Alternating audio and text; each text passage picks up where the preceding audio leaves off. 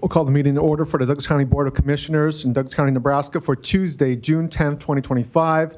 Please note that a copy of the Open Meetings Act is located on the north wall of the Legislative Chamber alongside an automatic external defibrillator. Please stand for the pledge.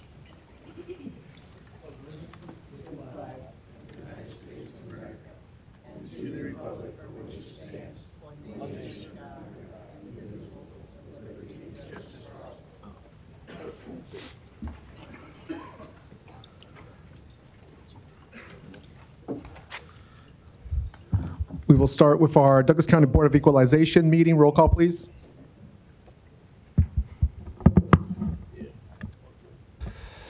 Commissioner Borgeson. Commissioner Kavanaugh. Commissioner Fahey. Commissioner Friend. Commissioner Morgan. Commissioner Rogers. Mr. Chair. Here. First item of business are items A and B. A being the approval of the minutes of the Board of Equalization meeting held Tuesday, June 3rd, 2025. B being the call for a meeting and set Tuesday, June 24th, 2025 as date for hearing on certified assessment corrections reflecting the addition of omitted property to the tax rolls or increased value on property. Do I have a motion and a second? Second. Motion by Rogers, second by Morgan. Please vote.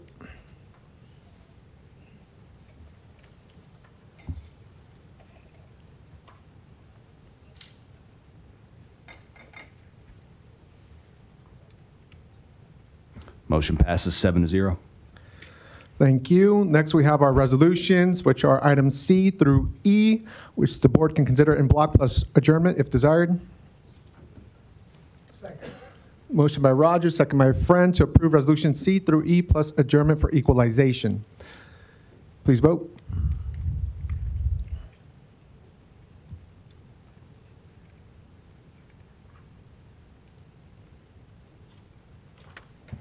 Motion passes 7-0. Thank you. We'll jump into our Douglas County Board of Commissioners meeting. Roll call, please. Commissioner Borgeson. Commissioner Fahey. Present. Commissioner Kavanaugh. Commissioner Friend. Here. Commissioner Morgan. Here. Commissioner Rogers. Mr. Chair. Here. First item of business are items 1A and B, A being the approval of the minutes of the Board of Commissioners meeting held Tuesday, June 3rd, 2025, and B being the approval of claims submitted for payment process through Tuesday, June 17th, 2025. Do I have a motion and a second? Second. Motion by Rogers, second by Morgan. Please vote.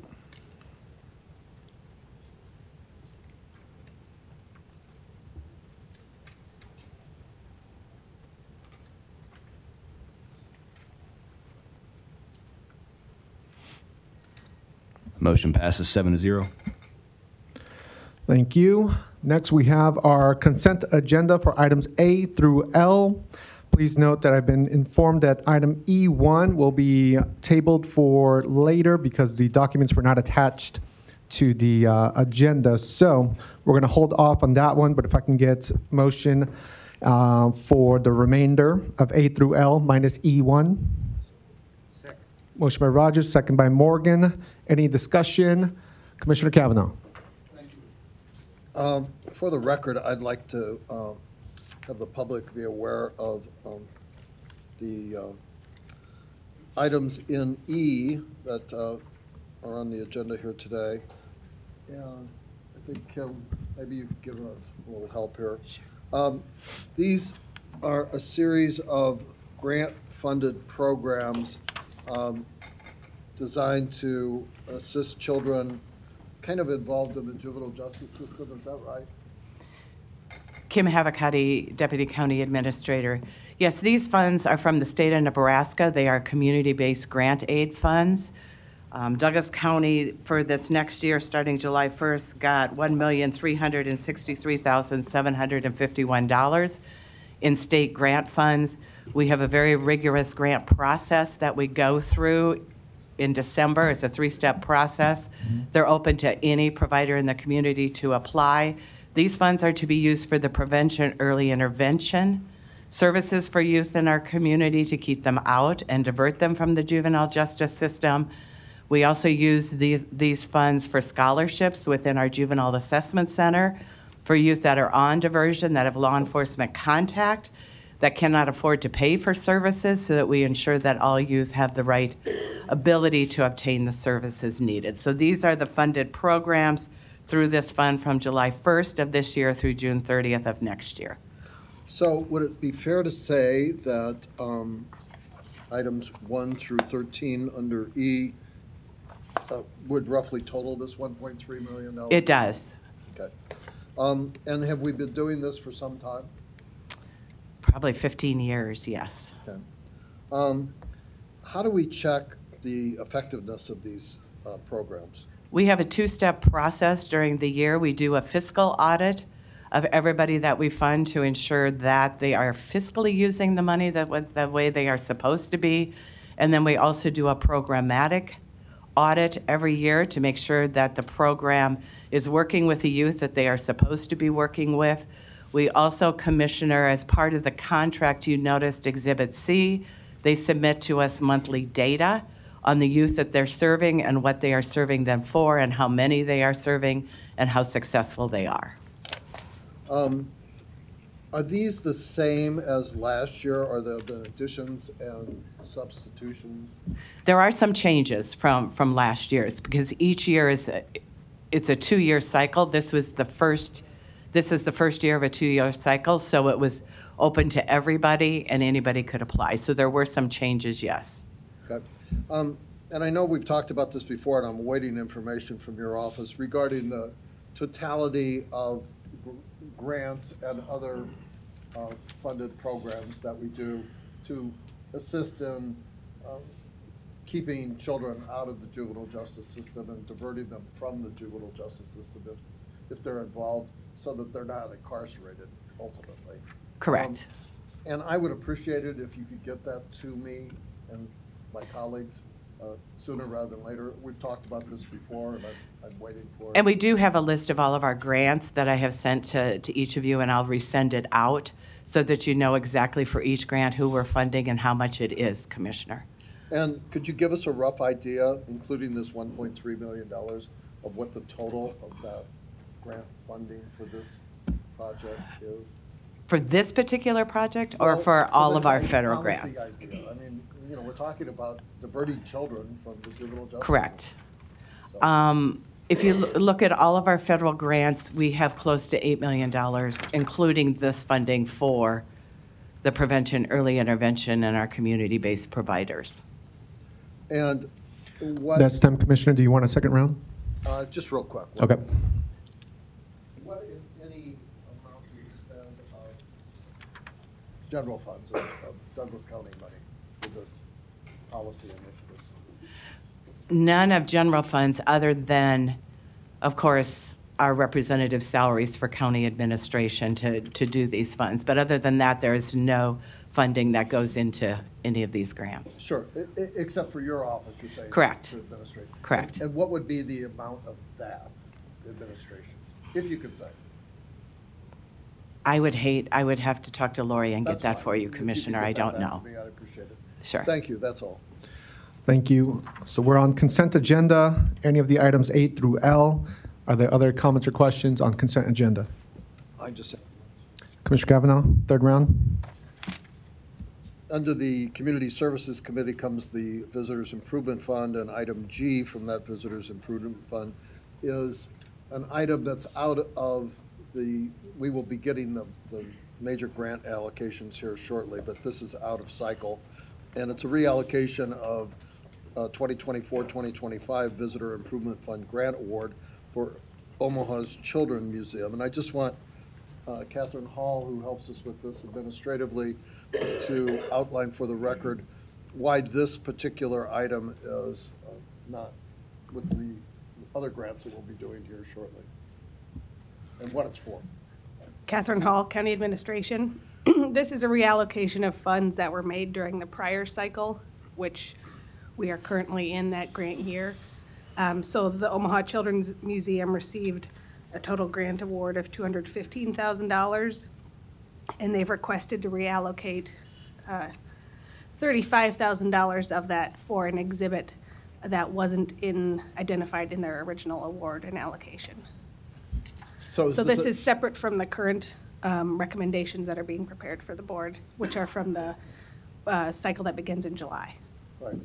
And we've done this before on different allocations. If something programmatically would become unavailable, or for some other reason beyond their control, they weren't able to do it, to reallocate the funds that we approved last year. Correct. And that's what happened here. Correct. Thank you. That's all. Thank you, Commissioner. Any other comments or questions on consent agenda? Larry? Larry Storr, 5015 Lafayette Avenue, Omaha 68132. My jaw dropped when I looked at the items that you were just discussing, Mr. Kavanaugh. In one way, shape, form, or another, all of these things being passed discriminate against me. It violates the equality clause of the Constitution and the concept of federalism. As I tell my wife, you're not my ha-ha-ha, you're not my ma.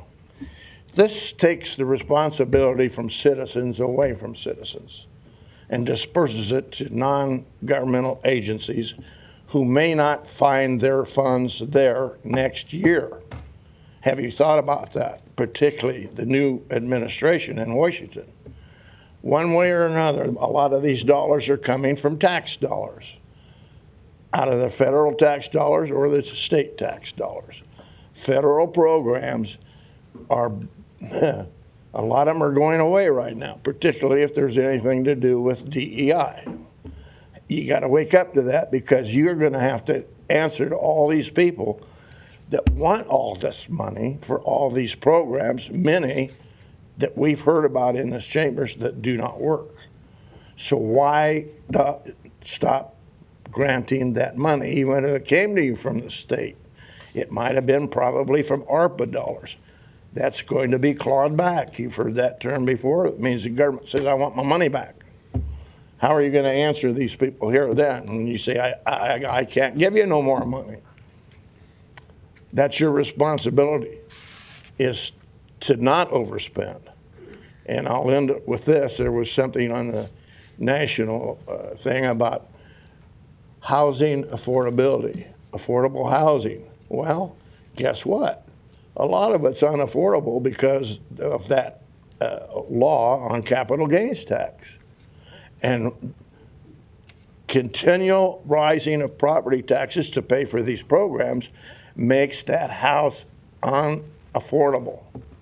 I can't afford to sell my house and buy another one because of the price of housing, but because of capital gains. I dare not sell my house. It'll take all my money because I can't buy another house for what I probably sell it for. And I have to pay on today's value as opposed to 1971 prices. And a lot of that is your problem. You caused a lot of that with the way you structure your property tax. So you need to stop. You need to stop the spending. You need to start saying no. Thank you. Thank you. Any other comments or questions on consent agenda? If none, we'll vote.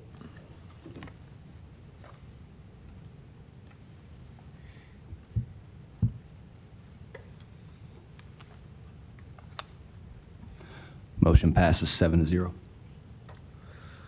Thank you. At this time, I'm going to bring up Dr. Hughes to explain an emergency resolution. This is a resolution that can be inserted the day of, but it has to be for a very good reason. So the reason Dr. Hughes is going to explain at this point. Thank you so much. Appreciate that. Lindsay Hughes, Director of Douglas County Health Department, 1111 South 41st Street. Today, I'm coming to you to add an emergency item to the agenda for a contract from the Nebraska Department of Health and Human Services regarding implementation of obesity-focused prevention and education to reduce rates and risk factors throughout Nebraska through May 31st, 2026. So essentially, this is a grant to us as Douglas County Health Department in the amount of $420,378. And this is an emergency item because we were just given this contract on Thursday, June 6th. On the morning of Friday, June 7th, we discovered through an email from DHHS that they needed to have this contract executed no later than June 11th, which is tomorrow.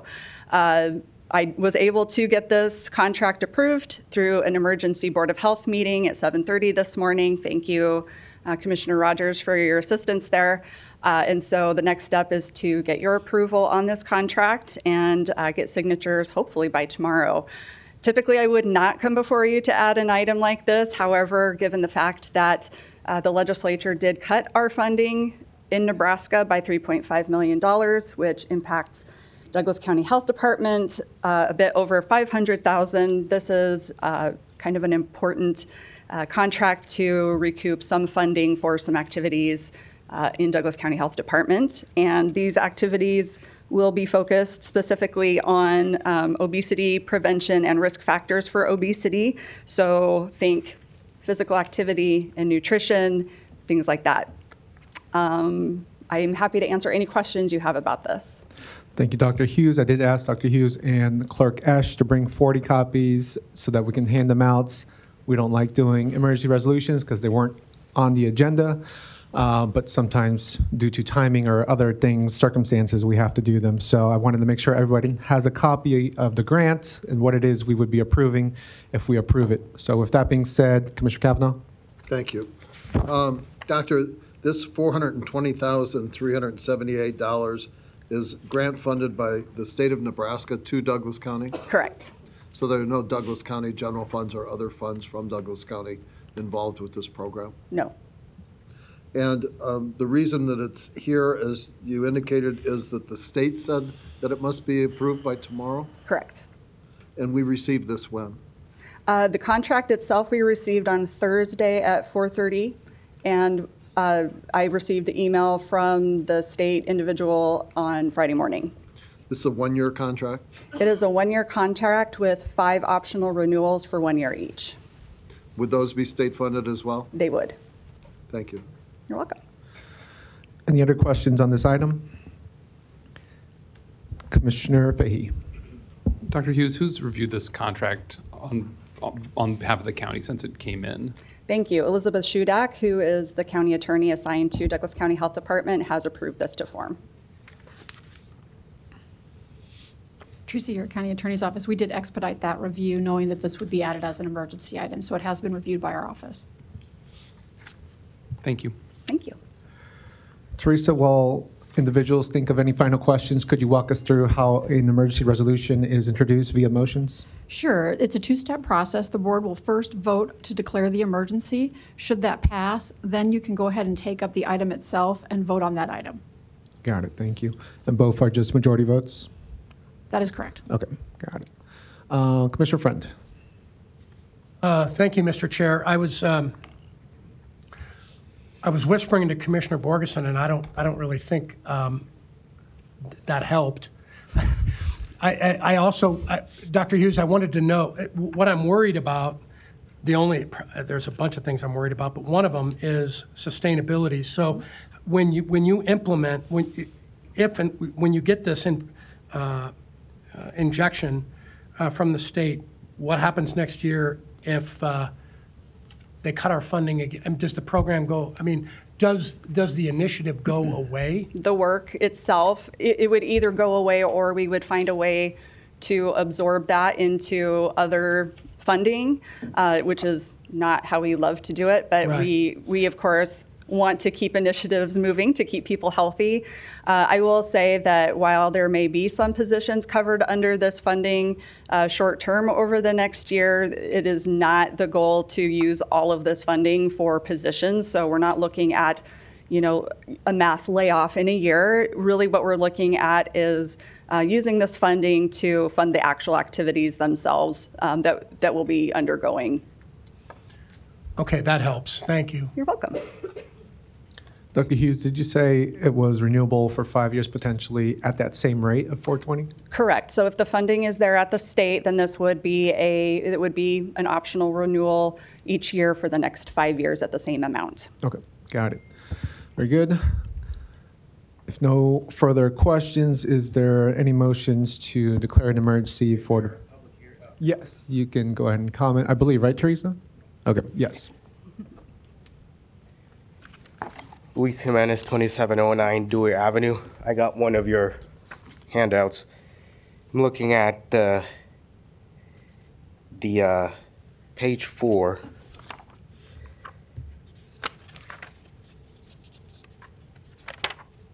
Well, it's not page 4. It's like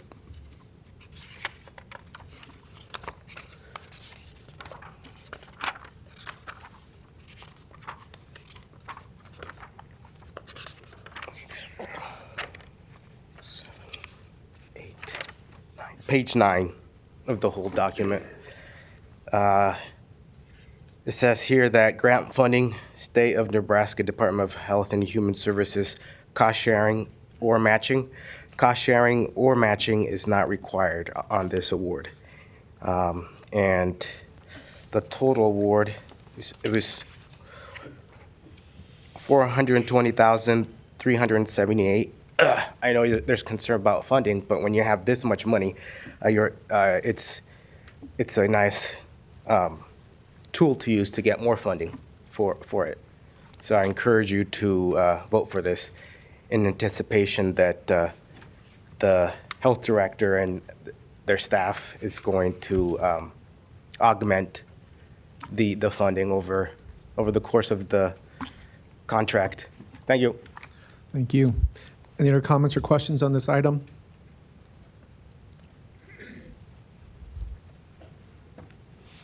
Good. Oh, you good? Okay. What's the will of the board? Motion to declare an emergency by Rogers, second by Borgeson. Please vote.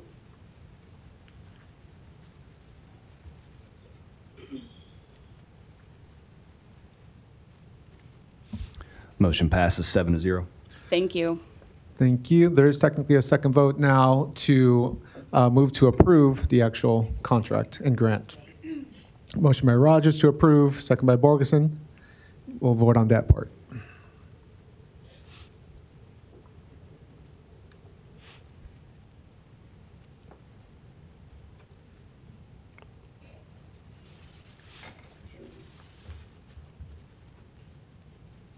Motion passes 7-0.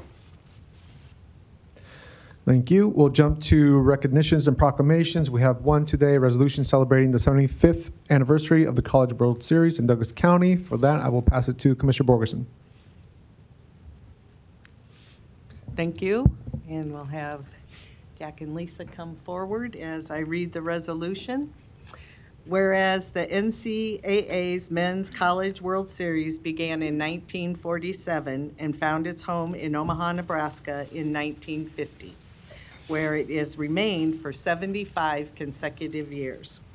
And whereas the first College World Series in Omaha drew 17,805 fans and faced financial hardship for its first decade, but remained due to the vision and commitment of community leaders, including the late Ed Pettis, Morris Jacobs, Brian Reed, and Omaha Mayor Johnny Rosenblatt. And whereas these local champions formed the foundation for College World Series of Omaha, Inc., a nonprofit that continues to serve as the local organizing committee, partnering with the NCAA and volunteers to grow the event into a national celebrated tradition. And whereas the success and growth of the College World Series would not have been possible without the dedication of John D. Jack Deasing Sr., who founded the College World Series of Omaha, Inc. in 1967 and served as the chairman for over 30 years, helping establish the series as a beloved Omaha tradition. His son, John D. Jack Jr., Deasing continues the legacy, leading College World Series, Inc. and strengthening the tournament through community partnerships, volunteer engagement, and fan experience enhancements. And whereas the College World Series has become a signature event for the Omaha and Douglas County, thanks to the decades of dedication by community members, business leaders, and fans who have embraced the series and ensured its enduring success. And whereas Douglas County is proud to be a longtime host of the NCAA Division I Men's Baseball National Championship, welcoming athletes and fans from across the country and contributing to the region's national reputation and economic vitality. Now therefore be it resolved by this Board of County Commissioners of Douglas County, Nebraska, that this board hereby celebrates the 75th anniversary of the NCAA Men's College World Series in Omaha and recognizes the extraordinary community spirit, leadership, and commitment that has made this event point of pride for Douglas County and the nation, dated this 10th day of June, 2025. And I would move to approve. Motion approved by Borgeson, Second. second by Friend. And if you'd like to make a few comments, feel free. Well, thank you very much. I appreciate it. Mr. Deasing, can you state your name, please? Oh, I'm sorry. Thank you. John D. Jack Deasing Jr., 9709 Pinehurst Circle. As Commissioner Borgeson mentioned, I'm the chairman and president of the nonprofit organization College World Series of Omaha, Inc., and my daughter Lisa is on the board in the executive committee. I'd just like to say that, as Commissioner Borgeson mentioned, College World Series has become a fabric of the community here in Omaha. Much like Indianapolis is known for the Indianapolis 500, and Louisville's known for the Kentucky Derby, and Augusta's known for the Masters, Omaha is known for the College World Series and the home of the College World Series. And it's had tremendous impact. The economic impact for this event annually is 120 million plus, creates at least 1,000 jobs, are responsible for supporting another 20,000 jobs, brings in excess of $8 million worth of tax revenue.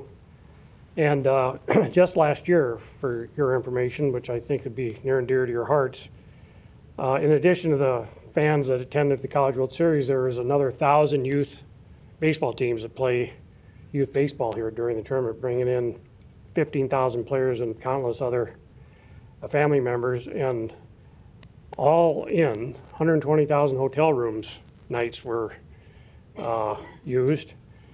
And interestingly enough, the first weekend was 92% occupancy, the second weekend was 96% occupancy, and the overall tournament was 86% occupancy. So it's been fairly successful for the first 75 years. We really appreciate the resolution, and we're certainly looking forward to the next 75 years and appreciate your support. Thank you very much. Thank you. Thank you. Commissioner Morgan?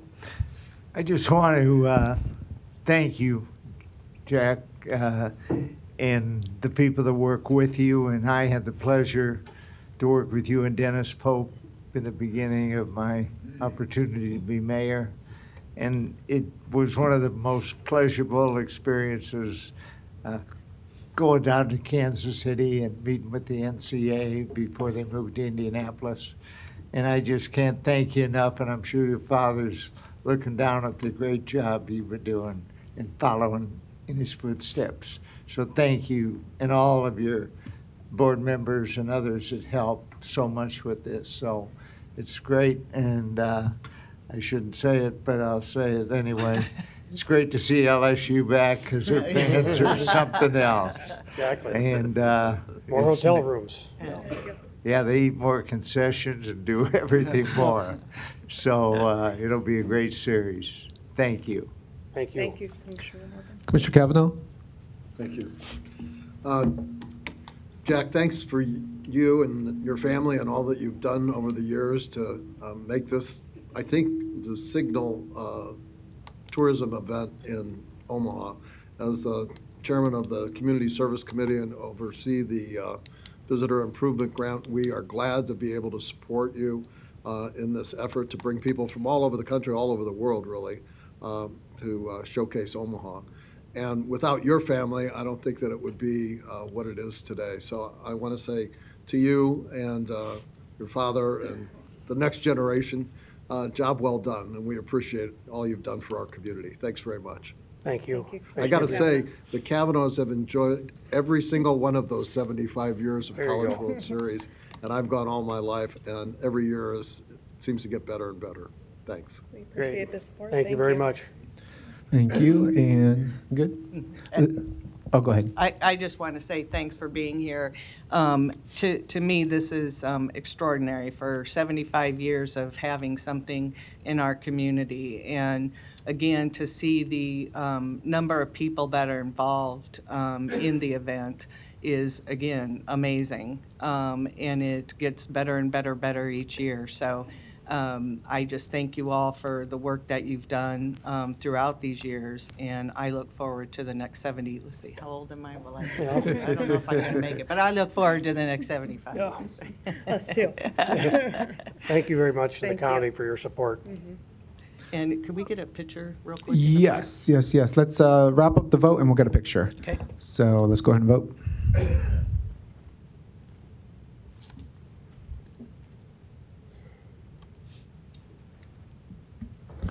Motion passes 7-0.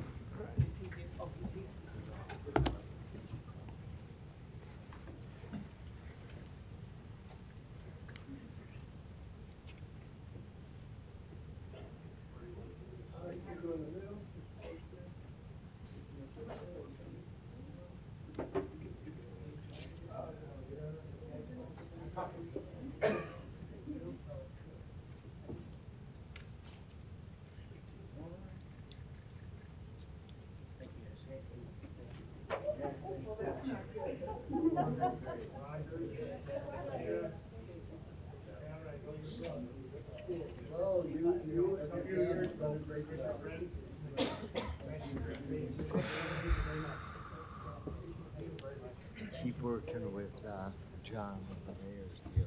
Yeah. He told him to go slow on that one for about an hour or more. Oh, yeah. Take your time. Thank you so much.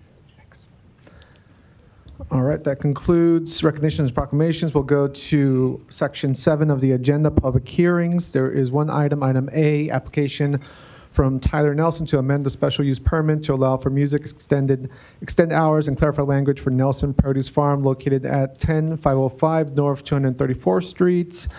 And I will open up the public hearing for this item. I think Laura is going to give us some information. Good morning, Commissioners. Laura Dietrich, Planning and Zoning Coordinator. I'm just going to offer some background and context to this application. Initially, the special use permit was approved in 2019, and then it was amended again in 2022. Last year, I received a few complaints from surrounding property owners and led me to do some site visits and led to notice of violation for the Nelsons. Their response to the violation was this application to amend the hours. I'm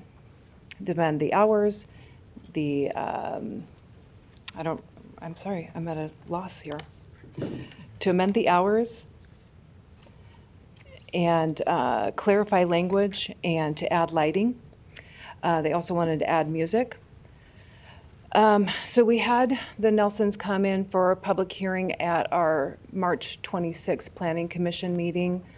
What we found at that meeting was that there was a lot more taking place than we were aware of, and we asked them to come back at our May 21st meeting so we could get clarification, and that's the application that is in front of you today.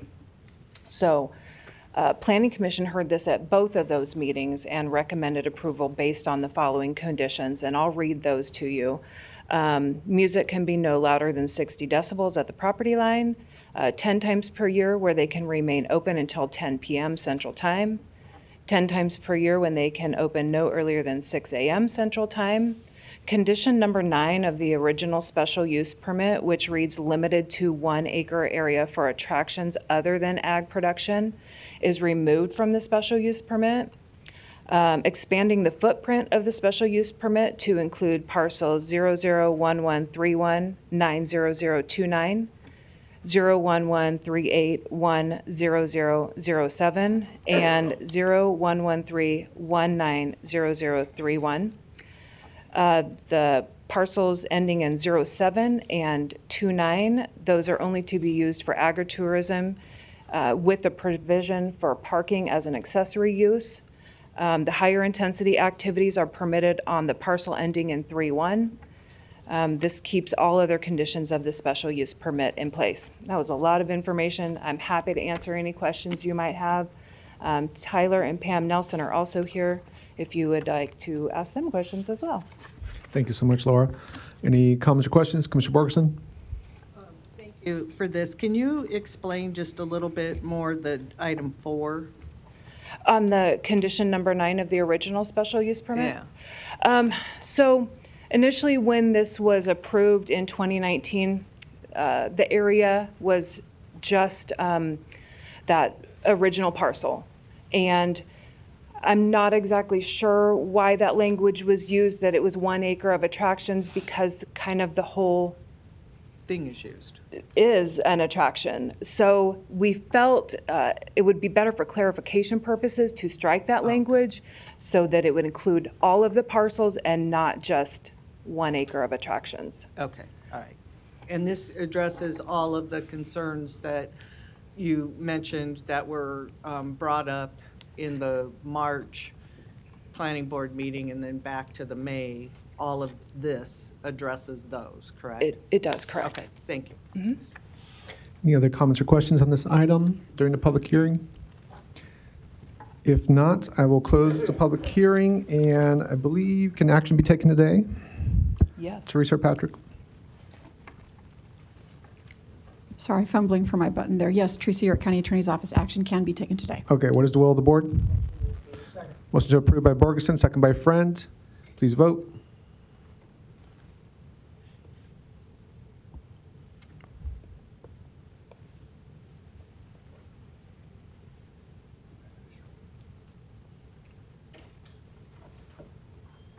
Motion passes 7-0. Thank you, Commissioners. Thank you. Next, we're going to go into Section 8 of the agenda, committees. We will start with Finance Committee, the first item being the budget report as presented. The next item, item 2, is a presentation by the Douglas County Sheriff's Office in regards to their departmental budget for fiscal year 25-26.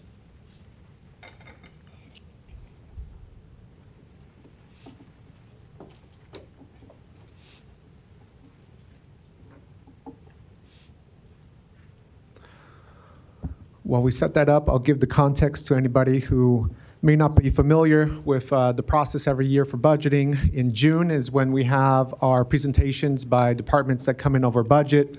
We have a 3% kind of rule or target that departments that come in at 3% or less in growth or targeted growth for next fiscal year do not have to come before us as a board.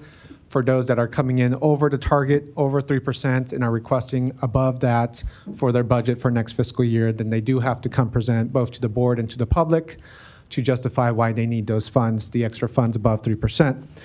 The presentations are made today are informational. The actual budget itself is voted on in July, and then the tax levy is set, I believe, in early September. And so those are kind of the stages of the budget and where we're at here today. With that being said, we do have 5 departments here today, and the first one is the Sheriff's Office.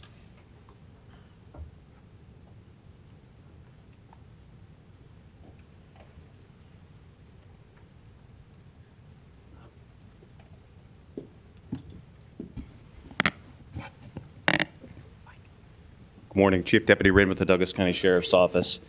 Joining me today is our Executive Information Officer, Mr. Spencer Head. He'll be starting the program off and will be handling specific areas as they are appropriate. To my left here, I have Chief Deputy Niemock, Chief Deputy of Operations.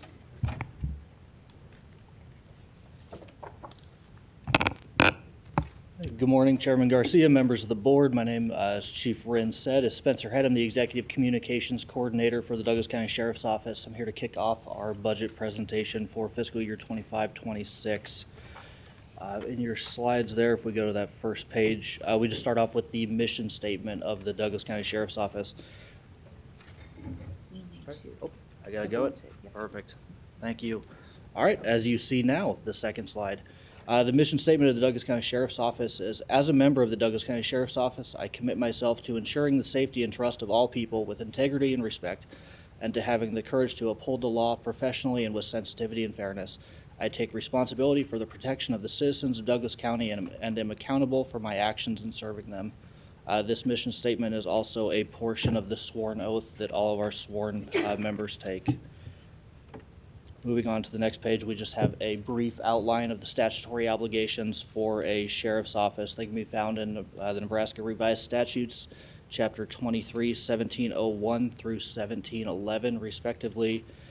Jump to 23, 1723 is the Merit Commission.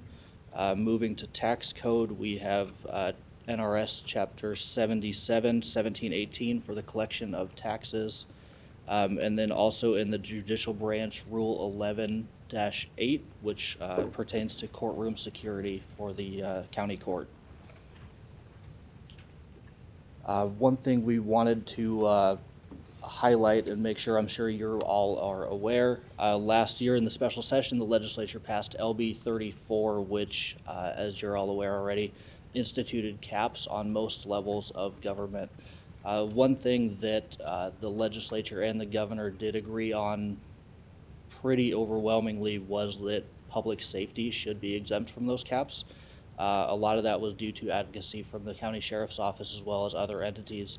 The reason why they decided public safety should be exempt from those caps and left up to the individuals who are responsible for those budgets, who ultimately oversee the public safety serving aspects, was that public safety, they felt, was something of vital importance to our state, to our communities, and therefore they didn't want it to be, we'll say, not to put words in the legislature's mouth, but arbitrarily capped at a certain percentage.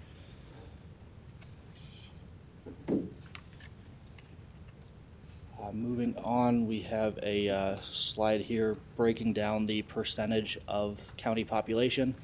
So 2024, last year, end of the year, these numbers are from Douglas County GIS.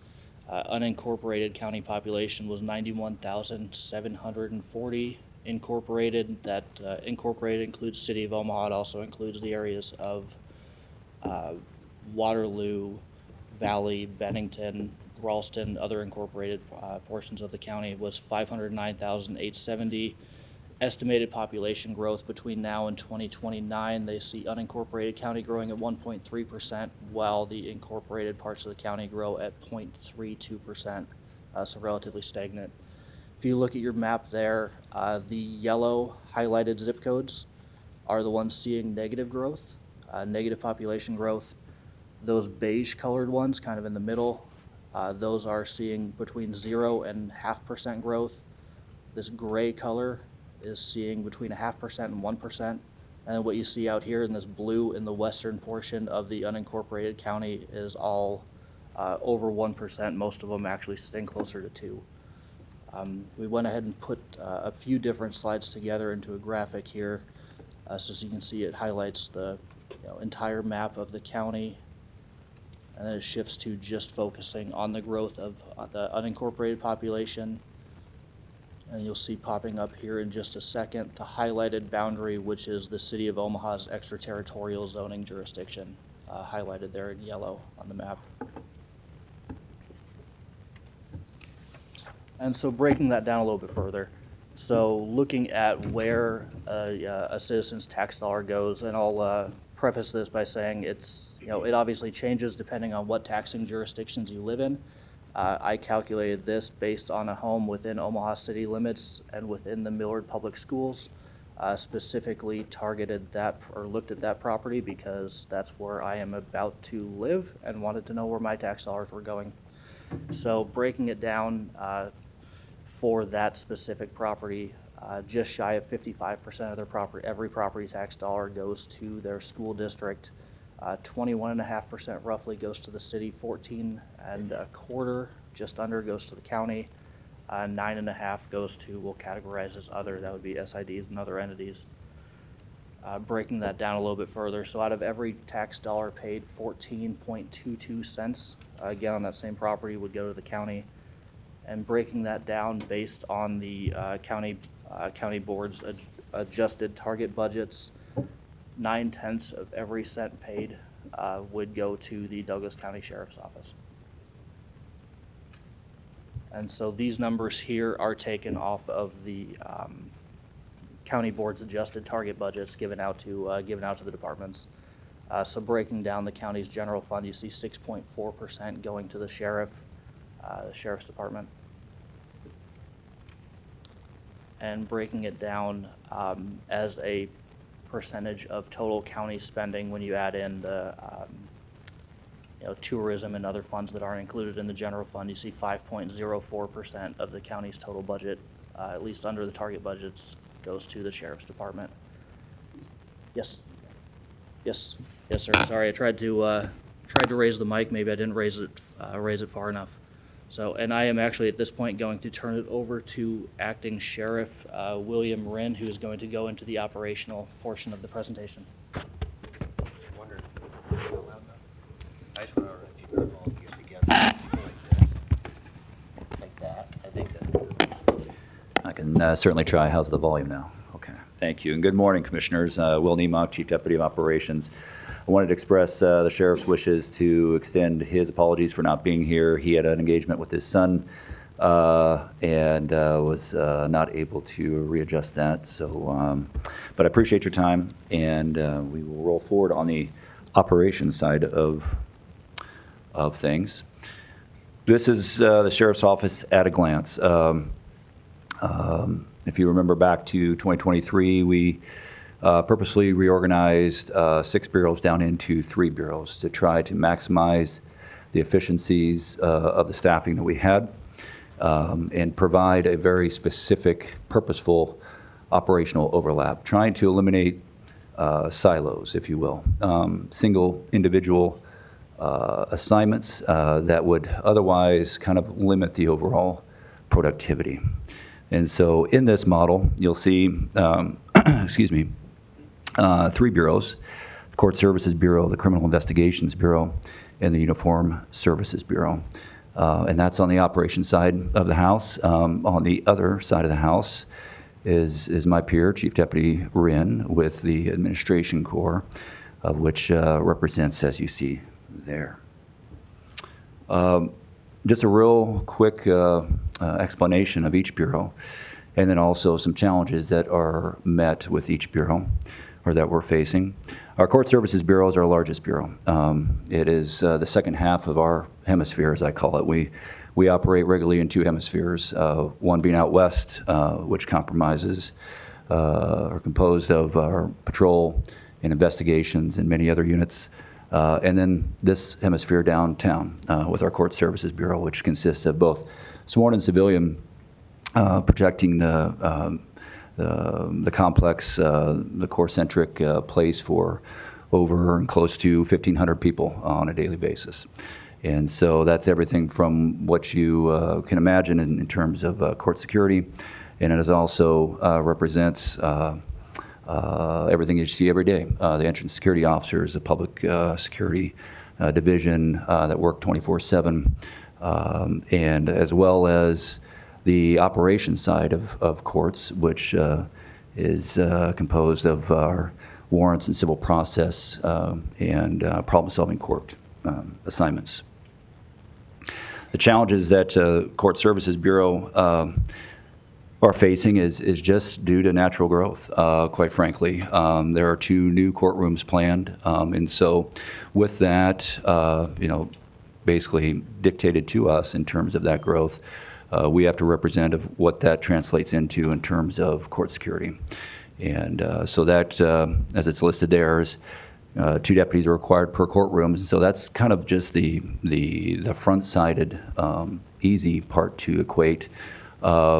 Chief Wren could go into detail in terms of what that actually equates to in terms of equipment that every deputy carries, to include with 2 new courtrooms, what volume of prisoner transportation that also represents, and does that translate into the need of further vehicles for prisoner transportation and the like.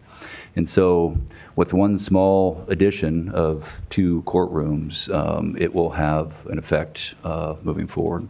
And that is consistent with the growth that Spencer Head spoke to in terms of the growth that is represented to this current day and the growth that is anticipated over the course of the next 2 to 5 years. And like I'd mentioned, and I'll go into further detail on the civil process side of things, but as that city core grows, that means more business downtown within the walls here. So that reflects more business for the sheriff's office. And so it is both directly and indirectly related and relatable to growth across the entire county spectrum. And that relates to warrants, which of course is a state mandated function of the sheriff's office, as well as civil process. And civil process, you could, I'll go into further detail here in a few slides, but that volume has grown exponentially year to year to year to our current date, and we anticipate that to only continue. And then also, we've had great success with staffing problem-solving courts and having that program really take off and have an opportunity to really see success, keeping adults out of corrections and successful in their rehabilitation program.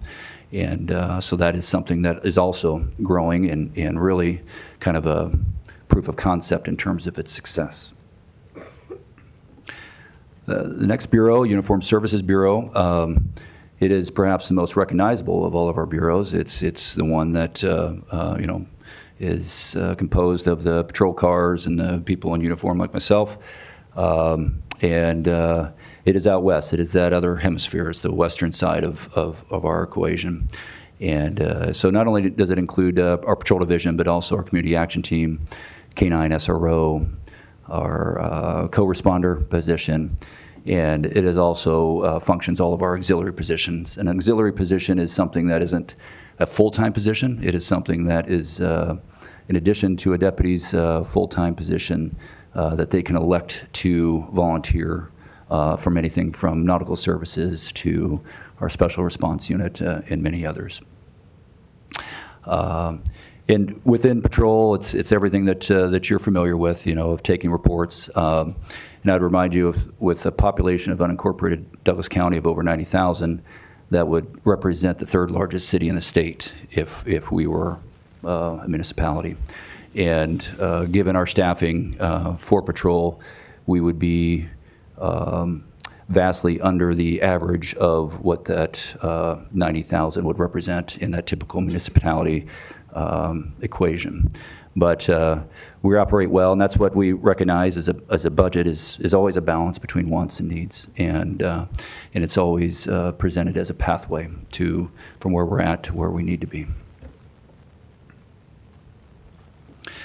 The challenges that the Uniformed Services Bureau are facing is, as we know, the Irvington growth is going to be changing the equation in that area in a number of different factors, one of which is calls for service. And that translates not only to patrol for deputies responding in a patrol car in uniform to take a call, but it also represents the need for growth to represent the growth and calls for service in terms of our crime suppression, our crime scene investigators, documenting everything from crime scenes to car accidents and things like that, as well as investigators, of which I'll touch on in the next bureau. But our main challenges there are largely, as you see, number of staff, the number of vehicles, and although the law enforcement center is a beautiful space, built in '94, so it's not what I would call old by any means. It was never built for the size of the sheriff's office that is represented, and also it is, in terms of expansion, completely tapped out in terms of using space, transforming space. We've been trying to make efficiencies there, have literally turned closets into offices, and are functional by every means. But in terms of the future strategic look down the road and over the horizon, that is a challenge. And then also, and this is looming on the front side of this, is replacing our portable radios and mobile radios, which are facing an end-of-life situation with Motorola. As technology advances, we're all familiar with how long your personal computer lasts and how soon you have to update your mobile phone. It's the same relative equation in the mobile radio business. So it is a situation that we're facing that will be a costly venture to get replaced and maintain operations. Our Criminal Investigations Bureau is our smallest of the three. It exists not only with criminal investigators, each designed in two different divisions with specific assignments and overlap, but also, as I mentioned earlier, our CSI personnel, which are an integral part of our operational equation, and as well as a civilian staff that have been really a godsend, a benefit to operations in terms of our crime analysis position that we created and having that embedded within investigations and seeing the benefits of that across the board, not only for this Criminal Investigations Bureau, but across patrol and courts as well. And so it represents both civilian and sworn, just as the other bureaus do as well. And we, in terms of challenges, go back one, we are faced with the same type of challenges: vehicles, staffing based on caseload, as that relates to both CSI and investigations, and as well as the need to stay on top of that crime analysis mission. The Criminal Investigations Bureau is split into two divisions. Our Criminal Investigation Division, which is your traditional investigators, plainclothes members that investigate crimes reported to Douglas County, and also our Special Investigations Division, which is composed of two units, our Vice, Intelligence, Narcotics, and Organized Crime unit, as well as our Special Operations Group. That Special Operations Group, or sometimes you'll hear it referred to as SOG, is new in its creation, but not new in its staffing. What it was made from on day one of its existence were investigators from different units within the Sheriff's Office, pre-existing positions. And that, again, was to eliminate silos, as I call them, of having a single lane to, this is my job and I don't have to worry about left or right. I'm staying right down in this particular lane. And really address that and try to improve efficiency through having a more introspective and extrospective kind of operational mindset. And you'll see the benefit of this when I get into the results of our crime stats and the like, because Special Operations Group, they're all investigators detailed with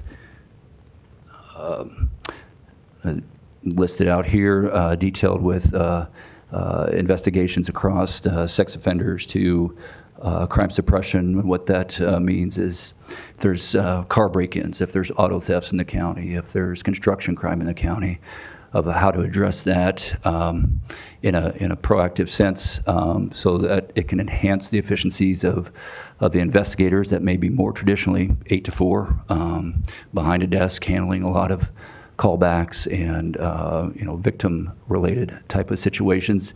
It gives that force multiplier effect, is what I call it. A force multiplier being that whatever staffing that we have, we are in whatever direction that we're moving, a group like this is able to address assistance as needed.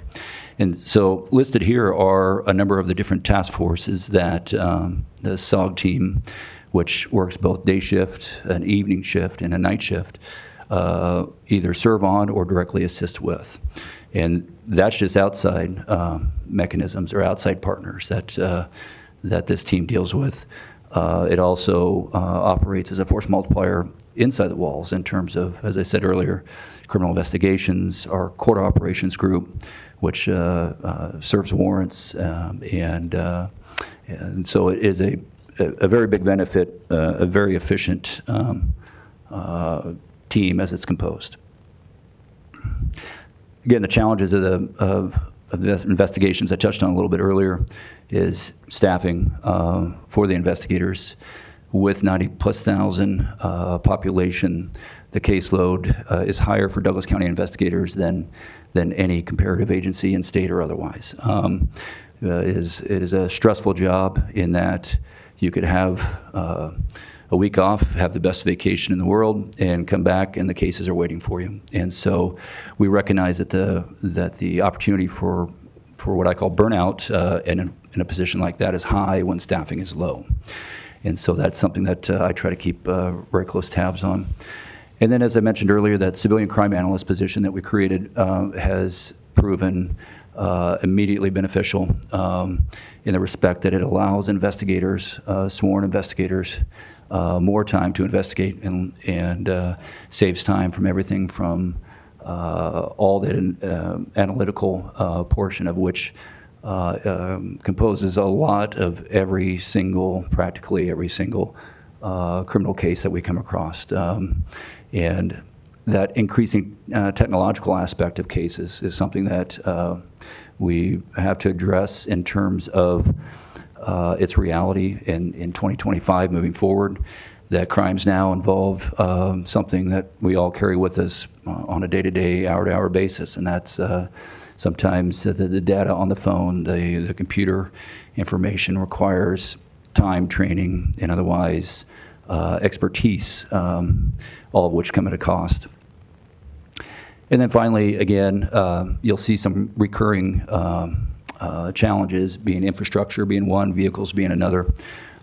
So our Criminal Investigation Bureau as a whole, both divisions, are packed in very tightly into spaces that were not designed either for their specific number of staffing or weren't designed for staffing at all. Literally, again, examples of closets being turned into offices. So it's a very real challenge moving forward in terms of our strategic future.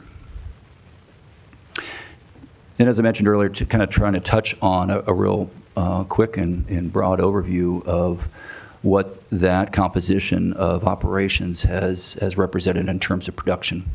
So what you see on your left is a heat map of traffic accidents, injury accidents. So this isn't your fender bender, this is somebody getting hurt or worse, and where those occurred. And then on the right, that chart showing you in terms of the highlighted portions of that percent change from previous to current. So for accidents overall, down over 43% and down 66% on fatalities. And so that is not by, no pun intended, not by accident. That is a very purposeful operational goal that our community action team and our patrol teams have. They work very hard at addressing those community concerns in terms of traffic complaints. And so that's what we encourage in terms of the citizens in the county to report to us, to let us know where that stop sign that is concerning to them because it's near a park and people keep rolling through it and kids are out, to provide us that information and to enforce that. Not that we write tickets every time, but that our presence on a day-to-day basis, on a regular basis, has that impact, and that impact you see in those highlighted portions. In terms of those more stats in relation to uniform services, roll through some there, and you can see kind of the relative number this previous year compared to past years, and the property damage accidents being, consistently from 400 to 500. So, the volume is only going to statistically, on the average, maintain or increase. On that investigative side of things, this slide shows that, again, somewhat of a proof of concept of that overlap, that specialist generalist model where you have an investigator that is perhaps specialized in a specific area and is able to really drill down and have a lot of attention in that specific area. But they're also generalists in the respect that they can yield their expertise in a lot of different areas and be of assistance to other units within the sheriff's office for maximum efficiency. And those numbers that you see on your right are evidence of that. Construction crime is down, and despite the amount of building that is going on in the county, that's always going to be a high volume target for criminals. And the criminals have always said a high percentage of crime is committed by a very small percentage of population.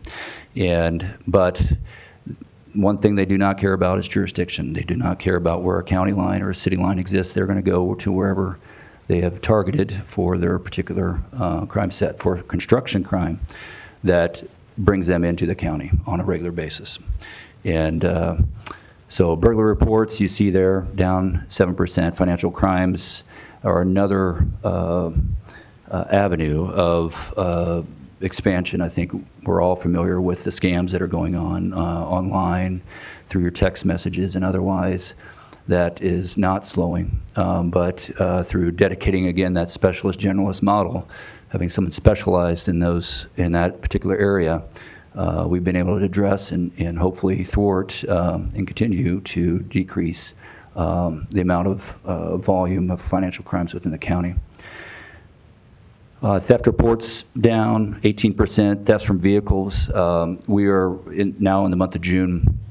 There is a traditional spike of activity from a reportable crime perspective of thefts from vehicles, auto thefts, thefts from open garages, people outside more, and so you forget to close your garage door and somebody comes in and takes your golf clubs and finds out your keys are in your vehicle and they take the vehicle as well.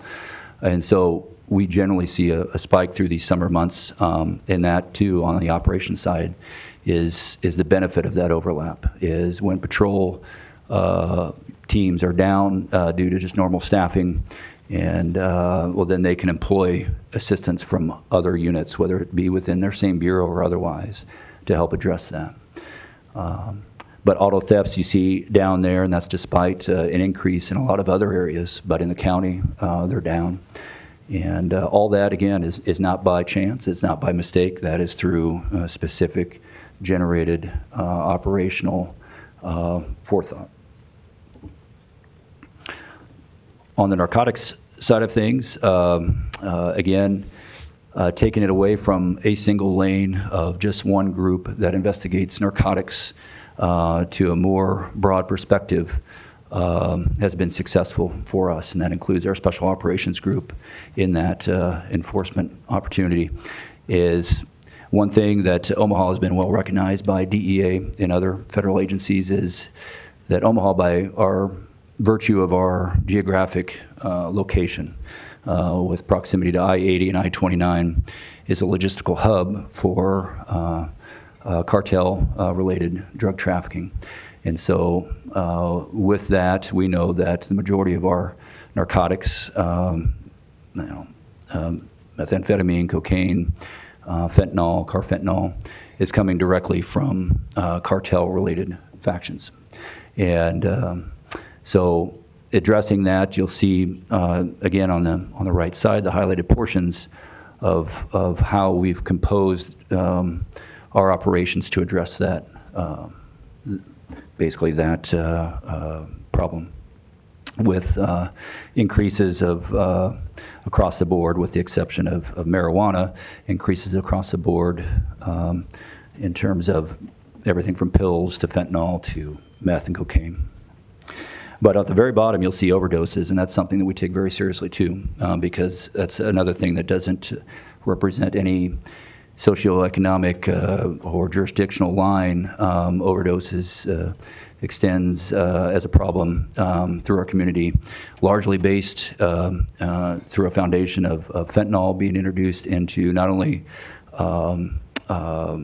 one drug, but multiple, from methamphetamine to cocaine to even marijuana. We're seeing that fentanyl, which is incredibly dangerous, cause an increasing amount of overdoses. And so that, addressing that was one of our principal advantages as well within our SOG team.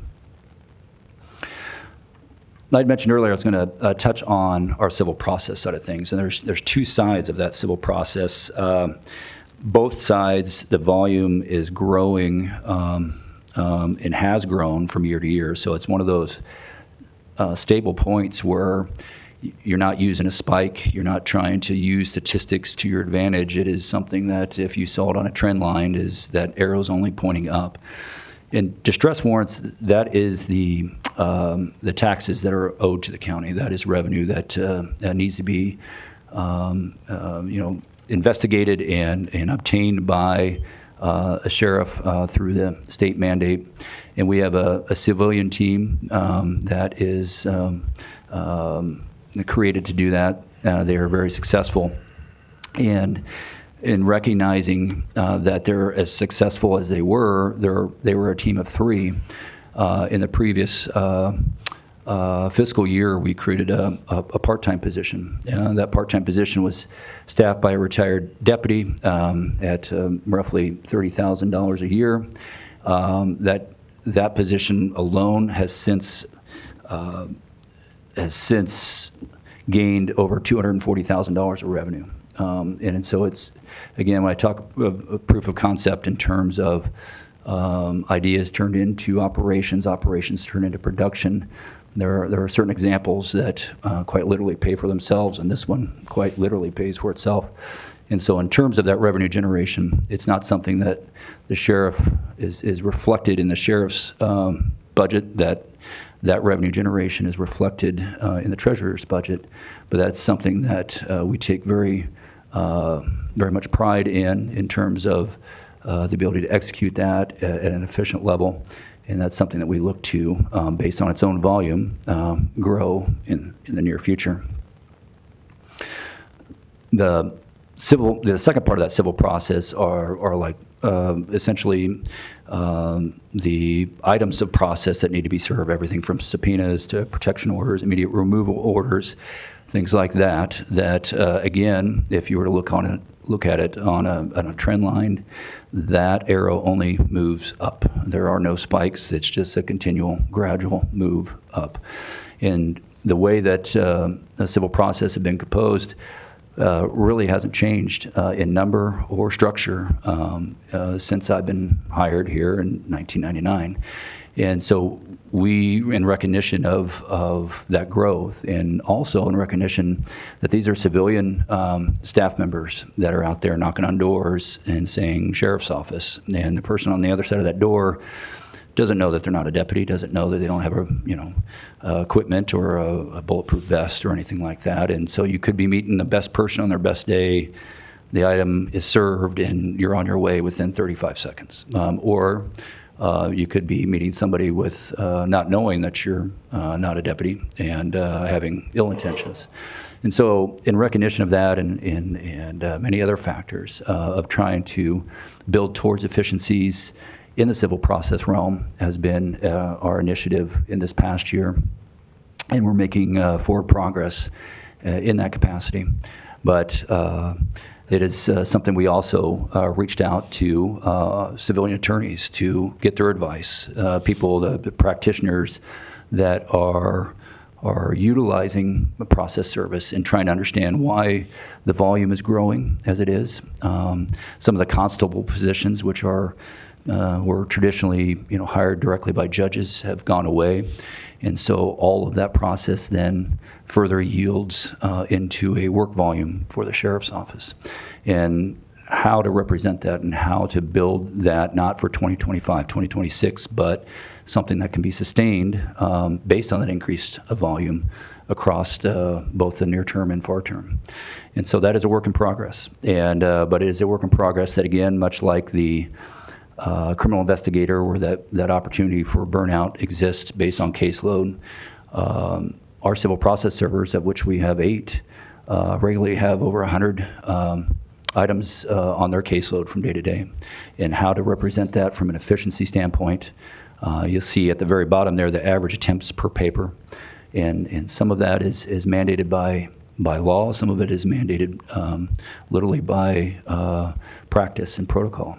But how to increase those efficiencies with the staffing that we have is something that is paramount to us, while also maintaining the safety of those civilian staff members, not to extend them out too far, not only for burnout purposes, but just for literally safety purposes. So that is a continuing endeavor of ours as well. For the rest of this, I'm going to hand it over to my peer, Chief Wren, who will talk about the administrative core and the budget side of things. Thank you. Chief Wren, before you begin, and Chief Niemock, thank you for that information. Apologies for my distractions during your presentation. Apologies to the board and the public as well. I have to depart at this point. My community is being terrorized by immigration raids at this moment as we speak. There's word of at least 2 raids happening at this moment, so I have to go try and help. So I will hand it to Vice Chair Friend at this time. Thank you.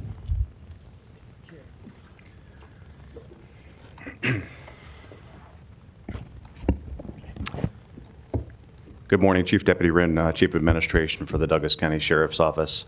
Mr. Clerk, I see at your feet that we have budget books prepared for the board members that have yet to be distributed. If you could take care of that for us. They do have them. Oh, okay, thank you. I apologize. It's okay. I didn't see them leafing through it, so they're patiently waiting for the presentation. And with that, I'll begin.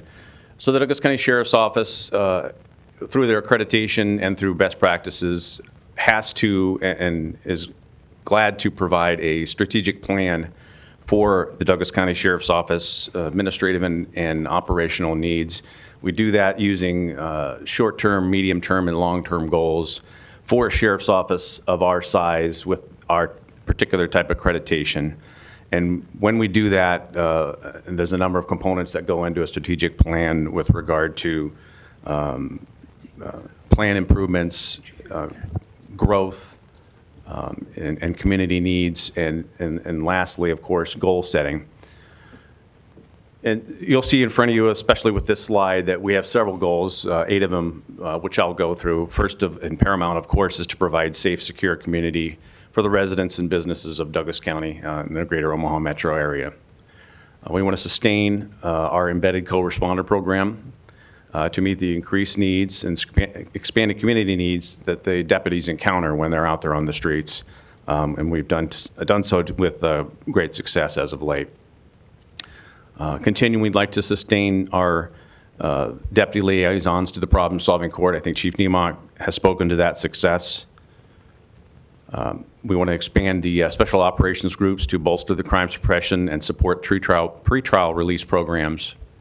Supporting the Uniformed Services Bureau, Criminal Investigation Bureau with the Irvington expansion. Providing a community service that helps build bridges between the community and the Douglas County Sheriff's Office. Expanding the presence of the license plate reader program and technology in the prevention of crime and solving crimes and improving crime solving rates. And ensuring proper staffing to support 2 new courtrooms that are scheduled to open in 2026. The Sheriff's Office budget request is an overview. Currently, our adjusted budget for fiscal year 24-25 is $23,971 and some change. The Finance Office and the board has set a target for us of $24,331,200 with a 1.5% increase request. The proposed budget for the Sheriff's Office is $25,061,686, which represents roughly a 4.6% increase over the adjusted budget for fiscal year 24-25, putting us $731,486 over target. We very aggressively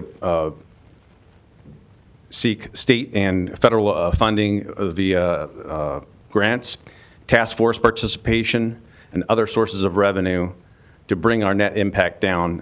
We anticipate and have been awarded several grants. We anticipate being awarded other grants to lower the net actual impact to $469 if all of those come through as part of this fiscal year.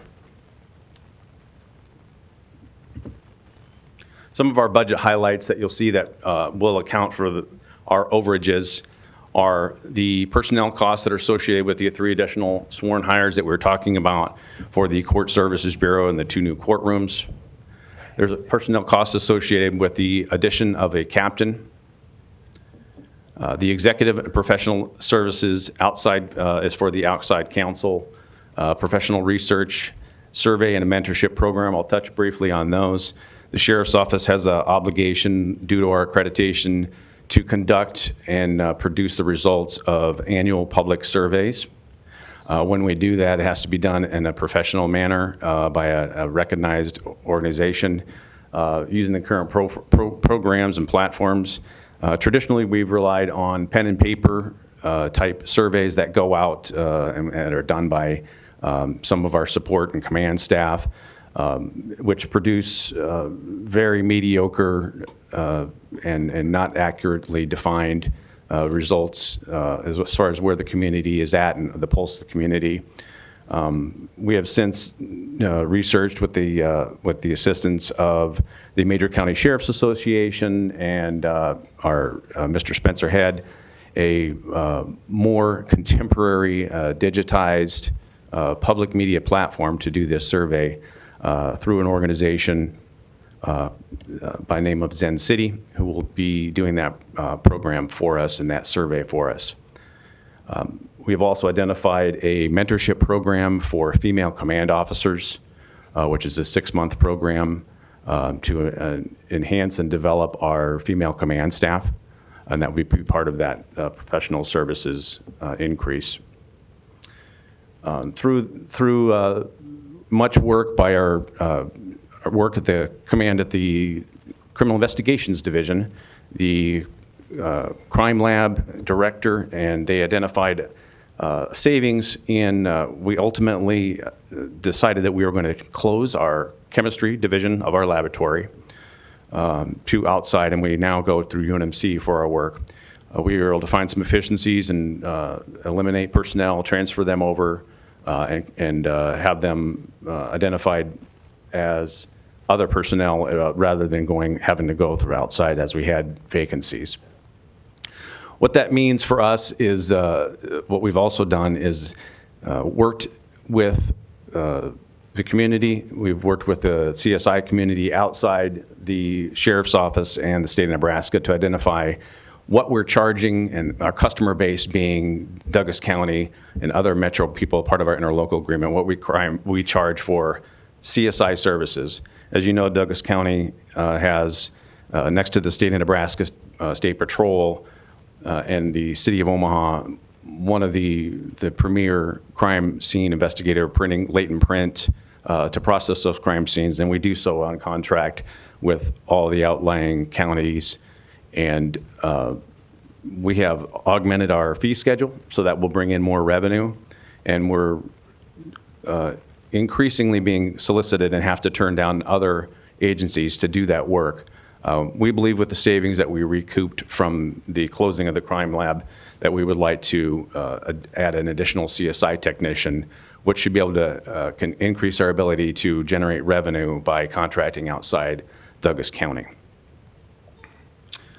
Continuing on, under item 5, the Chief Administrative Coordinator, Ms. Annette Johnson, is going to be retiring. Before that, it was Carol Safley. That is a position that is very technically difficult position. It has to deal with has a great deal with budget preparation and assisting all of the operations that the sheriff, whoever that would be, to the hiring processes. And it takes at least 2-3 years to groom that person into that position. It's the highest paid civilian position we have. And historically, when that person decides to retire, we make a great attempt to train somebody up, which we're doing right now. We're training 2 personnel. And Ms. Johnson has indicated she'd like to stay on part-time next year to assist with that transition, especially through the next budget year, which is something we've done as well with Ms. Safley, who stayed on for approximately a year afterwards, to ensure that the next administrative coordinator was doing exactly the job as it was designed to be done. So that is something we're looking at doing as well. Chief Niemock spoke very eloquently about the benefits of crime analysis and the absolute necessity of it now as we move through investigative trends. The traditional detectives are absolutely laden, burdened with analysis that has to be done. You can't skip doing it. It's part of exculpatory evidence process, which has to be turned over to the public defender's office and the prosecutor's office. We found great efficiencies and increased ability to prosecute crime by having a crime analyst. But one thing have absolutely discovered is that even with the crime analysis that we have, they're overworked. There's not enough time in a day or a week for them to complete all the analysis that we have for that person and to produce reports in a timely fashion. It's our intention to introduce another part-time position as a crime analyst as part of this fiscal year. And then lastly, on this particular screen, we spoke again to license plate reader technology. That is one of the things that I several years ago would have put a look of doubt on my face with regard to whether or not we need cameras. I'm more of a traditional old school cop. I want to put people in patrol cars and have them working patrols, sitting on construction sites. But as I've come to learn, a license plate reader for its cost is easily worth 4 to 5 deputies with regard to 24-hour, tireless gathering of information, spreading intelligence, actually transmitting that intelligence to other people when certain criteria are put in. And for the price of 1 deputy, we can have 18 cameras out there doing work that assists us in untold ways. It helps us communicate and coordinate with the Nebraska State Patrol, who's also using that system, and other systems. It creates a virtual net over not only the Omaha metro area, but the state of Nebraska, whereas all these cameras can start communicating with one another so that you're not just working here. We can see crime coming to us in real time as it travels over the borders of Iowa, Nebraska, and comes from other locations. So that is a contract that we currently have and are committed to, and that increase would be our first year's payment.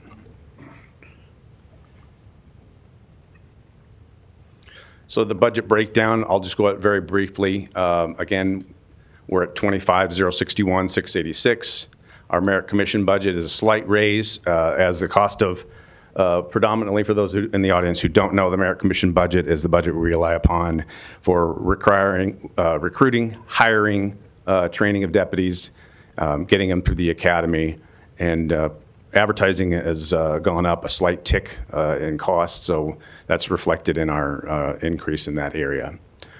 With the forfeiture fund, although we have a combined total of near $1 million, we bring over and spend roughly $250,000 to $300,000 a year in that forfeiture budget to augment and supplement the spending that the county already has to have.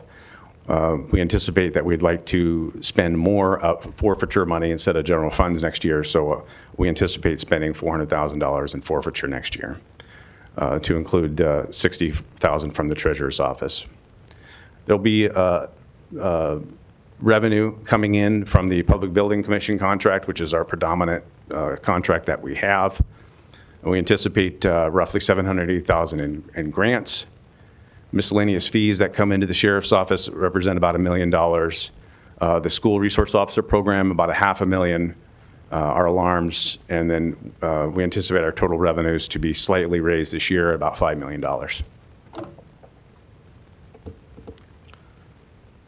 We're always very cognizant and keep an eye on our budget expenditures. As far as percentages, it's very difficult for a law enforcement entity of any type to operate in a high personnel area, although we do so very well. We're looking at roughly 93.2% personnel and 6.8% non-wage expenses, which is dramatically improved from last year. Our strategic plan, we would very much like to be somewhere in the 88-12 zone or 90% 10% zone to give us the maneuvering room to continue to work on those non-wage items, investigative items, and those capital purchases that we always will have to make. Just a slight graphic for us. it's always a uncomfortable conversation, but a necessary conversation for us to have when we come in asking over target, and that we're trying to grow the sheriff's department in a meaningful and in even way. So when we do that, we try not to show up empty-handed, and we do. My staff does a very diligent job with my grant writers, identifying revenue that we can offset some of this growth with, and we've done a reasonably solid job of trying to grow revenue annually as we grow expenses. A lot of questions that I have every year, and I've been doing this for a couple of years now, and I try and get better at doing it every year and trying to anticipate some of the commissioners' questions and the public's questions. And one of the questions we get is, what have we done to cut? What have you done for efficiencies? So I try to outline some of these things, although it's not a full representation of some of our efficiencies. And I already spoke to this, the elimination of the chemistry cases. That's a reduction in chemical supplies that we don't have to use, time, and saving of space. That we're looking at being able to reallocate some of that space in the chemistry lab to some of the needs that we have. We continue to cut travel for training budgets. That is one of the most expensive things that we do. The classes themselves don't cost that much, but trying to put somebody on a plane or drive or have them, it costs a lot of money, and that was one of my goals when I first took over as the admin captain and now admin chief, is that we would have training come to us. And we can actually train more people for less money, and we've continued to do that. Chief Niemuck spoke very well about the Civil Process Unit. They continue to identify and collect distress taxes. We do that and with great success now, and then the program's only growing in that we have the ability to generate revenue for the county that we don't see in our budget, but we're still happy to do it. We anticipate that if we were able to employ another CPS 2, which we have not done yet, that would increase revenue any means of another $75,000 to $100,000 a year. But we're still looking at that. One of the things we also did to identify some efficiencies was to adjust a grant that was earmarked for something else to accommodate a second year of our civilian co-responder. So that was an efficiency that we did not have to put that person in the budget, fully in the budget anyway, for the co-responder program. Just the offset of what was left of her last budget.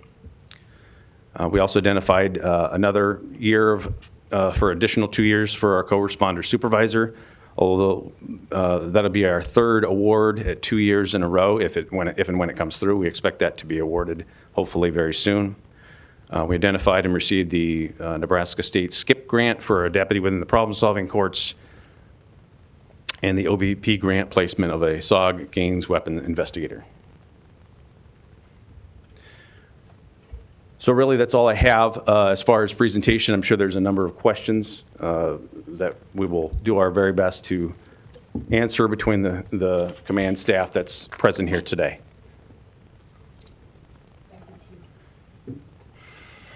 Thank you, Chief Wren. Are there questions from board members at this time? Commissioner Borgeson. Thank you, and thank you for your guys' presentation. A lot of information and probably more questions to come after I have the opportunity to review this a little bit more, but let's start off with just the grants part of it. So can you provide us with how many grants since 2023 that you've received, and how many have expired that we have now absorbed within our general fund? I won't have an exact number since 2023, since that's not really a question we anticipated, but I know that we've applied for the JAG grant for the co-responder supervisor. We've applied for a JAG grant originally for the co-responder. We had originally had a different version of the OVP grant for a deputy in the SOG unit, for the problem-solving court, which has since expired. we replace that with the skip grant that we now have pending to replace that Well, if deputy. you could just put it in a report for me. Absolutely, that would be yes, I can do. helpful. Yeah, we get that taken care of. And then can we get a copy of the slides that Spencer did where, in the color, where it changed, the map changed? Okay. thank you. Absolutely. And then, do you have a heat map similar to that for the data on where your special operations team patrols or investigates crime? I think we asked about this the last week when you were here for the request for the money, but there wasn't any additional information provided between then and now as to where they're even patrolling. I'll turn that over to the chief. I'm sorry? I can answer that directly. I can certainly create a report that would have that information in terms of a heat map. It may not be that traditional heat map that you may have in mind, but it would represent it geographically in terms of the cases that they investigate. They don't patrol necessarily in the traditional sense. They're investigators, and so... Well, I think you can show how much time is spent in unincorporated Sure. Douglas County versus how much time is spent in all the other Yes. jurisdictions. And one reminder there, and this is after decade and a half or more of my experience in investigations, from criminal investigations to narcotics and vice, organized crime, is that to that point that I made earlier, a reported criminal incident in Douglas County isn't always committed by somebody who lives in Douglas County. So that report that I will create will represent those facts. I'm minute. I'm running out of time I'm here, sorry. but I have a lot more questions, but when we look at what the sheriff's office has done historically and what they're doing now, there's a lot of add-ons that we've had since 2023. And we continue to hear that we need more deputies. What I'm concerned about is that we're duplicating, and I know that the county sheriff has control over the entire county, but we are duplicating services within other jurisdictions that are causing us to have to spend more county tax dollars for things that the sheriff's office has traditionally done. And that special operations group is one, the court bureau, specialty courts are another. We have a whole new building across the street that we've never had in history for the sheriff's office. And so I'm out of time. I'll come back. Yeah, thank you, Commissioner. Thank you. And I think Commissioner Rogers, you were next in the queue. Thank you, Mr. Chair. Chiefs, how much do you all have encumbered? Sir, if you turn to the back page of your book, I provided that for you. What is it? There's 2 years' worth of encumbrance listed by year. It should be there should be a tab for encumbered monies. Okay. What are you encumbering it for, particularly? I think 2024, the bulk of that would be for the Bearcat, the Lenco Bearcat.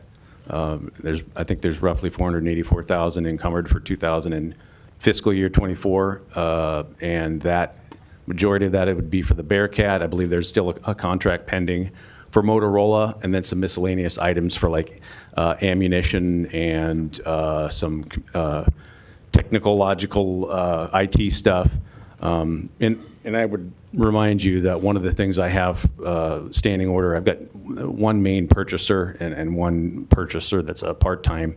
We're still spending here through the end of next week, and their standing orders are always to pull from encumbered monies first to try and chew up those things. So I even anticipate that, even through next week, as we're still making purchases, some of those amounts for like ammunition and IT contracts will probably get used up. And then if you move forward to what we're trying to encumber for next year, I think you'll see a small amount for the boat. And then there's 3 or 4 items in there for, we have to make a payment, annual payment of $92,000 to Taser every year for the next several years. That's about a half a payment right there.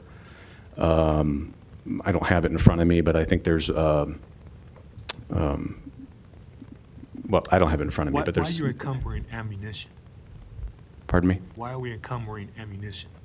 Well, there's a number of reasons. One, we have contracts, and two, ammunition is one of those things like IT that go up dramatically every year. So it's like when you go to Kroger's and buy things on sale, you take advantage of the prices of ammunition when you can. And if you have monies available, sometimes we'll encumber ammunition because the next year we'll run short due to training or a particular vendor spikes a price on us, then we'll at least have some funds earmarked for ammunition that we can make up that with. So it's basically it's like you're setting up a surplus, like you're setting up a reserve account. I think it's standard county It's standard, but administrative to usually use encumbered funds to try and offset how much you're asking for the next year. And So so last week you asked for money for the boat. Where does the boat purchase show up in the budget? Does that show up in 1 minute. the CSB? Or where would the boat purchase show up? Or is it gonna sit there and come outside the budget to be purchased? yeah, there's no budget request for the boat in this budget presentation or the budget there. That is part of the. When is it gonna show up? That is part of the contract has already been signed. We've already made a down payment from forfeiture, out of this year's forfeiture, roughly $64,000. No, I got it. When is it gonna show up? When's the boat going to show up? Or When is the purchase gonna show up? Because well, let me ask, what are you setting aside $60,000 to $70,000 for outside counsel? Well, that'd be a question best answered by the sheriff's office, but we have a number of. You're the sheriff's office. Yep, Sheriff Hansen, excuse me. We have a number of studies that we do. Chief, I'm sorry, that's time. Any other commissioners, do you want to continue? No, I'll get it around now. Commissioner Rogers, your second time. Yeah, what's the, because it says, staff and studies, community surveys, legal consultation on sensitive matters. What legal consultation do you have that you can't do with the county attorney's office? So there's been actually a number of items that we've come across since this administration where the county attorney civil side has opted out due to conflict. So based on that, we felt that we needed to seek out some counsel, and we had done so using our general funds, and we wanted to anticipate that if there's going to be other sensitive items that were opted out, then we would have to rely on outside counsel to take care of that. I've not recalled in a exec session the county attorney's office bringing out anything they've had to opt out of in the sheriff's office. Okay, I don't have an answer for you other than I know that, and maybe Teresa could better answer that. What staffing studies are you all doing that HR couldn't do? I'm sorry? What staffing studies are you all doing that human resources can't do? Well, we work with UNO, which is separate from HR, to do our, specifically within the criminal justice division, and the professors there that have a more unique perspective on public safety and criminal justice staffing, and that doesn't come free. We have to pay for that. What community surveys are being done? So I went over it briefly. So this community survey, typically we do pen and paper surveys, go out in the mail, we use interns and that kind of thing, where we go through UNO that haven't traditionally yielded very good results. The community survey is something that will go out with this through this social media platform to people's cell phones, other digital media, and then we'll provide data for not only ourselves, but the county board to log in and see what areas that the county, the sheriff's office is doing well at, not doing well at, can improve, and then those get reported on a regular quarterly basis for the term of this contract, and you can adjust those questions, do specialty targeted, post-incident surveys, that type of thing. So what is it that we can log in on, that you said? the county board can log in? Correct. Once the platform is set up and this company is doing the surveys, access could be provided to anybody that we deem necessary to look at those survey answers. That's for this year, or that's been done in the past? It has not been done in the past. I'm saying that as we set this new platform up with this particular vendor, Zen City, we would be able to accomplish that. 1 minute. Thank you, Mr. Thank you, Commissioner Rogers. And then Commissioner Borgeson, your light is on. Yeah, thank you. So I also wanted to know about the encumbrances because you actually can encumber for 3 years, which I think is way too long. We should be encumbering for 1 year. I don't even like it at all, but we should be encumbering for 1 year and period, done. It's gotten way out of hand. I think people are utilizing it as a budget tool, which that was not meant to be. It was meant to be for emergency purposes, and it's, in my opinion, just gotten way out of whack. And I've seen pages and pages of the encumbrances. So that I also need to have a little bit more information on, but time-wise, I'll get with you after. And then are the stats that you provided in your report that you gave us today, are those like the drugs? Is it solely for unincorporated Douglas County, or is it for the Douglas County as a whole? So much to the direction of my answer prior, the cases that are involved by investigators, whether it be criminal, in this case narcotics or otherwise, are generated about crimes going on in the county, either through county as a whole or unincorporated areas. It all depends on a case-by-case basis. Then I would like to see a breakdown of how many of those crimes were you all handled in unincorporated Douglas County versus the county as a whole. We should be able to do that if we're keeping track of where the deputies are doing their work. Yes, it'll be information, like I say, kind of on a case-by-case basis, and I'll be able to get a report to you about that. And then can you also provide a report? I think there's also been an increase in use of cameras since 2023 around the community. Can you tell us and give us where all of those cameras are located? Are you speaking license plate reader cameras or? No, just cameras in general. No, the cameras that we employ, like in a technical investigative perspective, that would be sensitive to law enforcement only. Well, there was a news report about cameras going up in homeless encampments. I'm not aware of that. I'm not aware of that presently. Yeah, there was one in South Omaha. Okay. That cameras were put up when the encampment was torn down. Usually, I can speak to having been the former commander of that technical investigative unit. They are relegated, the use of our surveillance cameras are relegated to criminal cases of which a homeless camp wouldn't necessarily qualify. Well, I'll try to find that report. Sure, if you could send that to me, yeah, that'd be great. 1 minute. And then lastly, the thing you're talking about with us to be able to look up the data, is that what a couple years ago, it was crime data that you were giving us and we were supposed to be able to go in and look at it, but it never got set up for us to be able to actually go in? Is that what you're talking about? No, that was something, and Chief Niemock, I'll turn the mic back over to him, that he was working on. This would be dealing with public opinion and community support, community interests, a survey of what the county, what are the needs of the public that they wish the sheriff's office to do more of, less of, how we're doing. So that would be, it's a survey platform for service. But is it going to be for unincorporated, or is it going to be county as a whole? Because again, I think it will be both. You'll be able to toggle through both. In my opinion, we are confusing our public on what we actually have or are doing compared to all the other jurisdictions. So I'm out of time again. Okay, thank you, Commissioner. Are there any other commissioners wishing to speak to the chiefs? Chiefs, I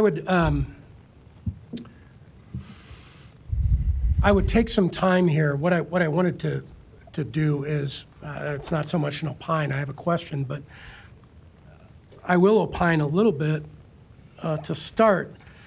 In any municipality, a metropolitan class, primary class, or class 1 city in this state, and any county associated with it, there are, I don't want this to come out the wrong way, there are services that intersect in any of those jurisdictions. There are services by, for example, a sheriff's department and in Lancaster County and the city of Lincoln. Some of those services intersect. I wanted to give you an opportunity to speak to when those services do intersect. What is the collaboration and the communication, for example, with Douglas County and the city of Omaha? What does that collaboration look like? Because a SOG unit is different than a patrol, a deputy driving around in northern Douglas County. Tell me what a little bit of that intersection looks like. So OPD's like, whoa, what happened here? Why were you here? What's happening here? Tell me what that communication looks like on a normal basis. Sure. It's a great topic, great question. Communication in law enforcement is vital. It's a vital component that happens on a day-to-day basis. There are both formal and informal mechanisms to communicate across agency and really interagency as well as across agency. And by across agency, I mean both local, state, and federal agencies. The formal side of things of how that information is shared is what we call deconfliction. There's a deconfliction program that all law enforcement uses. It's you could go to Scottsbluff, they'd use the same program as what we use, as what OPD uses, as what Des Moines PD uses. That allows an investigator to enter information about suspect and case information to literally deconflict with other agencies and connect basically investigator to investigator. So Just connect investigators on those specific cases or those specific suspects. My clock isn't running, but I want to be respectful because it's moving. So in that light, when a unit is operating, let's say it started outside of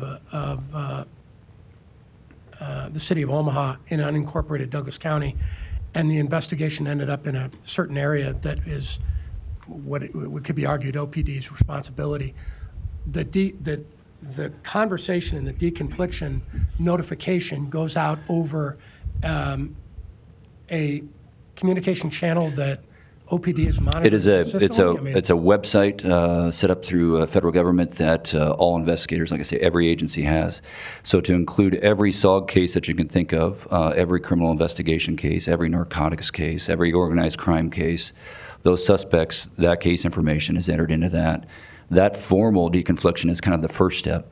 What it yields to is informal communication, but direct communication from anything from investigator to investigator from different agency to supervisor to supervisor to keep everybody on a same page. That way, to Commissioner Borgenson's point, which is well understood and I completely agree with in terms of duplication of services. We don't want to duplicate services. We don't want to put work into something that another agency is doing. That deconfliction process helps avoid that.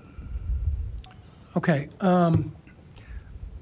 Thank you, Chief. And I think that's all I had. Any other questions from commissioners? I will open it up to the public. Please keep in mind we all are, oh, excuse me. I didn't see your light. I'm sorry. I'm going to open it up to the public. Commissioner Fahey does have some questions, and we'll get to that in a minute. Commissioner Fahey. The budget item, and you're probably going to repeat yourself here, so I apologize. On the license plate reader, are we buying an additional license plate reader? No. What's the 75 and change for? So we initially started this program, and if I'm speaking out of term, but I'm pretty familiar with it, with a trial, a one-year trial of 25 license plate readers, most of them fixed, some of them mobile. As we entered into that contract with them, We reduced that number in the less needed areas to 18. And the price tag associated with that contract for 18 cameras, which includes maintenance, replacement, all of that. And of course, the links to the other agencies is $76,000 a year. And that contract is with? Flock. So there's 18, what's the criteria for determining what's a needed area or a less needed area on the deployment, if that's of the cameras? I'll turn that over to the operational chief. Thank you. One thing available to all of you is a crime map that lists everything by district, everything that's reported to the sheriff's office, as well as different arrests that are put on a map. There's a separate map that we utilize that holds the same information, but that's where you get like the heat density map perspective.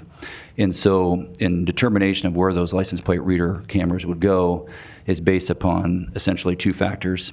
Those, what you could refer to as hotspots on that heat map in terms of both crimes and crashes. Realizing that for whatever reason, if that particular, let's say, intersection as an example, represents very high for an opportunity for crashes, well, then that would have an interest of having a license plate reader there. But for crimes, it is also a fantastic investigative tool to have that in those hotspot areas where we know, for whatever reason, whether it be a construction area or otherwise, that it is a main thoroughfare for criminals going from A to B. And that is consistent with every agency that utilizes LPRs, to include Sarpy County Sheriff's Office, Council Bluffs, both employ Flock LPRs, as well as numerous agencies throughout the state of Nebraska: Kearney, Buffalo County, Grand Island, Hall County, North Platte, Lincoln County, South Sioux City, and others. Do we own the cameras or lease the cameras? Who owns the cameras? For Flock, the way they represent their sales model is essentially a lease that has both pros and cons. The pros being that, like the chief mentioned, easy replacement if something were to be damaged. Sure. And I apologize, I'm short on time, and that makes sense to me. So I don't. I appreciate the background on that. So right now, it's fair to say Douglas County, through the sheriff's office, is leasing 18 cameras. Yes. Okay. Yes. Do we know if the city of Omaha's, and I'm going to assume they're spread throughout the county-wide, based on the criteria that you articulated? They're only stationed or installed in county right-of-way areas, so they're not in the city of Omaha. Okay, perfect. Thank you. Thank you, Commissioner Fahey. And any other questions by commissioners? Going once? All right. I will recognize Clerk Ash. Thank you, Mr. Chair. Dan Ash, Douglas County Clerk. Just when we get to the public speaking portion, for those, just make sure you state your name when you get to the podium. And then for those of you who, if it's your first time addressing the board or you haven't addressed the board in a while, if you wouldn't mind stopping by Shamar Nutt here at the County Clerk's office just to make sure we have your name spelled correctly for the minutes. Thank you. Thank you, Mr. Clerk. And yes, just step forward in any order. There's no particular order. Good morning still. My name is LaVon Stennis Williams, 1941 South 42nd Street, Omaha, Nebraska. I'm here to ask that you not fund that portion of the budget as it pertains to that special operation group. I want to make it clear, I'm not asking you to defund the sheriff's office. I'm asking you to not fund that portion of that special group. For one, as I said earlier before this body, the way they operate is a fundamental violation of the people who are approached by them's constitutional Fourth Amendment right. These people just drive down the street, whatever probable cause they think they might have, whether it's a Facebook post or now I'm hearing about cameras. They're putting people under surveillance and then they're just jumping out randomly. And you see what happens when that lack of coordination take place basically from 3 weeks ago with that shooting. But the other part of this that I have concern about is that if you have the Omaha police operating, and you know that SOG primarily operates in North Omaha, what you have is a community that is being over-policed.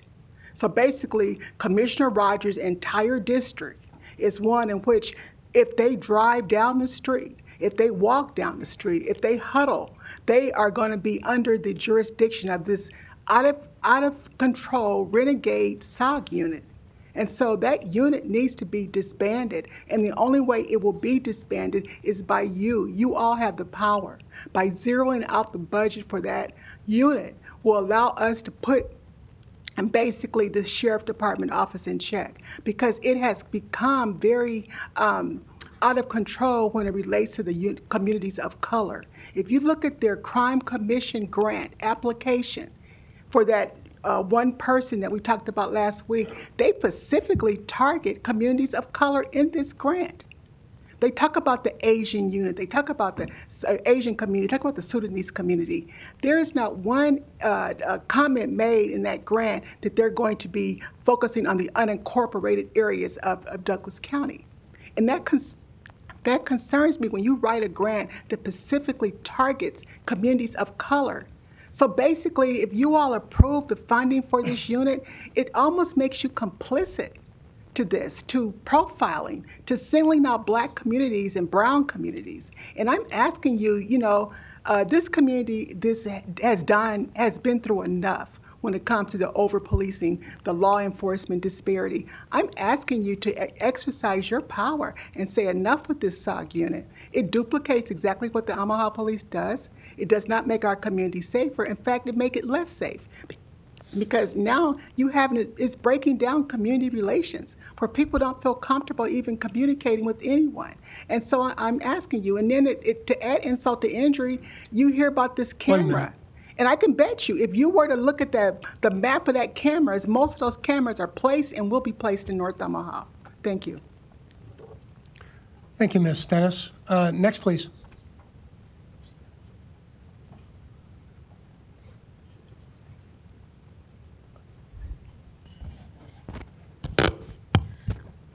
Good morning. My name is Tamika Meese, 2406 Fowler Avenue.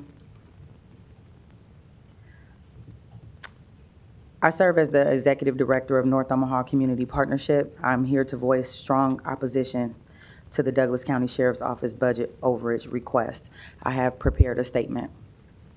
Right now, our community is hurting. We're navigating the aftermath of a deputy-involved shooting that has deepened distrust, particularly in North Omaha.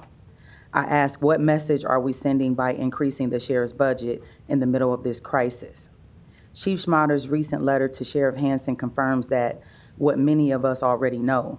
There's been a breakdown in public trust, a lack of coordination, and an overstep of jurisdiction.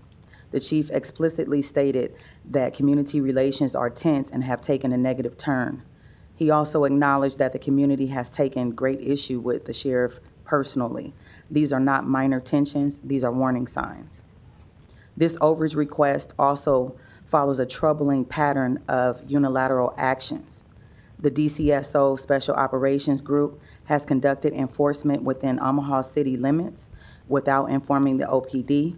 That's not just bad practice, it's unsafe. Our residents shouldn't be subjected to overlapping law enforcement efforts that lack clarity or accountability. DCSO has also recently hired a former OPD officer who was previously terminated after a fatal shooting without proper vetting. And that decision undermines the trust and reflects a troubling disregard for transparency. To make matters worse, the sheriff continues to publicly comment on city-specific issues like crime statistics and encampment cleanups, which is confusing to the public and creating tension between departments.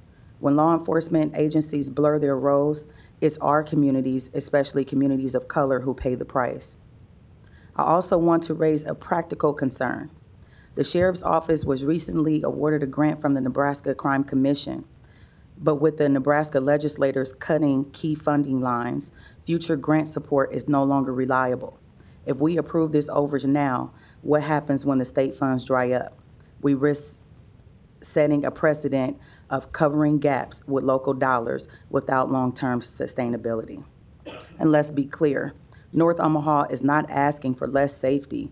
We are asking for more accountability, more transparency, more respect for jurisdiction, and more collaboration across agencies funded by our tax dollars.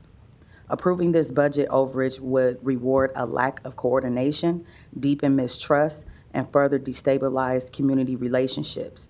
Now is not the time to give more money to an agency that has not addressed its own mishaps. Thank you. Thank you, Ms. Mees. Next, please. By the way, I will get to, I see people on Zoom. We will get to that after folks in the room have spoken. Continue. Larry Storer, 5015 Lafayette Avenue, Omaha, Nebraska, 68132. At the opening of this meeting, we swore an oath to the Constitution of the United States. You all took an oath to honor the Constitution of the United States. Well, under the concept of a republic, we have a combination of federalism and local control. If you do not understand that, you need to go back to school, because there is a national need, but there is, yes, a local need. Founding fathers recognized that, and they gave the county sheriffs more power than they give you. The concept of a constitutional sheriff, you need to understand. You do not have the right to order the sheriff what to do. You really do not have the right to order a sheriff's deputy by the flick of a finger to walk me out of here for what I'm saying. You've done that, but you do not have the right to do that. Mr. Storer, this is about the sheriff's budget. Do not interrupt me, sir. I will interrupt you. This is about the sheriff's 30 budget. seconds to finish up here. You violated my rights again. Don't interrupt me. If you do that Give me again, my time. If you do that again, I will have you removed. Give me my time, sir. You give everybody else whatever time they want. But they were speaking to the sheriff's budget. Speak to the sheriff's budget, please. All right, I'm going to tell you how to cut the budget. All right. Stop using my sheriff deputies that have more power than you do to walk me out of this meeting because you disagree with what I just said because of my behavior. My behavior is because of what you guys did or didn't do. And I'm trying to tell you, you are unauthorized spending of the sheriff's money that could be cut out of the budget for walking me out of this room, for violating the rights of citizens to have free expression at their county board meetings, which is the center of governance. Mm-hmm. We have more power than you. You work for us. Stop using my deputy to walk me out of here and let him have the freedom to protect the safety of everybody in this building. There's plenty of deputies here. They already know that. They don't need them up here unless I'm violent. Right now, my speech is violent. But I don't think they need to walk me out of here for that. Because citizens do not want to be interrupted. This is their time. You work for us. Take them out of the budget. Hire your own sergeant at arms. Why not? Let them protect us out there in the hallways. They're all over their courtrooms. You don't need them in here. You don't need them for me. I'm not violent. If they're outside there, if I get violent, they'll come protect you. 1 minute. That's it. Stop it. Take them off the budget. Thank you for your time. Next, please. It's okay. Don't be shy. Sorry. Good morning. My name is Clarice Dombeck. My address is 901 Farnham Street, Omaha, Nebraska, 68102. I'm coming here today in my capacity as a concerned community member. And I would like to share a story, my own story, that will illustrate how the Sheriff's Department's special unit is duplicative of some of the special units that Omaha Police Department already has. So this was in I was 19 at the time.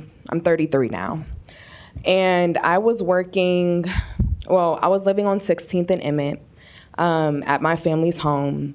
I was going to Metro Community College, and I was working at Stokes in the Old Market as a hostess. I didn't have a car at the time, so a friend of a friend came and they picked me up. My parents' house is maybe 3 homes away from the corner of 16th Street.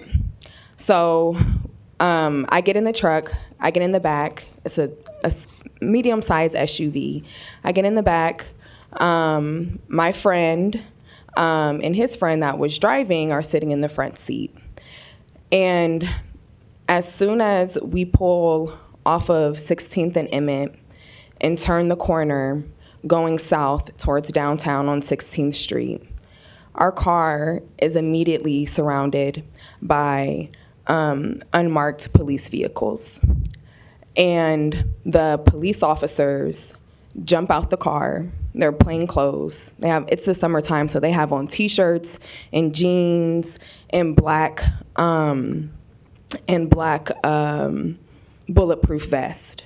They jump out with their guns out already, yelling commands to the driver of the car and to us, the passengers.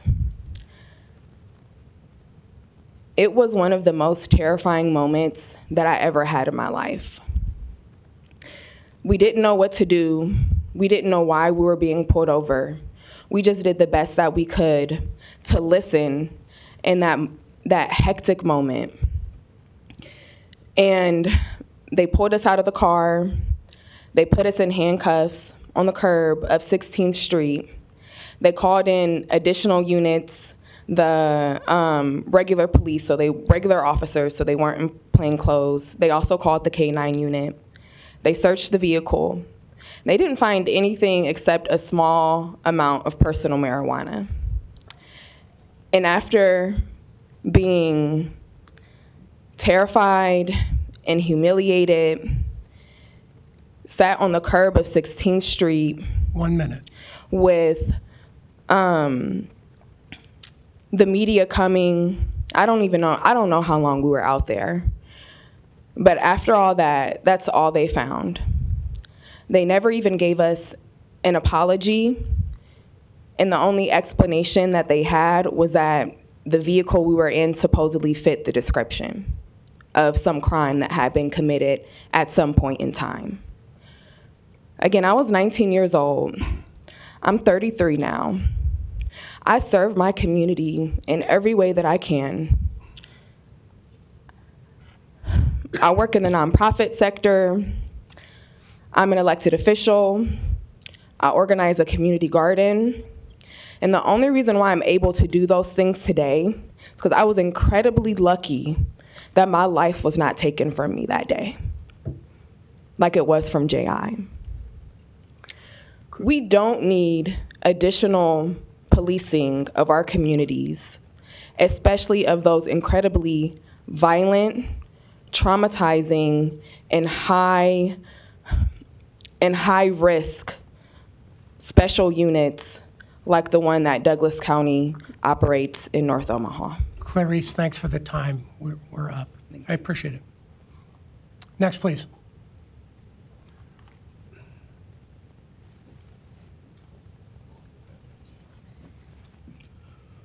Sherman Wells, 2406 Fowler Avenue. I'm gonna be brief.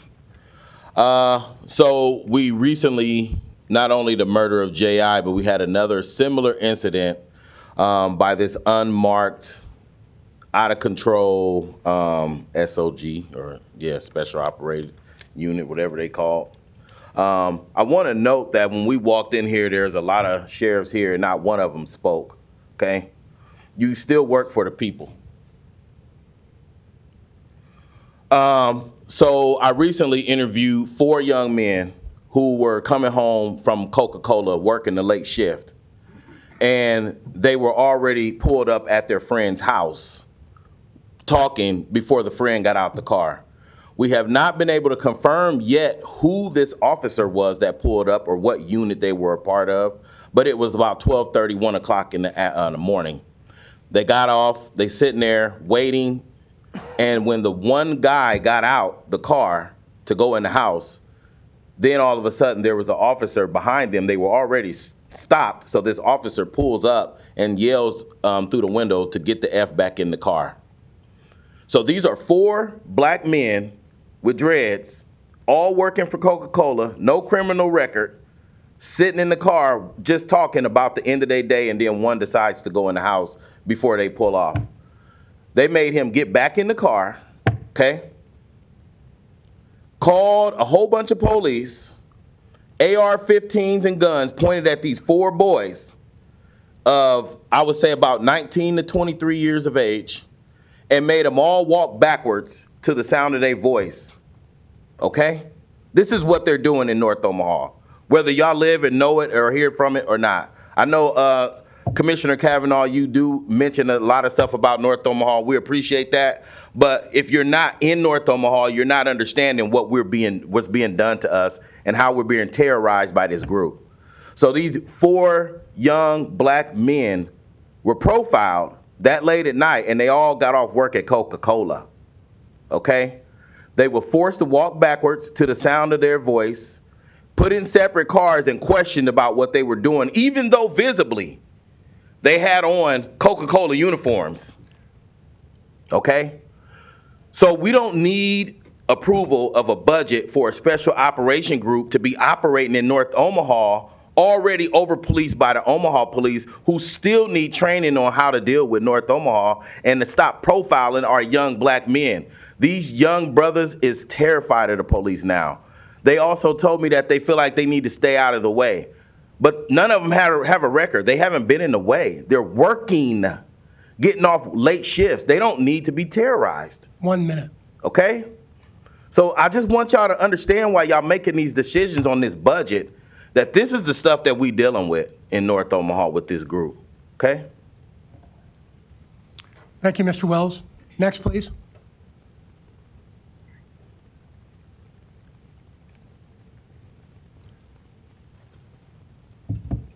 Hi, my name is Casey Ware, Kacieware. I live at 4947 Spalding Street here in Omaha. One thing I didn't hear when the sheriff was discussing his budget was the amount of money they have set aside for wrongful death lawsuits and use of force lawsuits. I also wonder if they're increasing that budget given the fact the sheriff recently hired Adam Vale, who was previously mentioned, as he was fired from the OPD after he violated policies, procedures, and training when he shot and killed Cameron Ford in August of last year. The other thing I don't know much about, and I'm new to this process, you'll have to forgive me, but I hope you all ask the questions about how civil forfeiture funds are being used. I heard today that they would be used to supplement shortfalls in the budget, but the civil forfeiture is like barely legal law, in my opinion. You can take money based on the fact that you think something went wrong, and you can keep it for as long as it takes to answer that question, which can take years and ruin families who rely on funds, vehicles, what have you, that are associated with the potential crime that hasn't necessarily been convicted in a court of law. So those are my 2 questions. What portion of the budget goes to wrongful deaths and use of force lawsuits? Is it being increased based on the hiring of someone who's already made these mistakes and harmed our community? And how are we using oversight to manage the civil forfeiture options? Thank you. Thank you, Ms. Ware. Next, please. If you are going to speak, maybe move down a little closer and welcome. My name is Nyeri Agalawag. My address is 2120 North 29th Street, 68111. I am from the South Sudanese tribe. I came today because I feel like it was very important for me to not only hear what my people have to say, but just for me to say something as well. I came to America in 1998. As I reside here, I seen a lot of wrongdoing, especially to our people as far as Black people. I feel like it is very important to not fund the police as of right now because of all the killings that has been happening. I would say I am here for Jai, especially his family, and knowing that I have a son and just seeing the situation that happened, it really disheartened me because it's like we are supposed to look at the police to protect us. For the good police, we commend you, but for the ones that are doing their wrongdoing, please look at yourself and retrain yourself. I don't feel like black men should be dying because of these situations. We are all people, we are all humans, and we should treat each other like such. That's all I want to say, and thank you for your time. Thank you. Next, please.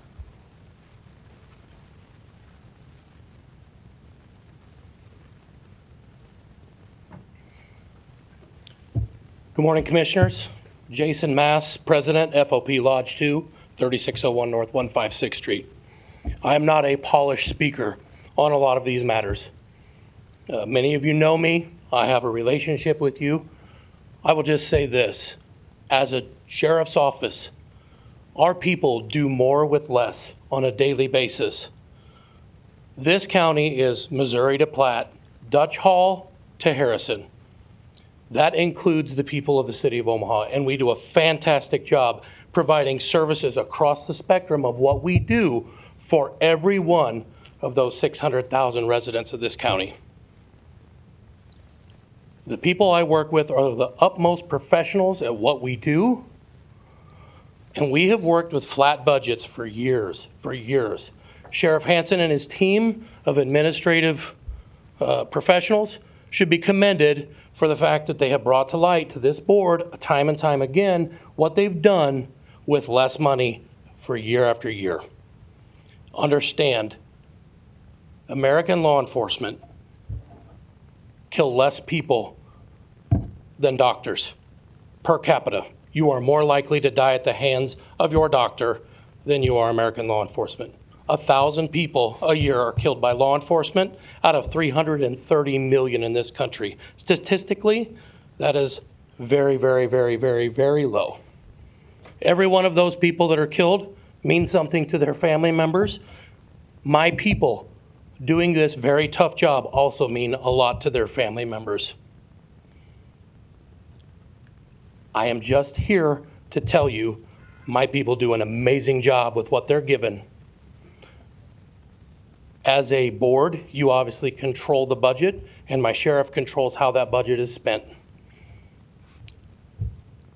It's important that every last member of the Omaha metropolitan community, the Douglas County community, has the best law enforcement agency that they have paid for, and I think by and large, we do an amazing job. And if you drill down into the stats that the chiefs have brought, you'll see the kind of job that's being done. Thank you. Thank you, sir. Next, please. My name is Paul Feilman, Feilmann. I just wanted to address a couple things. I think that Mr. Wells was talking about an incident with the 4 gentlemen. I watched the interviews with those boys, and it was pretty telling. What he described was very accurate. And so, you know, the whole issue comes down to community policing. What is community policing? And that is having a relationship with the community that you're policing. And what you've had in North Omaha is a history, excuse me, where individuals have been killed, all the way back to Vivian Strong. And every time there's a death, it causes just more post-traumatic stress reaction and difficulties. And I think if you read the letter, I assume you read the letter between Chief Schmatter and Sheriff Hansen. And he really identified very specifically some issues around community policing that the police department has spent a lot of time and energy trying to work on. There's differing opinions on how successful that is because they still have a gang unit that does some things in the community that the community's not happy with.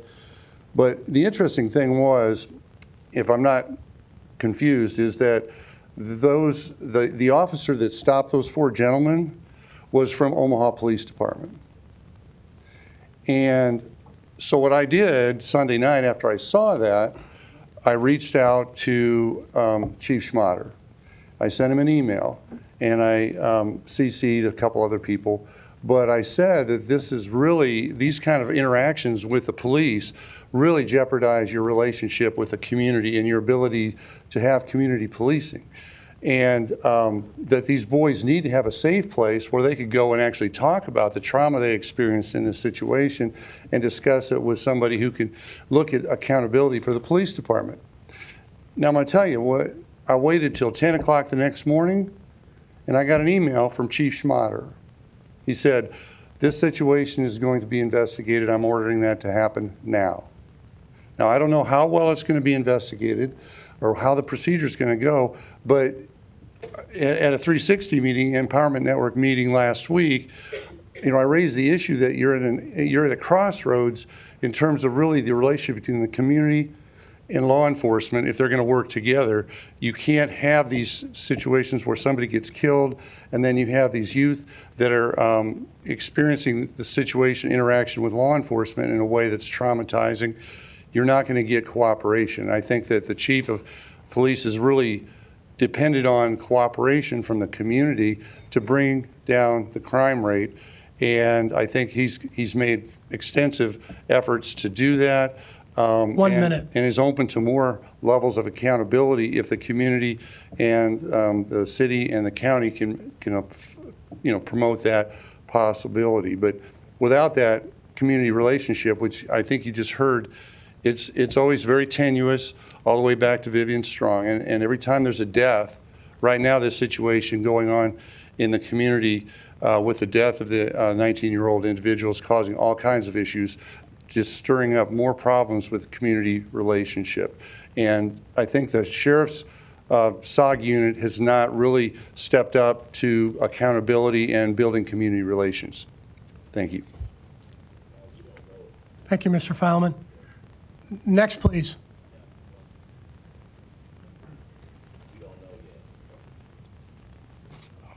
Good afternoon, everyone here. My name is Robert Penn, and it is imperative that you all do the right thing. Right now, in the community, we have people who are angry, not afraid. As the police, the special unit, as a matter of fact, it is akin to the Nazi brown shirts. Okay? North Omaha is not a safari for white men who are mentally unstable, bordering psychopaths, jumping out of cars, unmarked cars, pointing guns at people, cursing at people.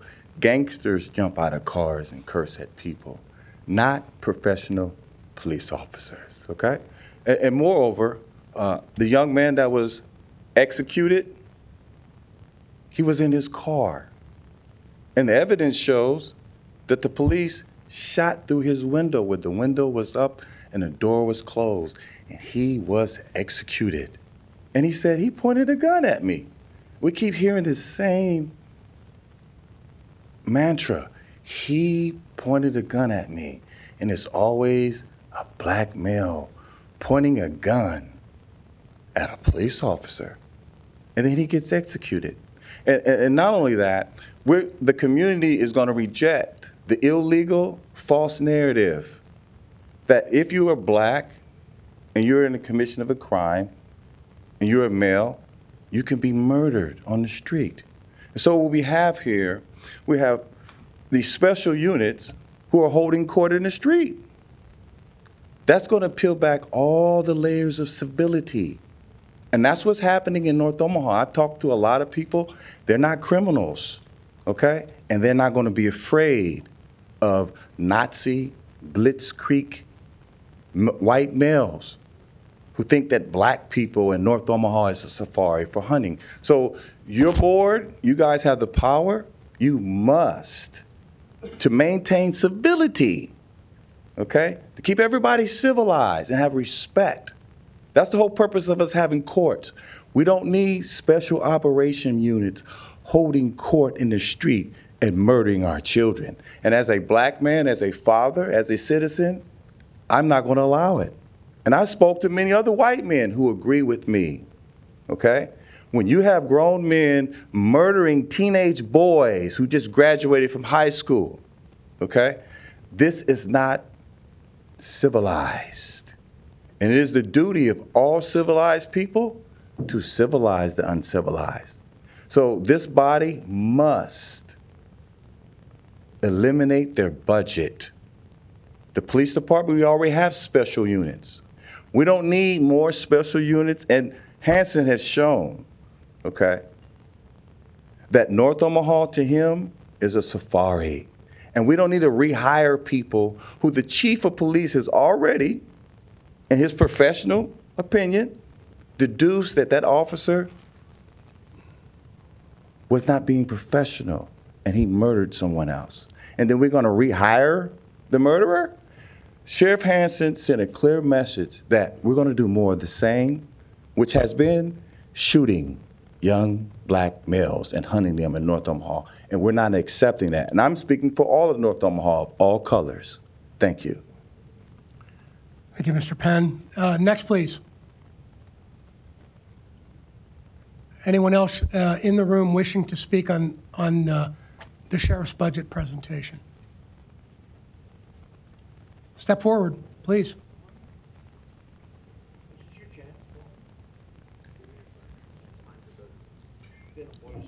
Hi, my name is... Ma'am, hold on. Folks, we're allowing quite a bit of leeway. I did stop Mr. Storr. I'll stop anybody else. Let's keep it to the budget as much as possible, and let's move forward amicably, okay? Thank you. My name is, it's okay. My name is Kyra Britt, Kyra Britt. Address is 5005 Cass Street, 68132. I don't have much to add. I agree with much of what's been said. I guess I just wanted to, also say that I strongly oppose the Special Operations Unit grant being considered for the DCSO. And I urge you not to accept the request for increased funding for the next fiscal year, at least until Sheriff Hansen's trigger-happy deputies can do their jobs without escalating situations and murdering black teenagers. The murder of J.I. was unacceptable, inexcusable, and deeply traumatic for the residents of our county and beyond. And what was the point of it? Are we supposed to feel safer with one less teenager and one more murderous deputy in our city? Because I don't. And just the sheriff's office has given Douglas County residents so many reasons to feel, at best, distrustful and at worst, terrified of law enforcement. So I don't think they deserve any more money. They've shown us again and again that their idea of keeping people safe is by killing our neighbors, and they do not work to protect all of us. They work to protect some of us. And also, there's just no need for them to get involved in issues that the Omaha Police Department is already over-policing anyway. So, thank you. Thank you, Ms. Britt. Anyone else wishing to speak to this issue? Good morning, almost afternoon, commissioners. My name is Jaden Perkins. I'm the owner and founder of Boots on the Ground Strategies, political consulting firm here in Omaha. I'm coming to you as a concerned community citizen about this specific issue about funding the Special Operations Group for next year.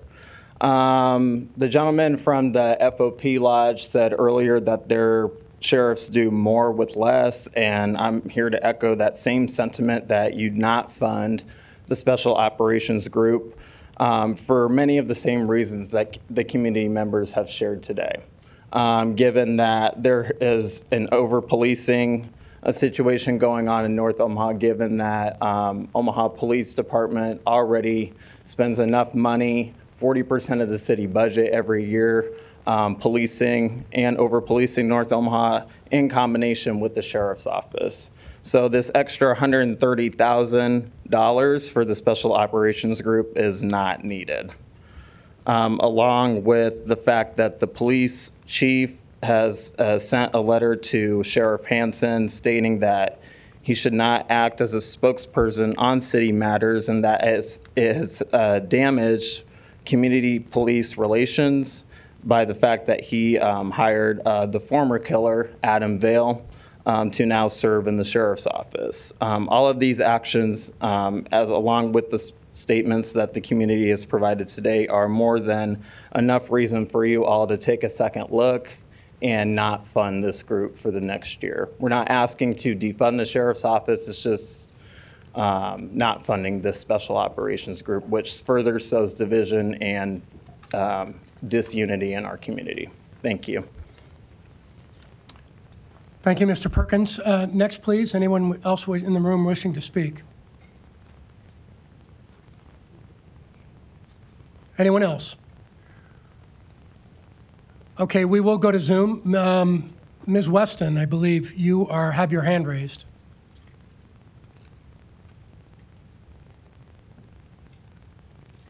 Thank you. Cheryl, Cheryl, Weston, 1124 Pacific Street, 68108. First, I'd like to say, and I don't want to be redundant, I am not requesting you to defund the sheriff's budget. What I am asking you is to take several looks at it. Two of the commissioners have brought out some very valuable points that you all will consider. Is there a duplication of services? Is the sheriff's department asking for funding more for what's already being done? And it seems like when they presented their earlier slides, there was a continuous increased revenue. But what are you doing to increase that revenue? Is it a duplication? Is it necessary? And have you come away from what you originally said your position is supposed to be was public safety? I also asked you to look at, as several of the commissioners brought out, about the encumbrance. If you look at those things and look at the special force unit, which definitely does not need to be in existence or need to be funded, remove that, then the budget wouldn't be so high that they're over targeted. They're already over budget, close to $1 million, $734,000. If they would stop and do what the Douglas County Sheriff's Department is supposed to do, which it was set up to do, what their mission is to do, they would not be targeted to be over budget. Look at what they can do. Look at those things and then see where they can make some cuts. One of the officers said where they use UNO when their HR department could do that. Why are you going to UNO for that when HR could handle it? There's just too much duplication, and it seems like the sheriff's department is taking on going in a total different direction, which I believe the commissioners do not want, the public does not want. Let's take a look at this.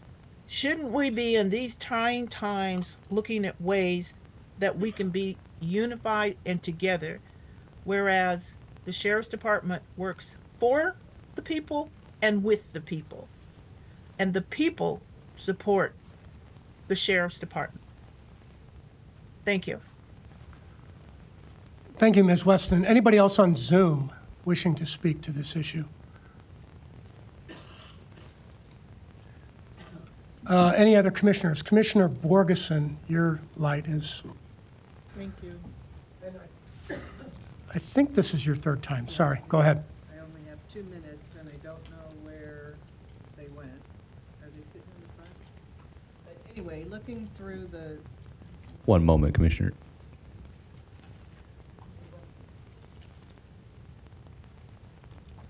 Thank you. Looking through the packet, which I think I'll probably have more questions as I continue to look through it, but There wasn't any mention by those doing the presentation of a new startup of a bike patrol unit at the sheriff's office. If you could provide additional information, where is that bike patrol going to be patrolling? There's 3 different pages of it. So anyway, if you could get us that information.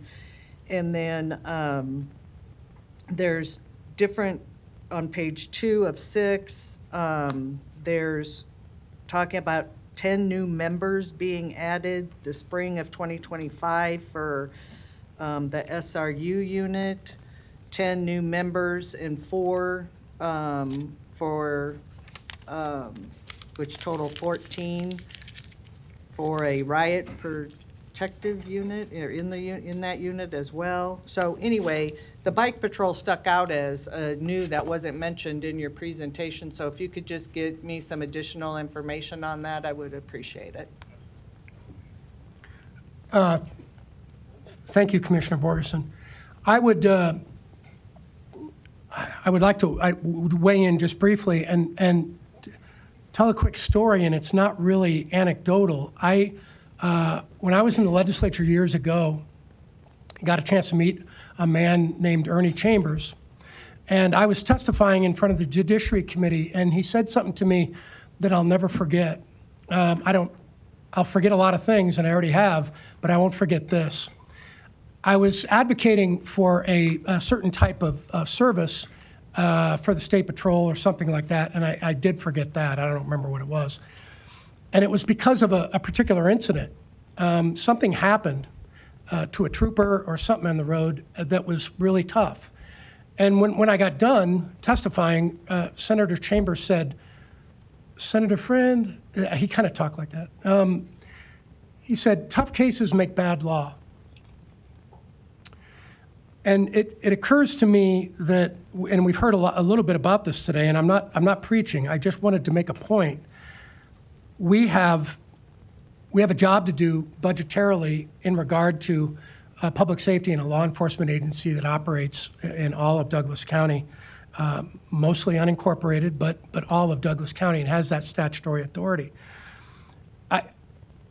What I learned from him, and he talked to me about it later, is applying political pressure and policy pressure on, or even budgetary pressure, prior to knowing true facts and the way it actually affects all of our society is dangerous.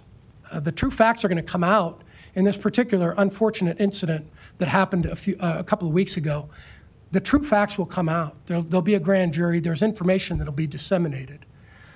But I would argue that the process in an instance is not technically complete at this point. And making budgetary decisions or any type of decisions at this point, overall, overarching, is dangerous. Prejudgment in general in this country is quite dangerous. It's literally prejudice, and prejudice shouldn't be driving policy. That's what I learned from him. He and I disagreed on 98% of the stuff that we were dealing with. Not that. Prejudgment doesn't work. It enables license, and it doesn't enable ordered liberty, and I would say sound decision-making. So this has been a good educational discussion. We encourage more of it. I didn't mean to be so mad with Mr. Storr, but we were trying to stick to the budget, and we were trying to make sure that that type of discussion actually was valuable. I know we have more out here to do today. I appreciate everybody's input, and for that closes the presentation on the Sheriff's Department. Thank you all for coming. I heard a request for a 5-minute break. Is that all right with everyone? Actually, it's all right with me, so we'll do it. Can we get a motion to recess? Motion to recess. Second. All right. I'll just do a quick voice vote. Yes, everybody? Yes. All right.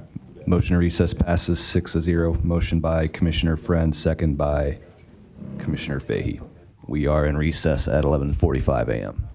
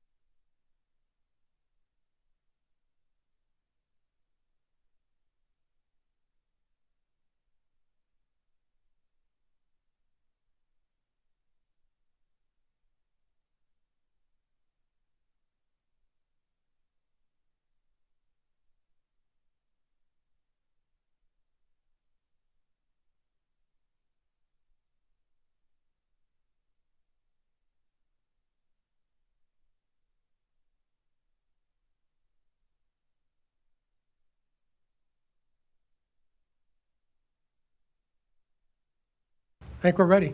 Can we just get a motion to reconvene? And I'll just do a quick voice vote. We all voting yes to reconvene? Yes. Okay, motion passes 6-0 to reconvene at 11:58 a.m.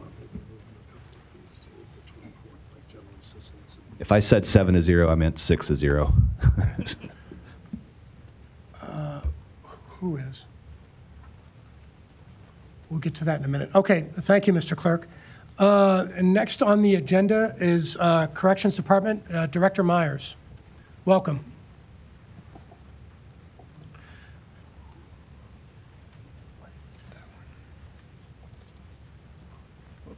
Well, let's get through everything. You're still the sheriff's.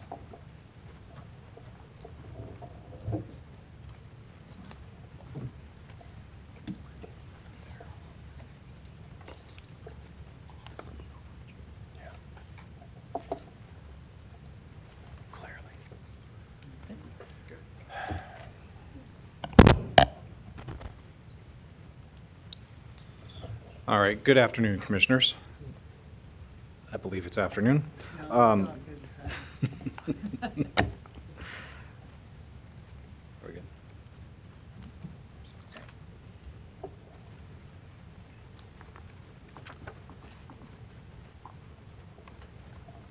Sorry.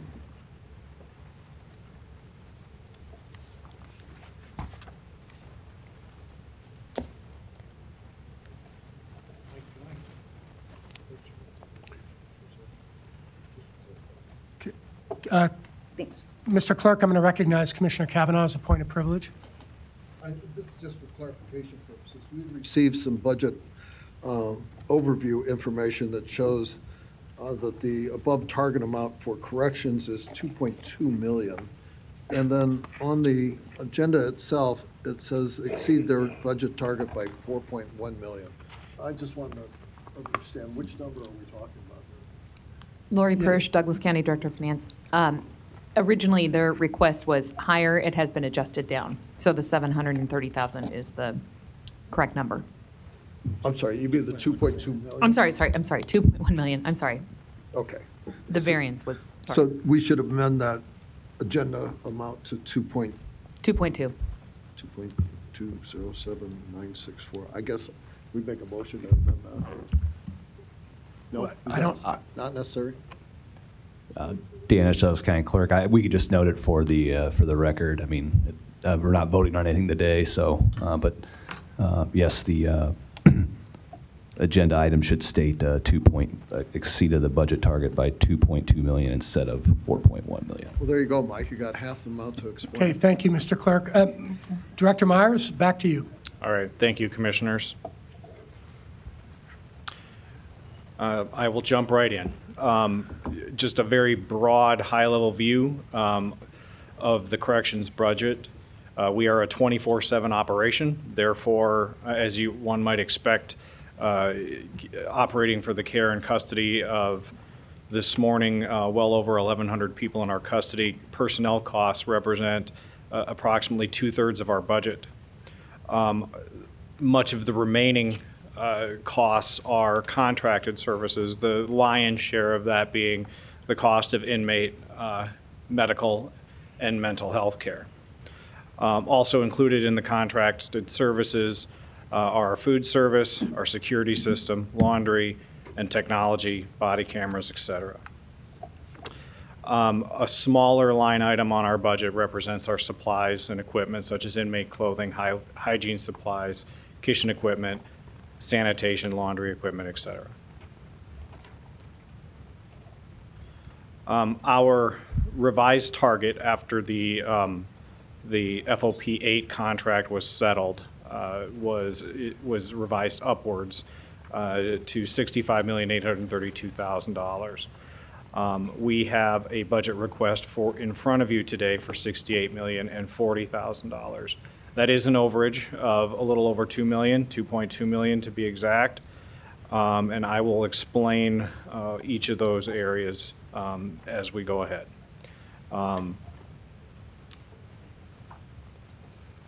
Our contracted expenses. One of the things that we have really strived for several months ago, you heard me tell this board about our strategic inmate management philosophy. That involves raising the standard for what we expect from inmates, what we expect from ourselves. And one of those things is we did want to take a look at the nutrition that we serve the people who are in our custody. We currently have a pretty high reliance on soy and meat substitute product. We talked with our contractor about how to increase portion sizes. We do get a fair frequency of grievances regarding portion sizes, as well as just the overall appeal of the meals that are served.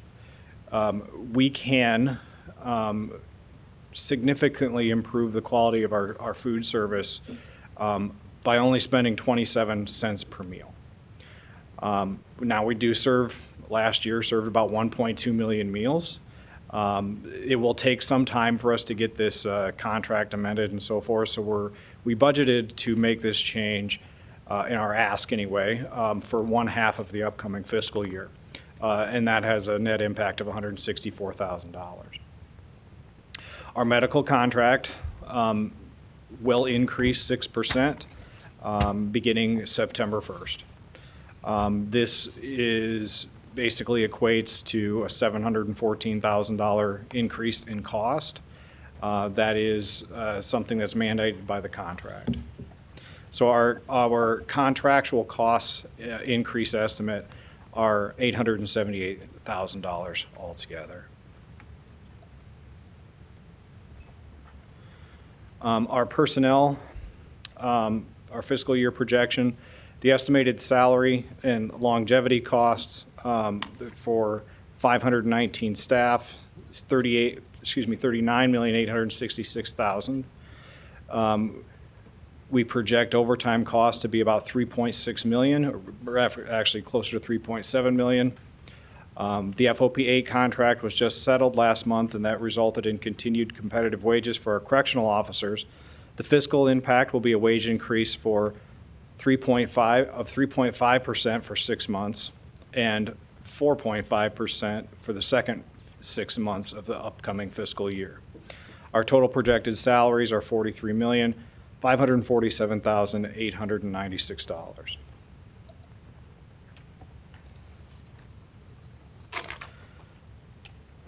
We have a couple of new functions that we would like to add. One is really an expansion of an existing function.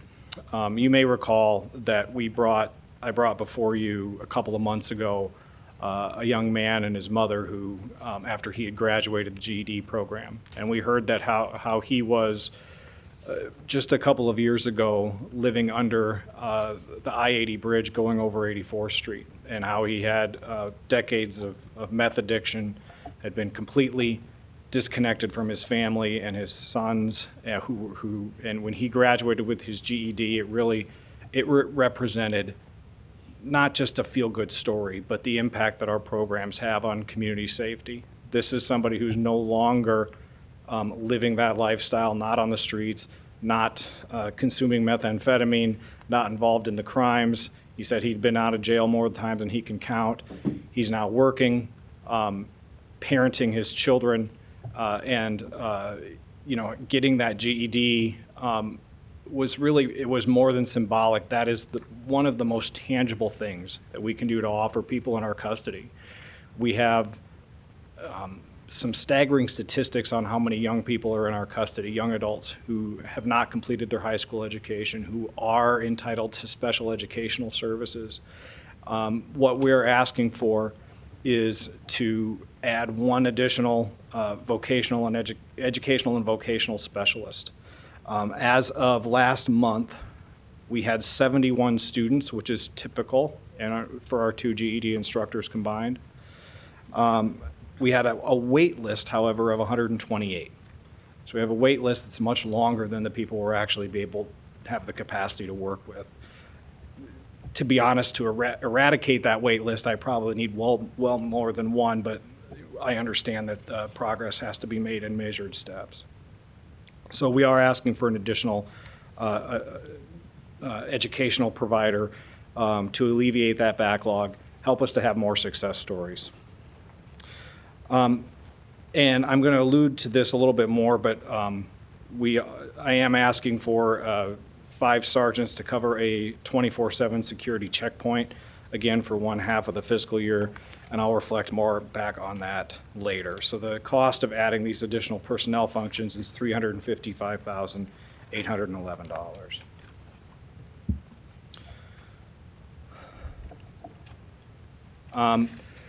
Our staffing analysis and our population trend indicate that we'll benefit from a couple of changes. One, adding 1 more classification officer and adding 12 correctional officers. The reason for this is we in the past, we added second officers to particular units several years ago due to the high acuity level of individuals with mental illness. That's for the safety of those in those units, for the safety of our staff, and for the good order of the facility. And at the same time, as you know, we made inroads in being able to successfully, with the cooperation of many other county departments and partners, we've been able to reduce our in-custody population. So we didn't ask for more officers to staff those units with 2 officers instead of 1 because we had closed housing units where we were able to basically make that a wash. However, there are some trends that are occurring now that I think we need to address proactively. Today, there are 217 more inmates in our custody than there were 6 months ago. In 2024, we never had 1,400 admissions in any given month. In 2025, each month of the year has had more than 1,400 admissions except for February. Now, given the fact that these positions will reduce over time, the actual offset to our budget is only $186,000 when we basically would be filling those positions with overtime if we didn't add them to our authorized number of staff. I do also think it's important to point out that, and I think you may hear Tom Riley mention this when he comes up, is that this has just been a busier year in the criminal justice system. We have had still, significant success in our alternatives to detention. For the first time ever, our 24/7 program has reached over 600 people participating at once. We for the first time ever, achieved more than 200 people being supervised on GPS monitors in the community instead of being in the jail. That's just this past month. But despite those efforts, like I said, our population has gone up by 214 people since December on an average daily population.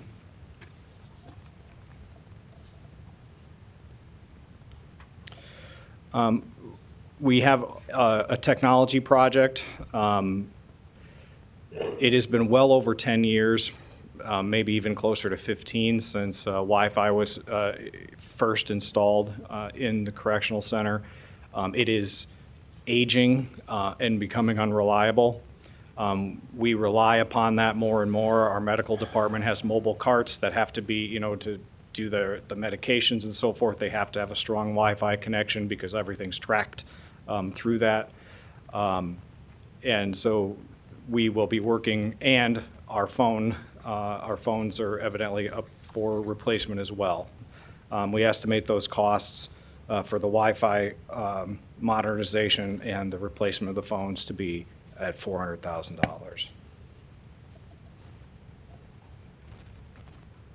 We do want to point out some of the things that we're doing to try and reduce the impact of the cost of operating the Department of Corrections. We have been working on security upgrades at the CJC, our Community Corrections Center. And to enable us to house a little different sort of individual over there, there is bed capacity in that building. There have been a lot of system changes, I should say, that have occurred over the past 10 years that have reduced the number of people in residential beds in the CJC. We have made some changes that we believe we can take a very calculated yet safe risk with some additional people to fill some of those beds with the security enhancements we've put into place. And it is cheaper to house them there than to keep them in housing units operational in the jail. If we are able to move enough people to close 1 or 2 housing units in the jail, that could result in an operational savings of several $100,000s a year. Our interlocal agreement with the City of Omaha will be renewed hopefully by the end of this year. And as you are aware, we are requesting a per diem rate reflecting the increase in our costs. We will also be renegotiating our contract with the United States Marshal Service later this year. I would expect a similar track of negotiations with the Marshals Service as we've had with the city. We hope to, with the additional staff, we will be reducing the costs of overtime. And we do hope to use opioid settlement funds and have some talks with Lori to offset some of the costs of treating those with opioid use disorders. We have the opportunity, and I need to give credit to 2 of our officers who work primarily in our laundry, on-site laundry. In case you're unfamiliar, we do some of our laundry on site, and we also have a contract actually with the state prison system to do bulk laundry as well. Our officers did a lot of work in formulating a plan that with a couple of more pieces of equipment, additional washers and dryers, that estimating that would cost $168,000, that we could eliminate all off-site laundry costs, which is actually, it's not just fiscally responsible, it is also from a security perspective. The fewer deliveries you have brought into a facility, the less opportunities for contraband being smuggled in among them. Our current contracted laundry costs are about $300,000 a year. So we estimate that we will have a one-time or at least an initial investment of $168,000 in laundry equipment. We would have to run the laundry for additional days of the week and have additional costs in terms of supplies. So our operating costs on an annual basis would be about $200,000. So we believe we can reduce the cost of laundry service at the Department of Corrections by $100,000 a year by bringing it in-house.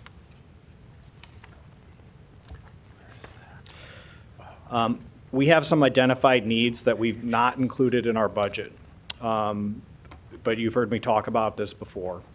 The risk of synthetic opioids, fentanyl and carfentanil, et cetera, has really been a paradigm changer for correctional facilities across the country. We have been very fortunate that we've been able to intervene each time we've had a potential overdose, to the extent that we have had 0 fatalities. We are the exception to the rule, and it is likely that that good fortune won't last forever. We do want to do everything that we reasonably can to protect our staff, as well as, of course, the inmate population and everybody else who passes through our doors. So we will be looking for possibly opioid settlement funds or other grant funding, this is not included in our budget currently, to do a millimeter wave scanner, which is basically what you do at the airport. We cannot use the same type of body scanners that we use when inmates are booked in. They're a little too invasive in terms of how revealing they are, and I don't think we should subject our employees to that. And there's also limits on how much that how many doses of those types of x-rays you can have during the year. Under our current budget, we are purchasing a couple of x-ray machines for items, bags, food, et cetera, so that we can begin searching those. And we also have recently purchased, though I don't think we have possession of it yet, a mobile drug detection device, which uses a laser that you can point at any substance and it'll tell you what the chemical makeup of that substance is. About 5.5 years ago, we purchased body scanners. They are near the end of their useful life. The maintenance agreement has now expired. So the total cost of replacing the two body scanners and adding a millimeter wave scanner, about $560,000. And like I said, we're not asking for this in our budget. I just wanted to make you aware that we're going to be pursuing this through other potential funding streams. The remaining costs are mainly the technology and the staffing of that checkpoint of $388,153. In summary, our expected increase for contractual expenses is $878,000. Our expected increases for additional staffing needs are $541,811. Our expected costs for technology and projects are $400,000. We have $388,000 in contraband detection systems. Our grand total is $2.2 million over our target. Our grand total is $68,040,000. With that. Thank you, Director Myers. And are there questions from board members? Commissioner Kavanaugh. Thank you. Thanks for this. There was a little confusion going in on the agenda, which said it was a over target budget of 4.1 million, and the backup document, and I think your testimony indicated that that is a 2.2 million. I think I can understand this in light of the fact that your 24-25 budget that you're operating on now was $63.9 million, and your request here is 68 million and change. So that's 4.1 million roughly, and that would be budget to budget. You would increase 4 million, which is I think maybe a 6% increase or more. But anyhow, the difference between the 2 million and the 4 million is if everything on your list got approved, your budget would improve 4 million, which is more than all the other budget requests combined that we're hearing here, just to put it in perspective for people, and would continue to make the Corrections Department, I think, by a good chunk, the most expensive department that we run. And I just want to put that out there so people watching can understand the scope of this request. I have a couple of questions or observations. The overtime request that you have in there is up over what we've been seeing, overtime being down for most of this year, along with the average daily population being down for most of this year. And we'll go through these one at a time at the end, but it seems to be a little counterintuitive that we have lower average daily population and lower overtime, and we're requesting more overtime going forward. The medical cost, the 6% increase of the outsourced medical contract, which I have opposed since its inception a number of years ago, for $714,000 increase. I think, if I'm hearing you correctly, it was built into that contract, which again, I voted against. And if that's true, we have a 6% annual increase in that contract for the duration of the contract. We'll come back to that, but I'm just saying that's what it appears from the testimony and the materials. We have struggled with getting more correctional officers online, and we've succeeded in that. I think we're at 100% or thereabouts of authorized strength, which would then, again, contribute to the lower overtime. And I guess my question would be, why are we doing this? Are we receiving outside populations from the federal government or from local governments around? And we'll come back to that. I'm just laying out these questions for discussion. And then we have these new spots, which as far as I can tell, are unmandated by statute as duties of the Department of Corrections. I don't know that the statute requires us to provide any vocational training to inmates. I understand that we have, and it's had some success, as you brought to our attention in the past, but these are not mandated by the state. And, you know, kind of timing is an important thing here. I don't envy your position here. You're coming on the heels of a bunch of other requests, and the timing for this is not great. And I appreciate the position you're in, and I appreciate the job you do. Time, Commissioner. I'm going to come back and look for answers to these questions. Any other commissioners in the queue? Commissioner Kavanaugh, your second turn. Oh, Commissioner Kavanaugh, your second turn. Thank you. Let's just take these one at a time. We have lower average daily population, and we have more corrections officers. We have lower overtime in, you know, the monthly reports that you're giving to us, and you're requesting more for overtime. Could you briefly tell us why? Yes. So I'm looking at the trend of this current calendar year. During 2025, our admissions have gone up fairly significantly. Wait a minute. Average daily populations is what I'm talking about. The average daily have gone down. Not this year. Not in the past 12 months? In the past 6 months compared to 2024, our population is up by over 200 people per day. Average daily population. Average daily population. So the average daily populations that we have seen, which are consistently right around 1,000, you're saying are up over that? Yes, they are.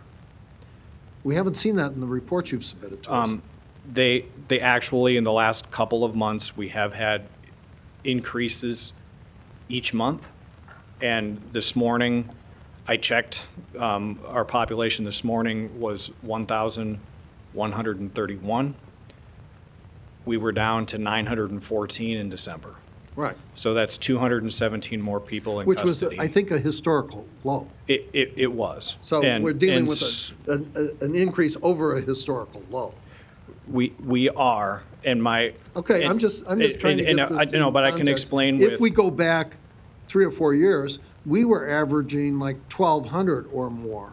That's and correct. If we could get that information in the next corrections report, or even before that, to make these budgetary decisions, that might inform us to where we're at.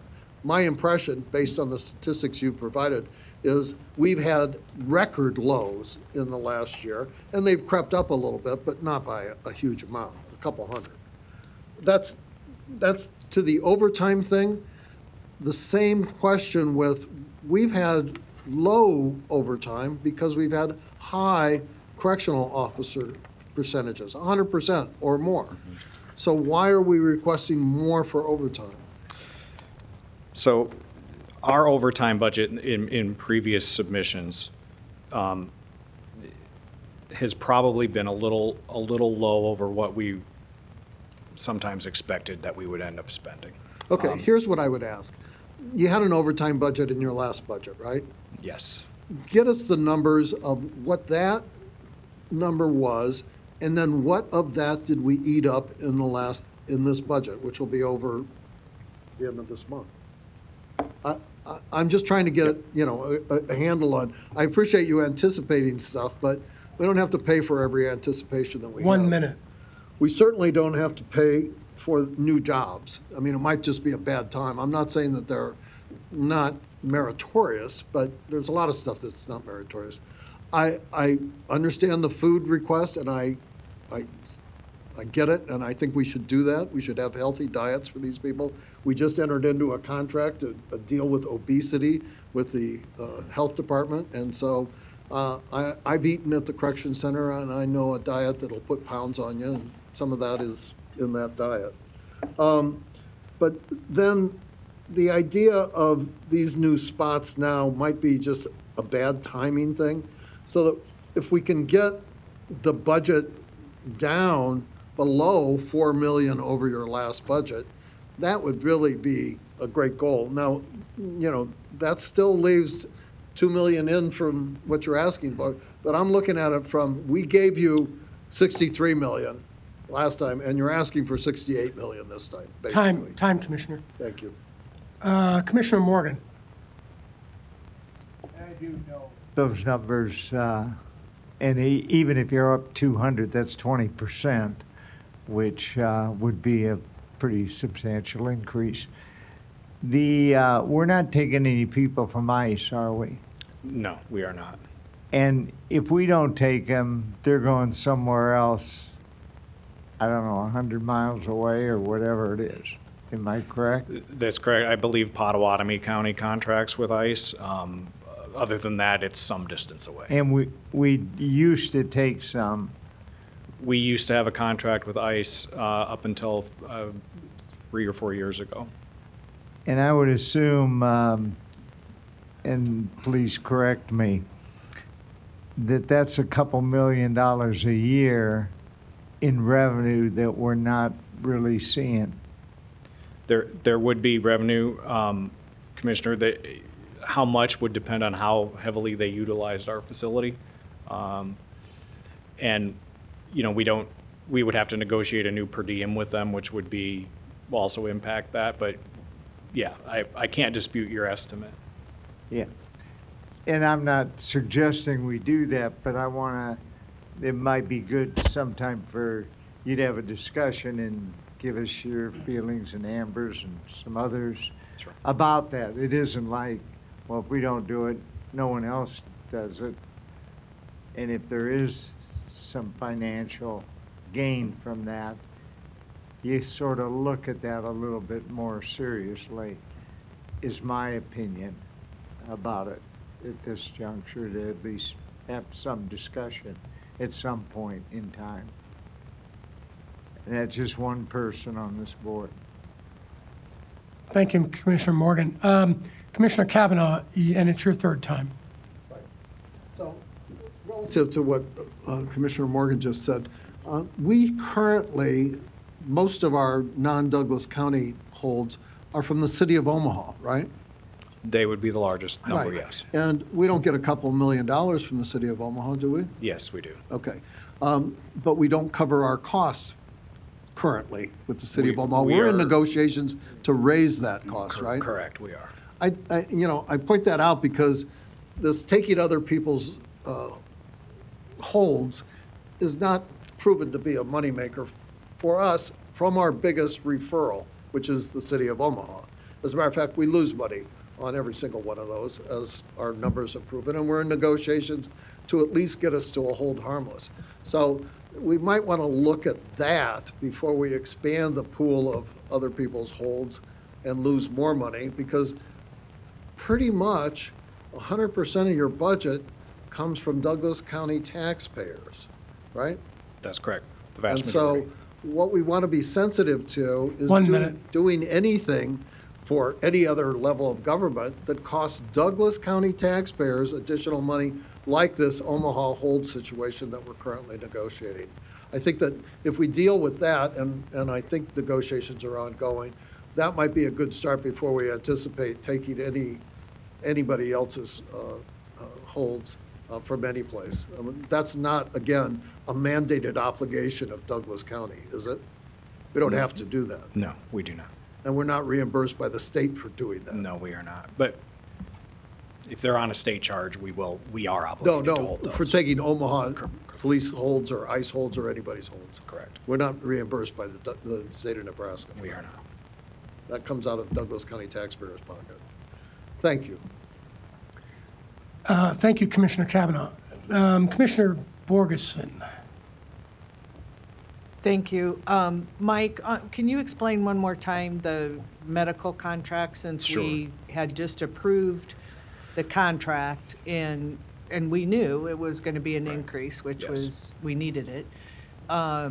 So was that not a 3-year? It's a 3-year contract. The first 2 years are 6%, the third year is 5%. So this is the first 6%? This is the of first renewal, yes. Of the renewal? Yep. Of the 3 years? Correct. Okay, thank you. Thank you, Commissioner. Any other comments from commissioners? Anyone in the room wishing to speak to this or on Zoom? I don't see any. Director Myers, thank you for the information. Thank you, Commissioner. Appreciate the time. That concludes the presentation on corrections. We now move to Douglas County Public Defender's Office. Mr. Riley, welcome. Thank you.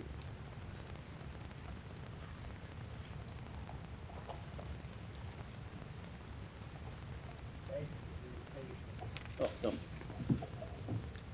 Ask anyone that knows me, I'm a very patient guy. Not. My name's Thomas Riley. I'm the Douglas County Public Defender, and I'm here to explain to you why I'm requesting $255,000 above the target that was provided for us. The request that I'm making is $8,916,706. And, you know, historically, I've kind of given you an overview of what we do in the office as far as not just personnel, but contracts, et cetera. Since we're not asking for any increase in any of the non-personnel budgetary items, I omitted that, but I'm certainly open to, if you request more specifics about that, we'll be able to give that to you. Basically, I'm sure everyone's out of gas, so I'll try to get through this in a Reader's Digest version as opposed to my normal 3-hour final arguments. Basically, the bottom line is, on the bottom of this page, we've shifted our caseload to meet demands. The fact remains each attorney can handle fewer cases per year because the amount of time spent per case has increased. I can't tell you how time-consuming these cases are now compared to just 5 years ago. I outlined just briefly some of the things that are causing this, but body cams, cruiser cams, the forensics, the unbelievable amount of digital evidence that we have to go through to adequately represent our clients. If you can just envision a cell phone download, just one. I recall I had a witness from the police department who worked in their forensic digital unit, and I said, well, if you put this on paper, how much paper will we have? And he said, taller than the Woodman Tower. That's just one phone. Most of these serious cases have 4, 5, 6, 8, 9 cell phones that have been downloaded that we have to go through to make sure that any exculpatory evidence that is included in there is available and presented to the jury. The amount of time that takes is just simply overwhelming. Go ahead to the next page. This is Samantha Dewis, and she's one of our trial assistants, and because I am technologically challenged, she is here to assist me. One of the things that's occurred over the last year is that we have received a significant increase in, we call them appeal dumps, but that's not very legal jargon. Basically, it's cases where private attorneys have been retained by a client. They go to trial, they are unsuccessful, and the client doesn't have sufficient funds to maintain the private attorney, and they withdraw. And once the court determines that the client is now indigent, they appoint us. And typically, these are not auto thefts or burglaries. They're sexual assaults, they're assaults on children, they're homicides, they're drive-by shootings. And the amount of time, once again, that it takes is overwhelming. We historically had a couple of volunteers to do these things, but it just became too much for them, so we had to take one of our experienced lawyers off the felony list to do these appeals. Additionally, we historically have had a number of Spanish-speaking attorneys, but several of them have left for greener pastures, and I'll let you interpret greener pastures how you will. We have had to use one of our support staff to be basically translators because we have so many Spanish-speaking clients. We have so many, we only have X amount of lawyers that speak Espanol now. So to communicate with them, especially if they're in jail. And just by the way, the numbers when Mike was giving you, I can tell you that between 80 and 85% of the jail population are pretrial detainees. These are people who have yet to be adjudicated that are in jail because they can't post bond. Okay, so just think of that on a daily basis, and he's talking about 1,400 people coming in every month, and you can imagine how that impacts us. I need not go into any great detail about the number of clients that have serious mental illness, and mental illness is one of the elephants in the criminal justice room that we don't seem to be able to have a very good solution to. And when someone is seriously mentally ill, getting their case resolved is extremely difficult, time-consuming. Usually we have to hire expert witnesses to examine the individual for competence to stand trial and or a possible insanity defense. The number of mental health professionals who are willing to do this forensic work has significantly decreased, and the few that do it ain't cheap. We're talking $350, $400 an hour, and it's not something that we can overlook. We have to deal with the mental health of the client. We can't proceed if they're not competent to. We can't proceed with the case if they're not competent to proceed. So that is a huge issue, and once again, costly and time-consuming. Trial assistants. I kind of wanted to give you an idea of what they do. We have currently, Samantha is the senior trial assistant. She's been with us for quite some time. And in the last year or two, we've added 2 additional trial assistants. And I can tell you that if it wasn't for her, I don't know how I would get through some of these trials that we have. The trial assistants that we have, the responsibilities are assisting the lawyers, manage digital evidence, maintain case filings, and participate in complicated trials. And that is definitely a Reader's Digest explanation of what they do. They sit there and are going through the body cams, they're going through the videos. Keep in mind, 20 years ago, when the police were interviewing suspects or witnesses, they didn't typically videotape them. Now they're all videotaped. And I don't think I have to tell you that interrogations of suspects or witnesses frequently takes 4, 5, 6, 7 hours, and you have to sit there and you have to watch it. I don't have 600 cops, or however many cops there are, to do that and write a report for to tell us what's in there. And the report that they do write frequently overlook or omit stuff that's helpful to us. So, and I'm not saying they're trying to lie, I'm just saying that relying on a 3-page police report to interpret what is going on in a 6-hour interview of a witness or a suspect, there's no substitute, and it has to be done. Like I said, these things, when my hair was brown, we didn't have to do this stuff, but we do now. And to be honest with you, it is an asset to the truth-seeking process. Okay, now the situation of the number of cases that we handle and versus what the ABA recommends.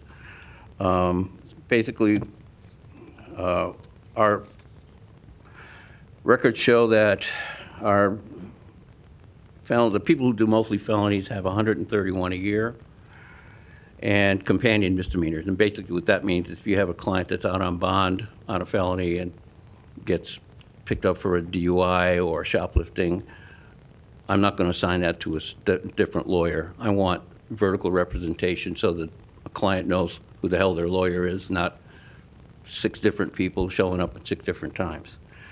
And misdemeanor attorneys have 409 a year, and plus 50 felonies. Now that 50 felonies, I don't want to overstate it. Some of them are also companions. Some of them are, we encourage the younger lawyers to do second chairs on the more serious cases so that they can learn how to do the serious cases quicker, instead of waiting 6 years doing DUIs to do a felony.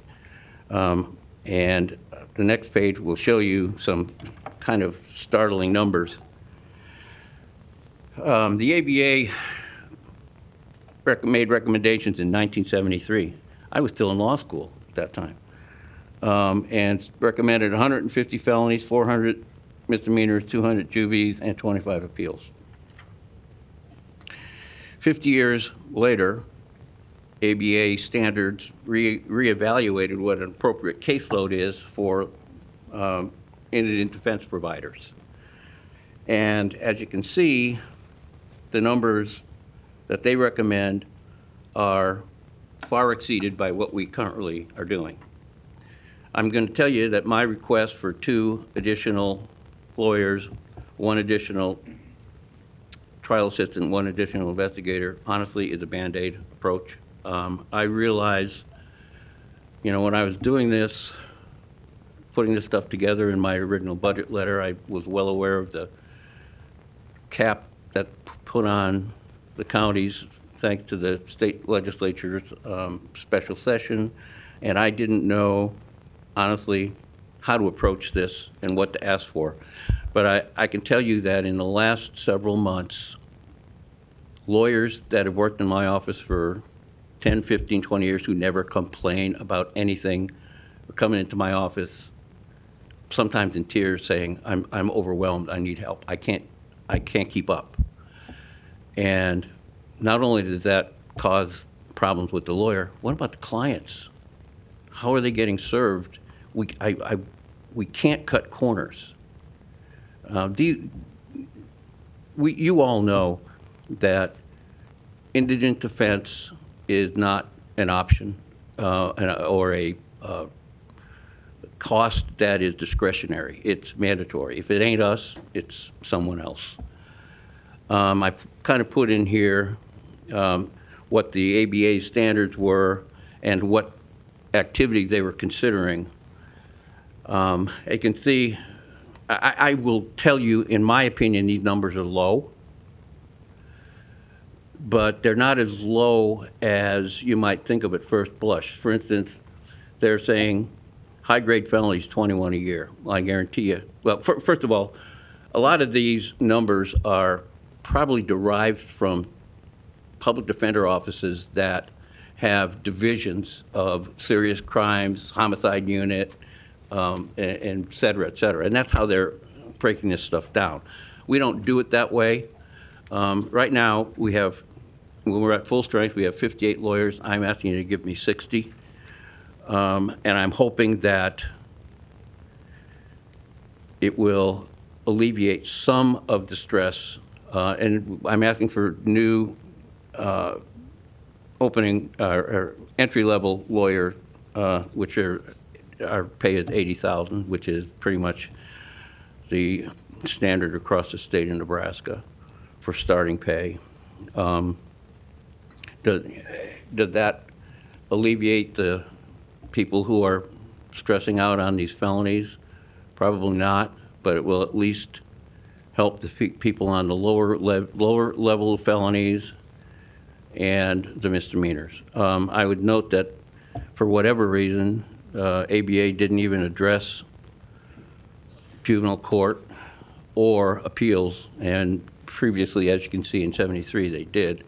I can tell you that right now, our juvenile staff handles about 130 cases. That would include delinquencies as well as 3As, which are termination of parental rights, where we represent a parent who is in danger of losing their parental rights. As far as appeal goes, we don't have a dedicated appeal staff, and that's by design. I want the lawyers who tried the case to do the appeals because they're the ones that are most familiar with the case. And that's what most entities that examine public defender approaches agree that vertical representation throughout is the best way to go.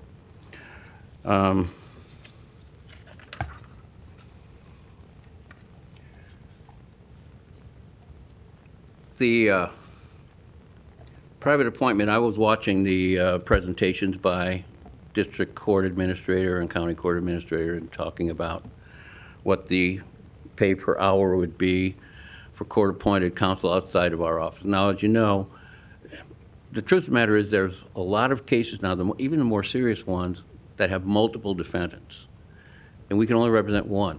I mean, if there's 4 kids that are in a car and they're all charged with a drive-by shooting and they charge all 4 of them, we can only handle one, and the court has to appoint individual attorneys for each of the other 3, by example.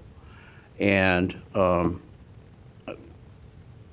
district court's now $125 an hour. County court is 65 and bumping up to 80 is what Judge Kime, I think, told you, and juvie is 80.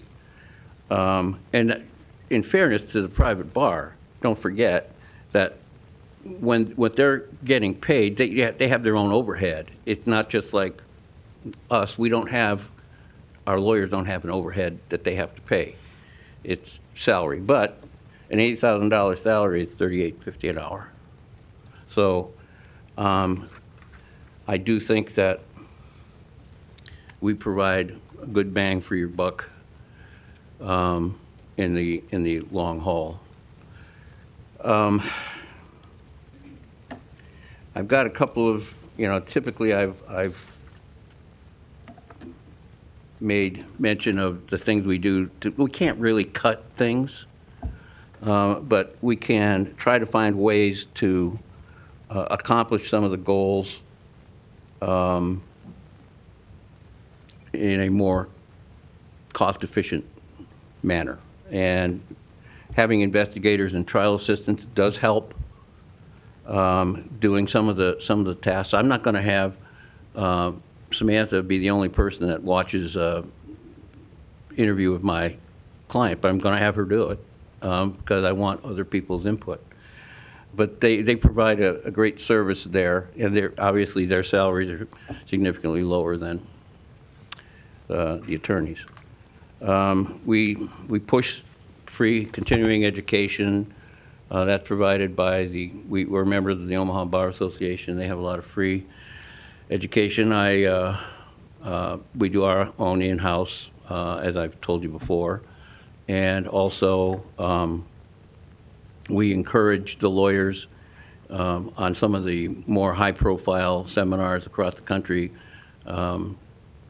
If they can get a scholarship, I'll say, okay, we'll foot the bill for the flight, but I'm not going to pay, $600 for you to go to Las Vegas for 3 days, much to their chagrin. But that we have had a number of our lawyers get scholarships to attend some of these more high-profile seminars, and that's a credit to their energy, their eager beaverness to try to, learn how to do things, maybe get other perspectives. So it's a good thing. Basically, as I said, at least with regard to Spanish speakers, we save a lot of money, so we don't have to have translators in those cases. Obviously, there's a lot of languages now that we have clients that speak that we don't have a lawyer speak, that speaks Vietnamese or Laotian or some of the other more uncommon languages in this area, part of the country. So we have to deal with that. We do serve our own subpoenas. That's one of the tasks that the investigators do. They serve subpoenas. One other thing, just I should tell you about what the investigators do, because what trial assistants and investigators do sometimes overlaps, but one of the things that the investigators are tasked with doing is going to the jail with the discovery materials, which are on pretty much all now digitized, and going through with the client the discovery materials. That saves us a lot of time. Instead of us sitting there for, like I said, watching a video for 2, 3, 4, 5 hours, the investigator can do that at a much cheaper cost than us. There are probably a few things in here that I glossed over, but you've got a copy of it, so if I missed it and it's significant to you, hopefully it's in there. If not, I'm more than happy to provide any other information that you may seek. End of story. Thank you, Mr. Riley. And questions from commissioners? Commissioner Borgeson. Thanks, Tom. I asked this question, I think it was last week or the week before, whenever the courts were here, and they were talking about the conflicted out, and then, of course, you added on your presentation the increase in those fees that we pay for outside counsel. Right. I know that you and I had talked about this years ago. Yep. That state advocacy office. Right. And at the time, and that again was years ago, it was at $400,000 plus a year that we gave to the state to pay for that office. Right. Do you know what that cost is now? I don't, but I can tell you that I think the number of lawyers they have is about 5 or 6. And for those of you that aren't familiar, they're funded by court costs. In other words, a filing fee, X amount, I believe it's $3 or $4 per filing is sent to the funding of the Commission on Public Advocacy. Now, to be honest with you, maybe a year or two ago, the head of the Public Advocacy Commission called me and said that they were really in financial trouble and wanted to know if I would support an increase in the filing fee for their budget. And I said, no, I will support general fund increase if that's where you want to go, but I can't go along with, and I'm not trying to throw them under the bus. I'm just saying that an increase in the filing fee, a lot of times the court costs are assessed to our clients. I'm not going to say, okay, I have poor people that are clients, and I'm going to increase the possibility of increased court costs. As far as whether or not the general fund should be the funding source, then I said I'd go along with that because it will take us pretty much out of the equation. Where that stands right now is limbo. I know that, like I said, when I've talked to them, they are financially strapped, and actually, we're worried they might go belly up. And how that would affect us is minimal.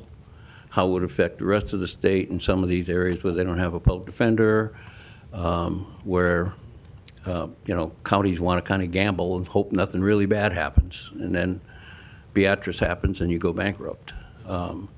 So, you know, it's a service that is needed in some of the rural areas, but rarely used up here. I would say I can think of maybe 2 or 3 cases in the last 4, 5, 6 years where they've taken a conflict from Douglas County. Now, keep in mind, as I think I mentioned in here earlier, that some county public defenders put a cap on their caseload, and they tell the judges, when we hit this number, we ain't taking any more cases. I've never, ever wanted to do that, and I've always relied on you to give us the help that we need to avoid that problem. And I'm at that, you know, it'd be an absolute disaster have to happen before I told the judge, we can't take this case. But we're at a breaking point. Tom, thank you. That's time. Commissioner Fahey had some questions. Really, I thank you, Tom. Thank you for the presentation. I hate to belabor this point because Mr. Rowley. Commissioner Fahey, give us 1 second here, sorry. Can we get Milford, can we get his mic on?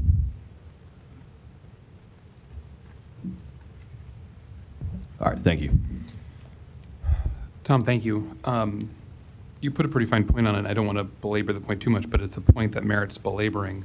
I'm glad that the 3 budget overage presentations we have had so far today have fallen in this line, because all of them, the thread running through all of them, or in my mind, the major theme, although others were raised as well, but the major theme is that we have these overages primarily as a result of that the county is responsible for funding what is essentially our shadow mental health care system. We have an atrophied and woefully inadequate mental health care system.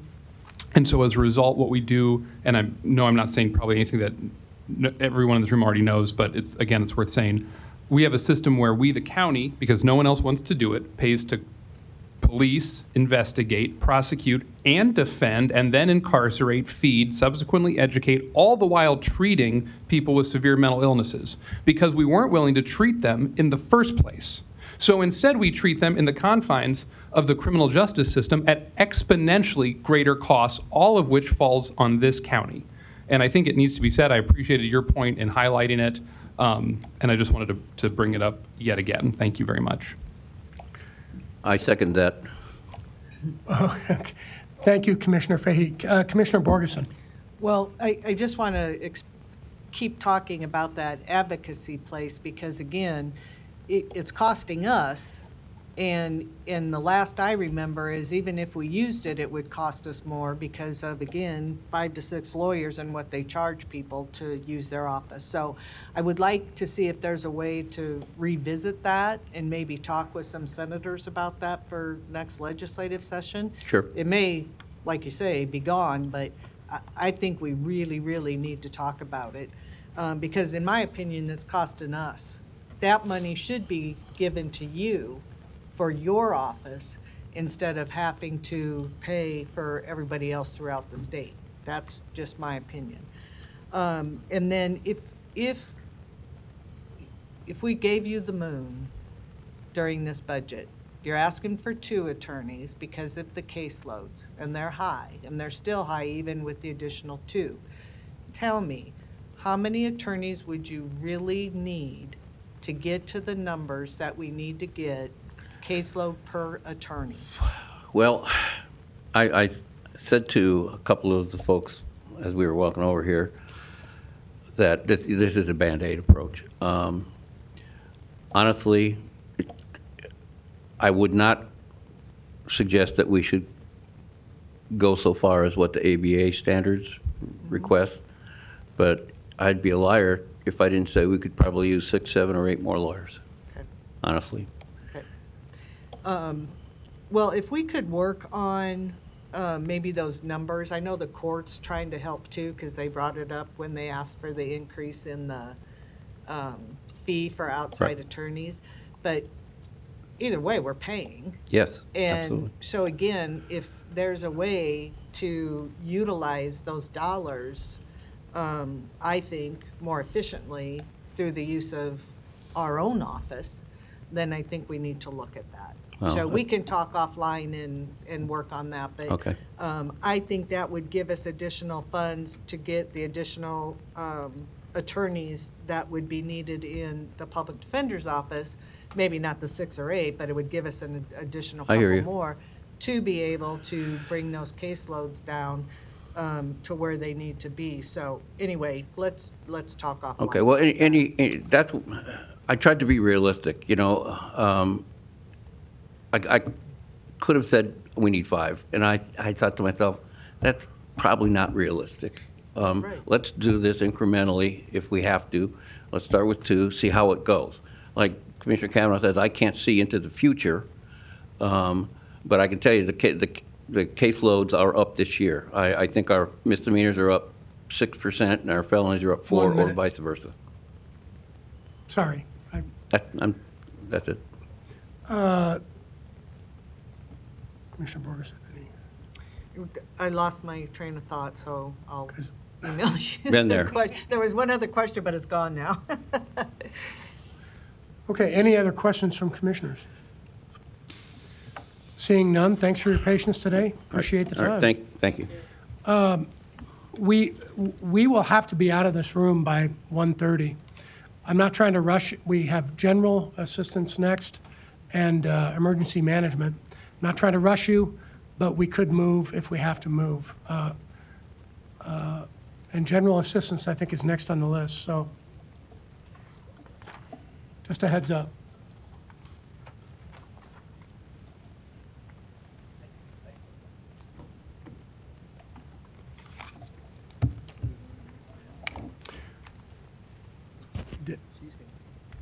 Dan, do we want to move now?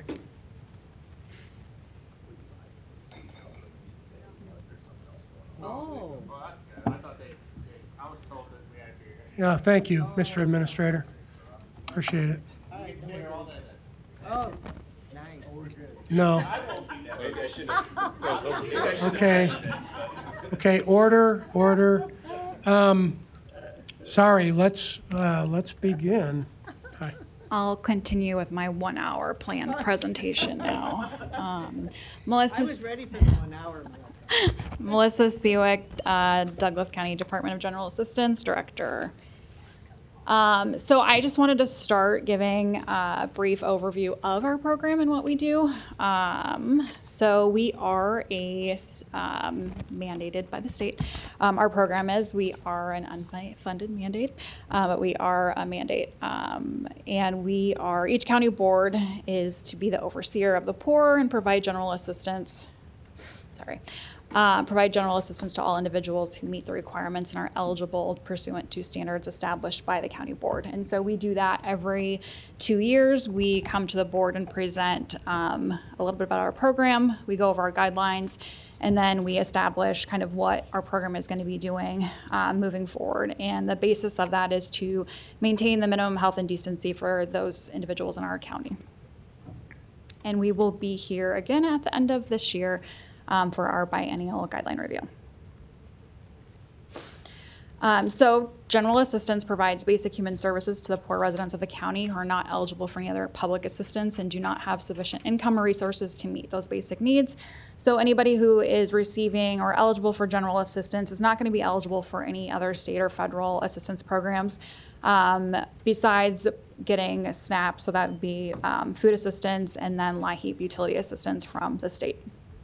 The assistance that we provide is going to be shelter, so that's going to be rent, mortgage, and utilities, cremation assistance, out-of-county transportation, bus tickets, and non-food assistance. And all of that is based on income and resources.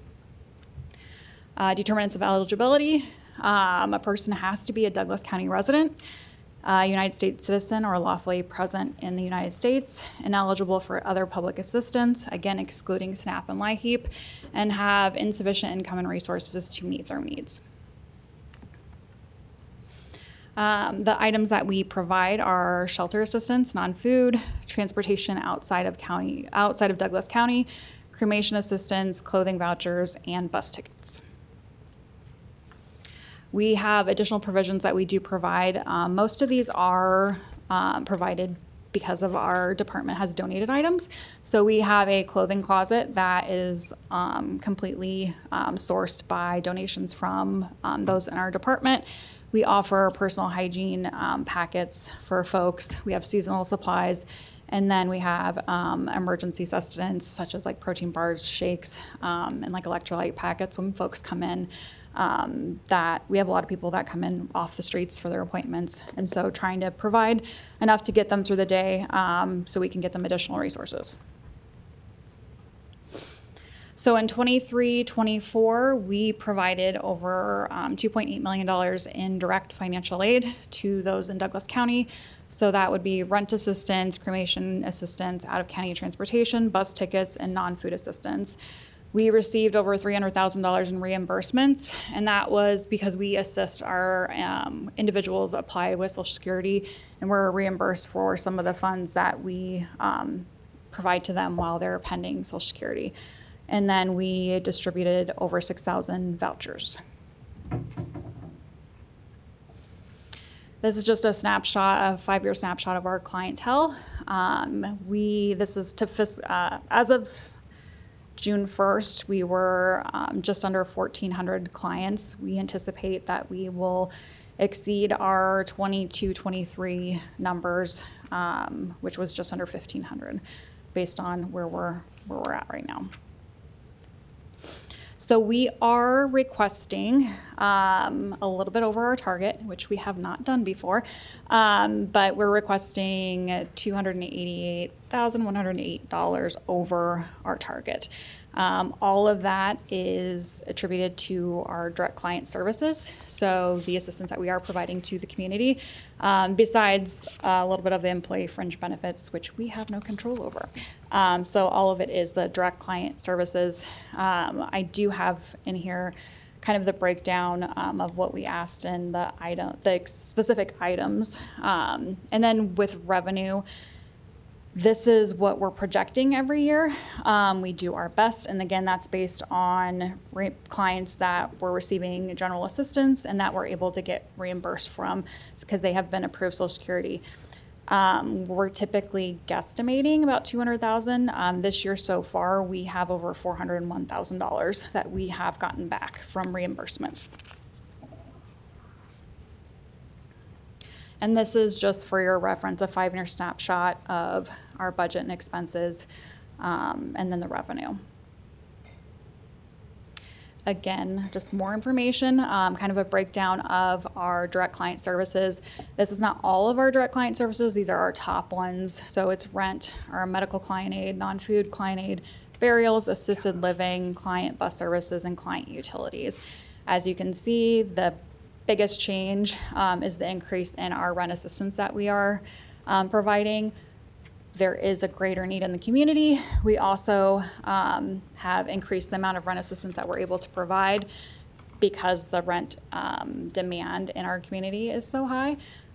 For example, we had a current landlord that just raised their rent $300 a month for no reason other than they could. So those are kind of things that we're looking at. And then we also have an administrative support specialist who meets with clients every week, works with them one-on-one to work on housing and finding them housing, cold calling landlords, trying to get our folks housed and worked around those barriers. And we've had a lot of success by the work he's done. He's put in a lot of effort doing that. So it's a good thing that we're seeing the clients that are approved on our program being able to utilize these vouchers.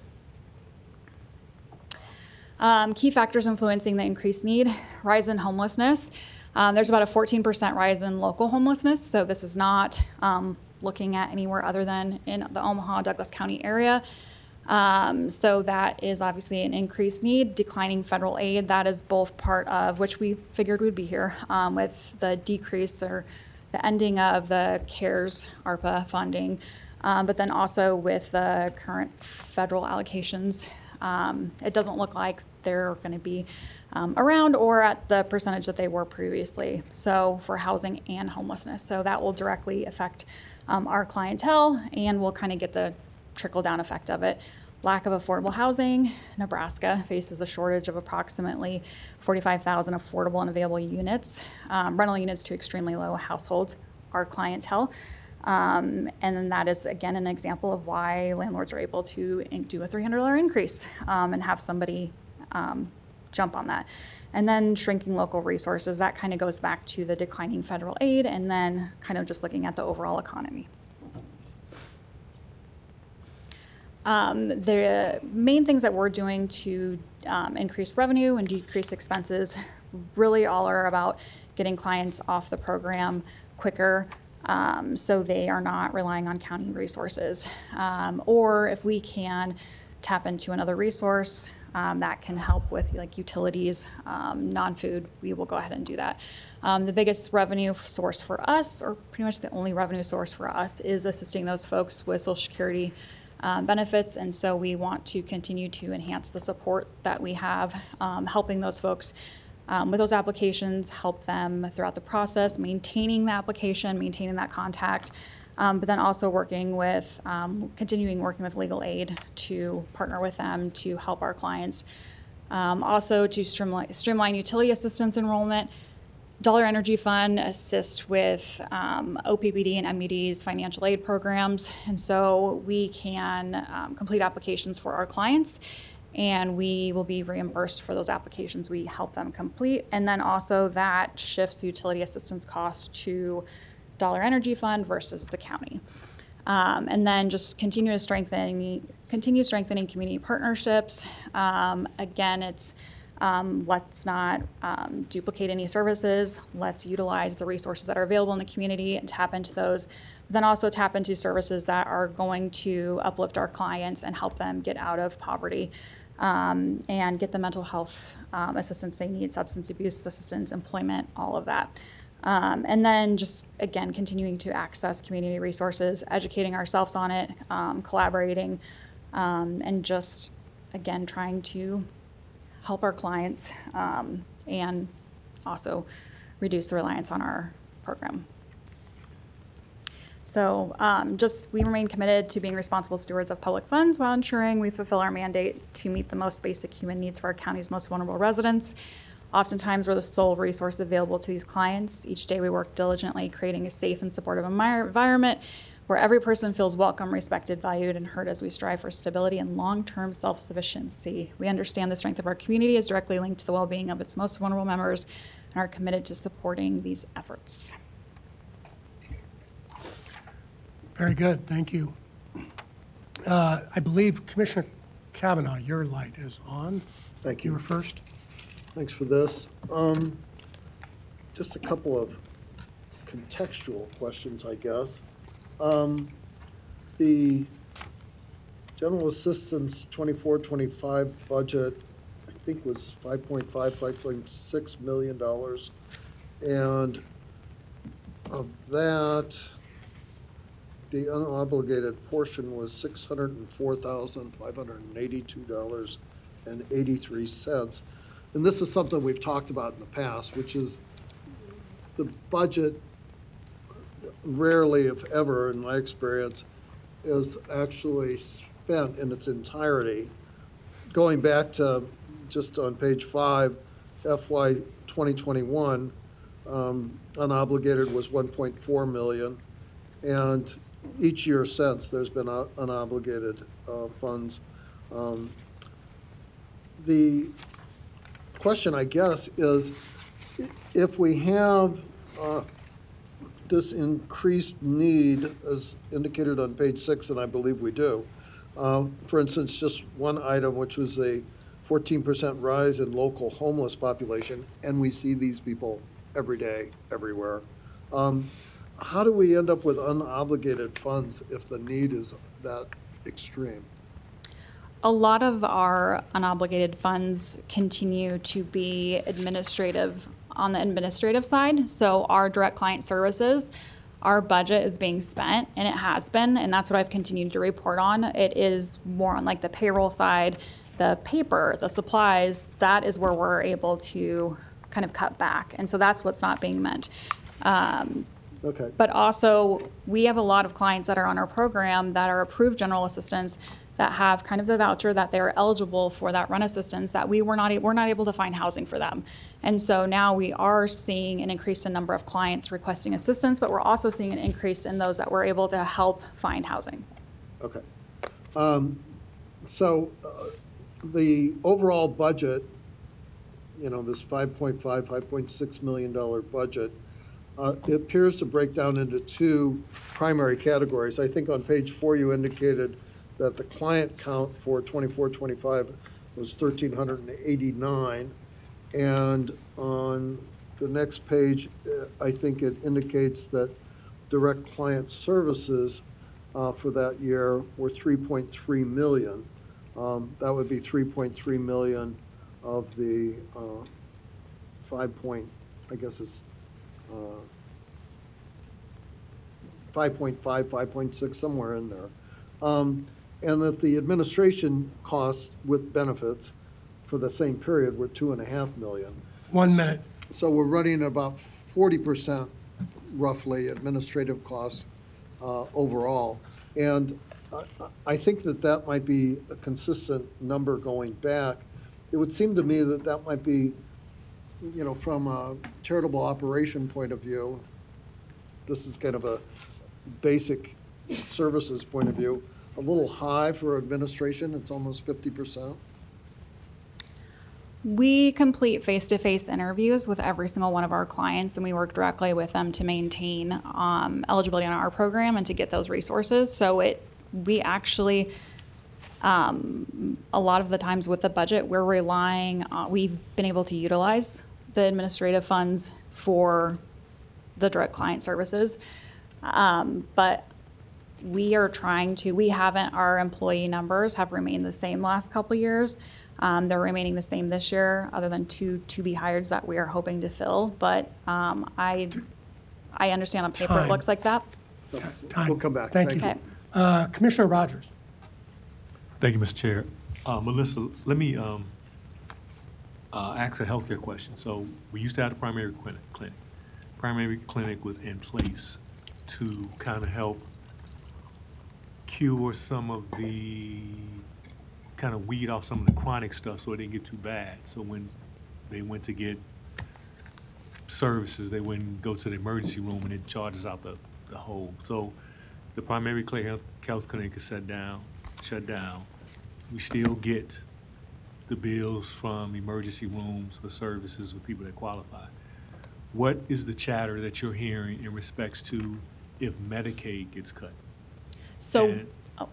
And I'm assuming if Medicaid gets cut to some degree, that will fall eventually down the line to us. Because if they start playing with state share, and we haven't budgeted that for a couple of years, I mean, the number was, when we were in the business, an 8 million.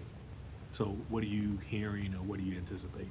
So we are currently not getting any bills or anything like that. Once Medicaid expanded, we were able, all of that fell to the state, which was amazing. There are some bills, like back bills from years and years ago, for people that are pending Social Security, that was kind of in limbo, that we might be responsible for pre-Medicaid expansion. The conversations are of concern. One, I have concerns with the budget, because obviously if Medicaid expansion goes away, then it would fall on the county. I think the level of service that they're able to get with the Medicaid expansion, and the choice that they have, and the accessibility to go throughout the community and get their health care needs met, I think more people are utilizing that. So it's concerning on that aspect, and it's also concerning on the budget aspect of it's continuing to be in the news that those are things that they are looking at cutting. Even if they don't necessarily cut it, some of the requirements for obtaining Medicaid are concerning for our clients to have to perform, 80 hours of community service when they have significant mental health barriers that are not going to be addressed and not going to be looked at and accounted for, that a lot of clients will fall off. So it's concerning. Yeah, and I just say that for the record because I think, I'm assuming if that happens, we tap into the inheritance tax, but for what we have. But yeah, I just put on record for people that don't know how the tie happens, you know, eventually if it's work requirements, any fiddling with Medicaid eventually is gonna find its way down here. So I just want to put that on the record and know the history that we've come from it, and just refresh the board's mind that depending on what happens with that reconciliation package, we could see some costs. Thank you. Thank you. Any other commissioners with questions for Melissa? Commissioner Kavanaugh. Thank you. A couple of items on the increased revenues or decrease expenses, page 7. You indicate that Douglas County General Assistance seeks reimbursement for eligible services provided during the application process for disability benefits. Presumably, these people would mostly be SSI recipients. Does that indicate that we seek reimbursement from SSI recipients for helping them get their application in? It's not to help get their application in, it's for the services that we provided. So if we assisted them with rent, if we assisted them with non-food vouchers, that we can get reimbursed for the funds that we provided to them while their federal disability was pending. That is from their back pay, and that's coming directly from Social Security, not the client. Like the client doesn't. So we are seeking reimbursement from their back pay, which is the client's back pay. That can either go to their attorney or representative to pay their fee, 25% of which is regulated by federal Which statute. is paid. That it's not, we help pay part of the attorney fees as well. So it is not, they have to pay that 25%. We get our reimbursement after the attorneys have been paid, after all of that. And it's only being reimbursed for if they were, let's say somebody was approved going back till February of this year. If they received general assistance in January, we're not looking at January. It would just be for the months that their back pay went into effect moving forward. Okay. Well, I guess I'm not clear, having handled many, many, many SSI cases, what they're reimbursing us for, or even if that is a legal reimbursement under federal requirements.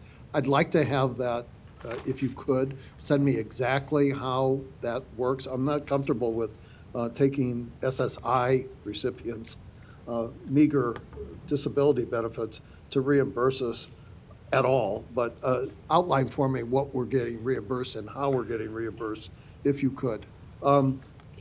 Additionally, Douglas County, under the next item, streamline utility assistance enrollment, general assistance to receive reimbursement for completed applications. Who's the reimbursement from? It's from the Dollar Energy Fund, which is funded through the financial assistance with OPPD and MUD. Okay, we're not receiving reimbursement from people receiving energy funds from No, those we are not. utilities. No. Do we seek reimbursement from our clients for any other costs? No, the only reimbursement we get is via the Social Security Administration, and that is we work with SSA and we work with the state, and that One has minute. been prior to me coming here, and it is legal. Well, I'm familiar yeah. with it. I actually did those cases once upon a time. But we have to be very careful how we handle that because it's heavily regulated by the Social Security Administration as to exactly who can pay for what. And unless we are the designated representative of a recipient, I don't know if we can legally get them to reimburse us for anything. Beyond the fact that these are people on limited disability benefits reimbursing us who are supposed to be helping them. But if you could send me that information, I'd really appreciate it. Thank you. I will do that. Thank you, Commissioner. Commissioner Borgeson. Thank you, Melissa. And I think it is worth re-noting that when you took over, you actually came and reduced your budget and have never come since that time to ask for additional funds. And we all know, just from the data within this community, that the need has increased over the course of the last few years. So I think you've done, as a department, an exceptional job in taking care of the folks that were mandated to take care of. with the limited funds that we have been providing you. On the page 3, where you talked about the additional provisions and the clothing closet, and you talked about how that is from donations from your staff. I think that's admirable to again renote. But does that also include those other items in the personal care hygiene packets or seasonal supplies? Or at one time, I know we have given you money for the protein shakes and stuff, but. Yeah, so that would be kind of a combination of department cost, and then we have employees that donate as well, the hygiene and protein bars and everything, but that would be a combination. But it has always been, our line item for that is $2,000 a fiscal year, and we have not spent that. It's buying the protein bars in bulk when we need them, buying the Propel in bulk, water bottles, things like that. And then little bug spray, sunscreen, and that's when clients are coming to us typically unhoused in an encampment that we're trying to provide a little bit of support for them. And, you know, we can talk offline, but that may be a good project for our Community Government Awareness Committee to have a drive throughout the county for items that you may need for those that we're serving. So we've done it for nonprofits. I think we can do it for ourselves. And then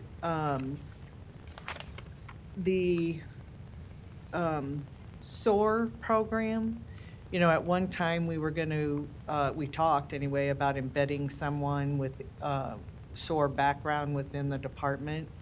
Is that maybe something we should revisit, or are we utilizing that program?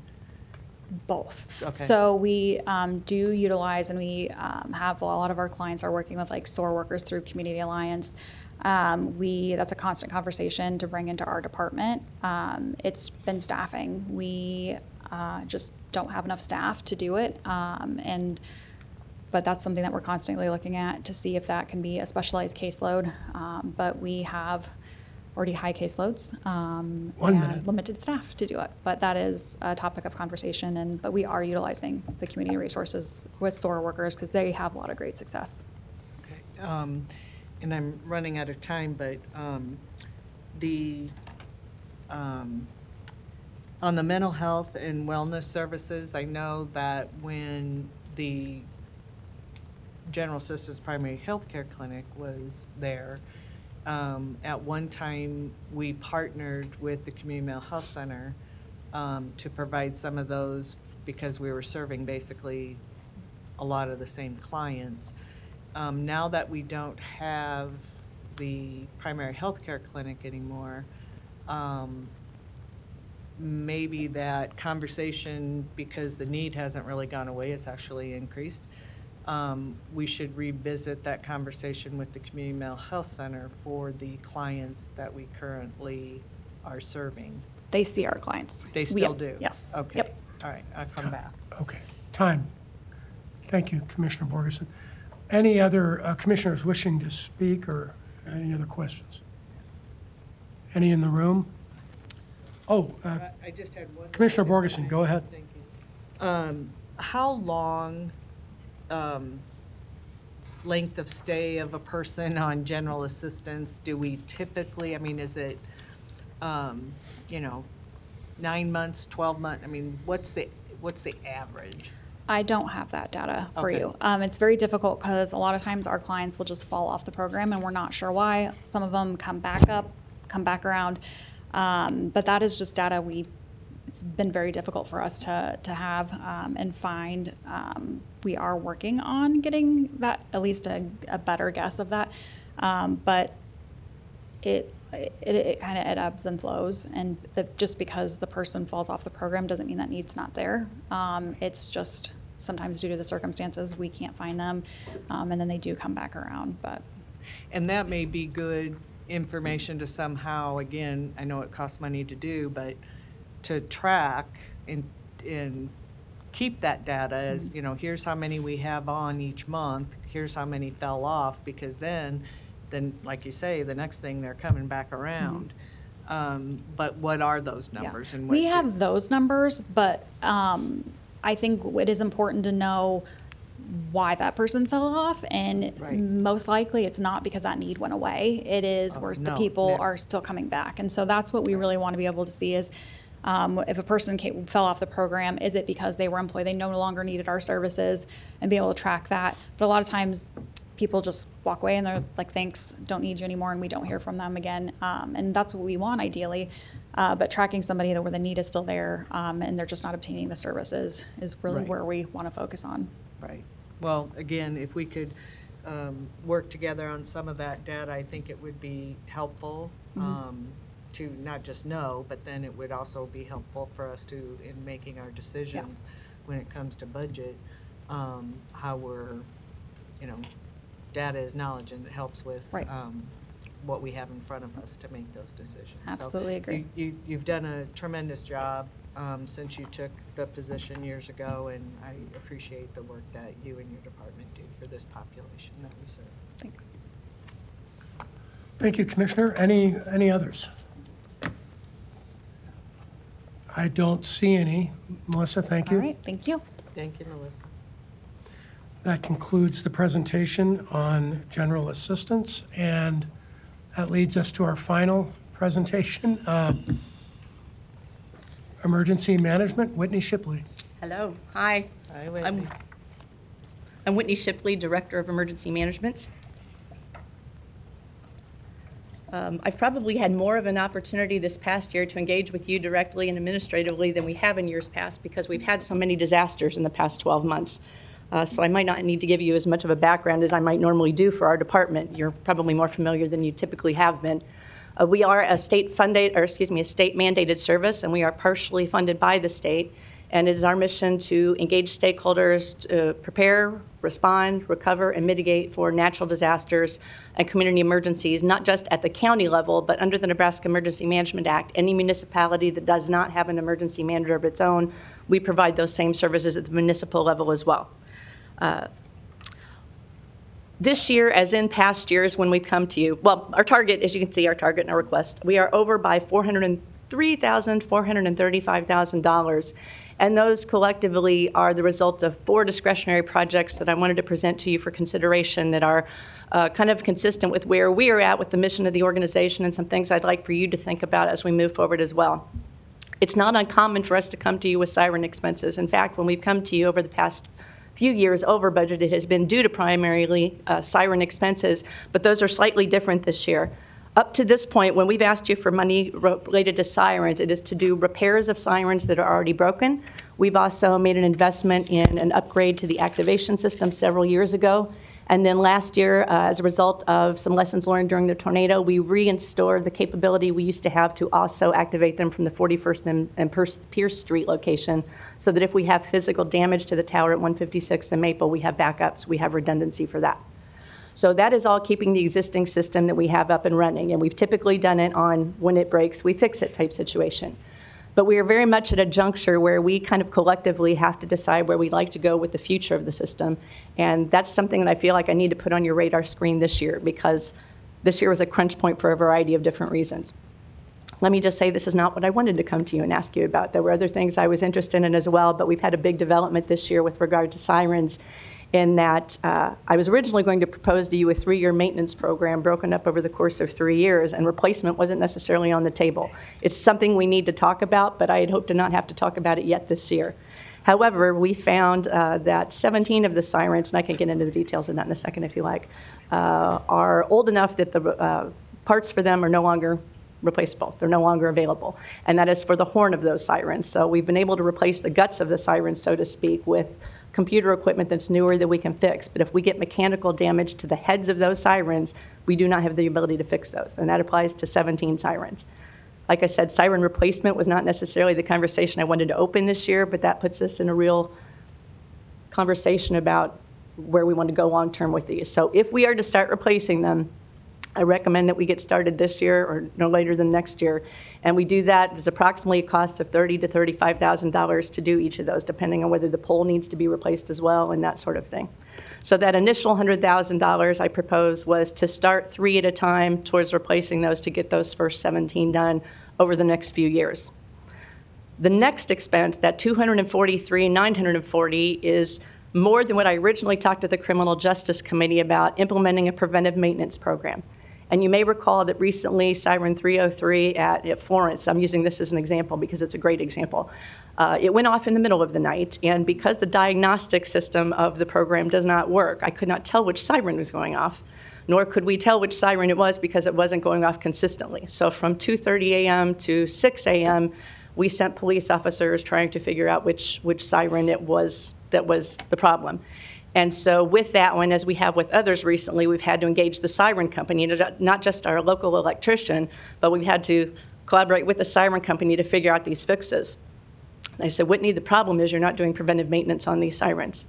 They need to be looked at annually and have the frequency realigned so that those radios talk back to you. So the good news is, let me be very clear that the sirens activate and go off in an emergency as we want them to. As of I checked before we came in, we have 3 that are out of service that the repairs are being completed today. So by the end of today, all sirens be working, and they will work in an emergency. But what I want you to understand is that as we look at maintaining them, the signal that it takes to set them off is a very strong signal that comes from the big tower at 156th and Maple, and then that ability that you funded us last year to have a redundant capability downtown. That's a strong signal, and they go off. But within each one of those is a radio that's supposed to talk back to us and let us know that it went off and what the status is. And it'll give us a few minor diagnostic things about the doors open or the chips bad or some things that tell us what's wrong with that. That image in the top right with all the red dots, those are sirens that don't talk back.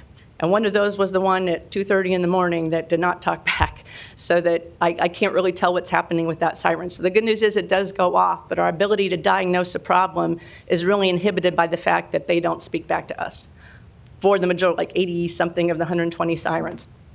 When I talked to the siren company about that, with whom I'd already talked about preventive maintenance, after getting into the system with us for that particular siren repair, they changed the recommendation so that we don't split it over the course of 3 years and fix 3 at a time, but that we do what basically amounts to a year 1 blitz, where they bring in a bucket truck and go through every siren, all 126 of them, from root to horn, take it apart, replace the brushes, and do full preventive maintenance on that, and basically triage the system. It's never had preventive maintenance before. We know it needs it, but we're not really exactly sure where and which sirens are highest priority. So for that year 1 cost, that gets every siren inspected from top to bottom. It'll also bring the frequency into alignment where all of the sirens will talk back to us now, so that if we have one go off in the middle of the night, we'll be able to tell which one it is.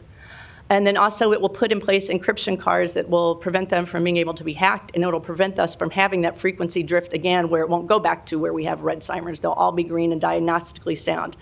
So it is an expensive cost for the year 1, but it's only the year 1 cost that's expensive. After that, it goes down to year 2 and 3, and presumably we've been negotiate a 3-year contract after that, where it's about $42,000 a year. So the first year's expensive. After that, not so bad. And then the third piece that we've advocated for is I'd like to add an additional position to expand in the realm of collective things that we call preparedness. One of the good things, and I'm reluctant to say there's any good thing that came out of our weather pattern last year, but other than those opportunities are teachable moments that we aren't always able to get the public's attention in terms of expanding their own personal preparedness efforts, and even with regard to our partners, to engaging in not just the response piece that we all do very well, but that's directly, the success of that depends on our ability to do planning, training, and exercise as well.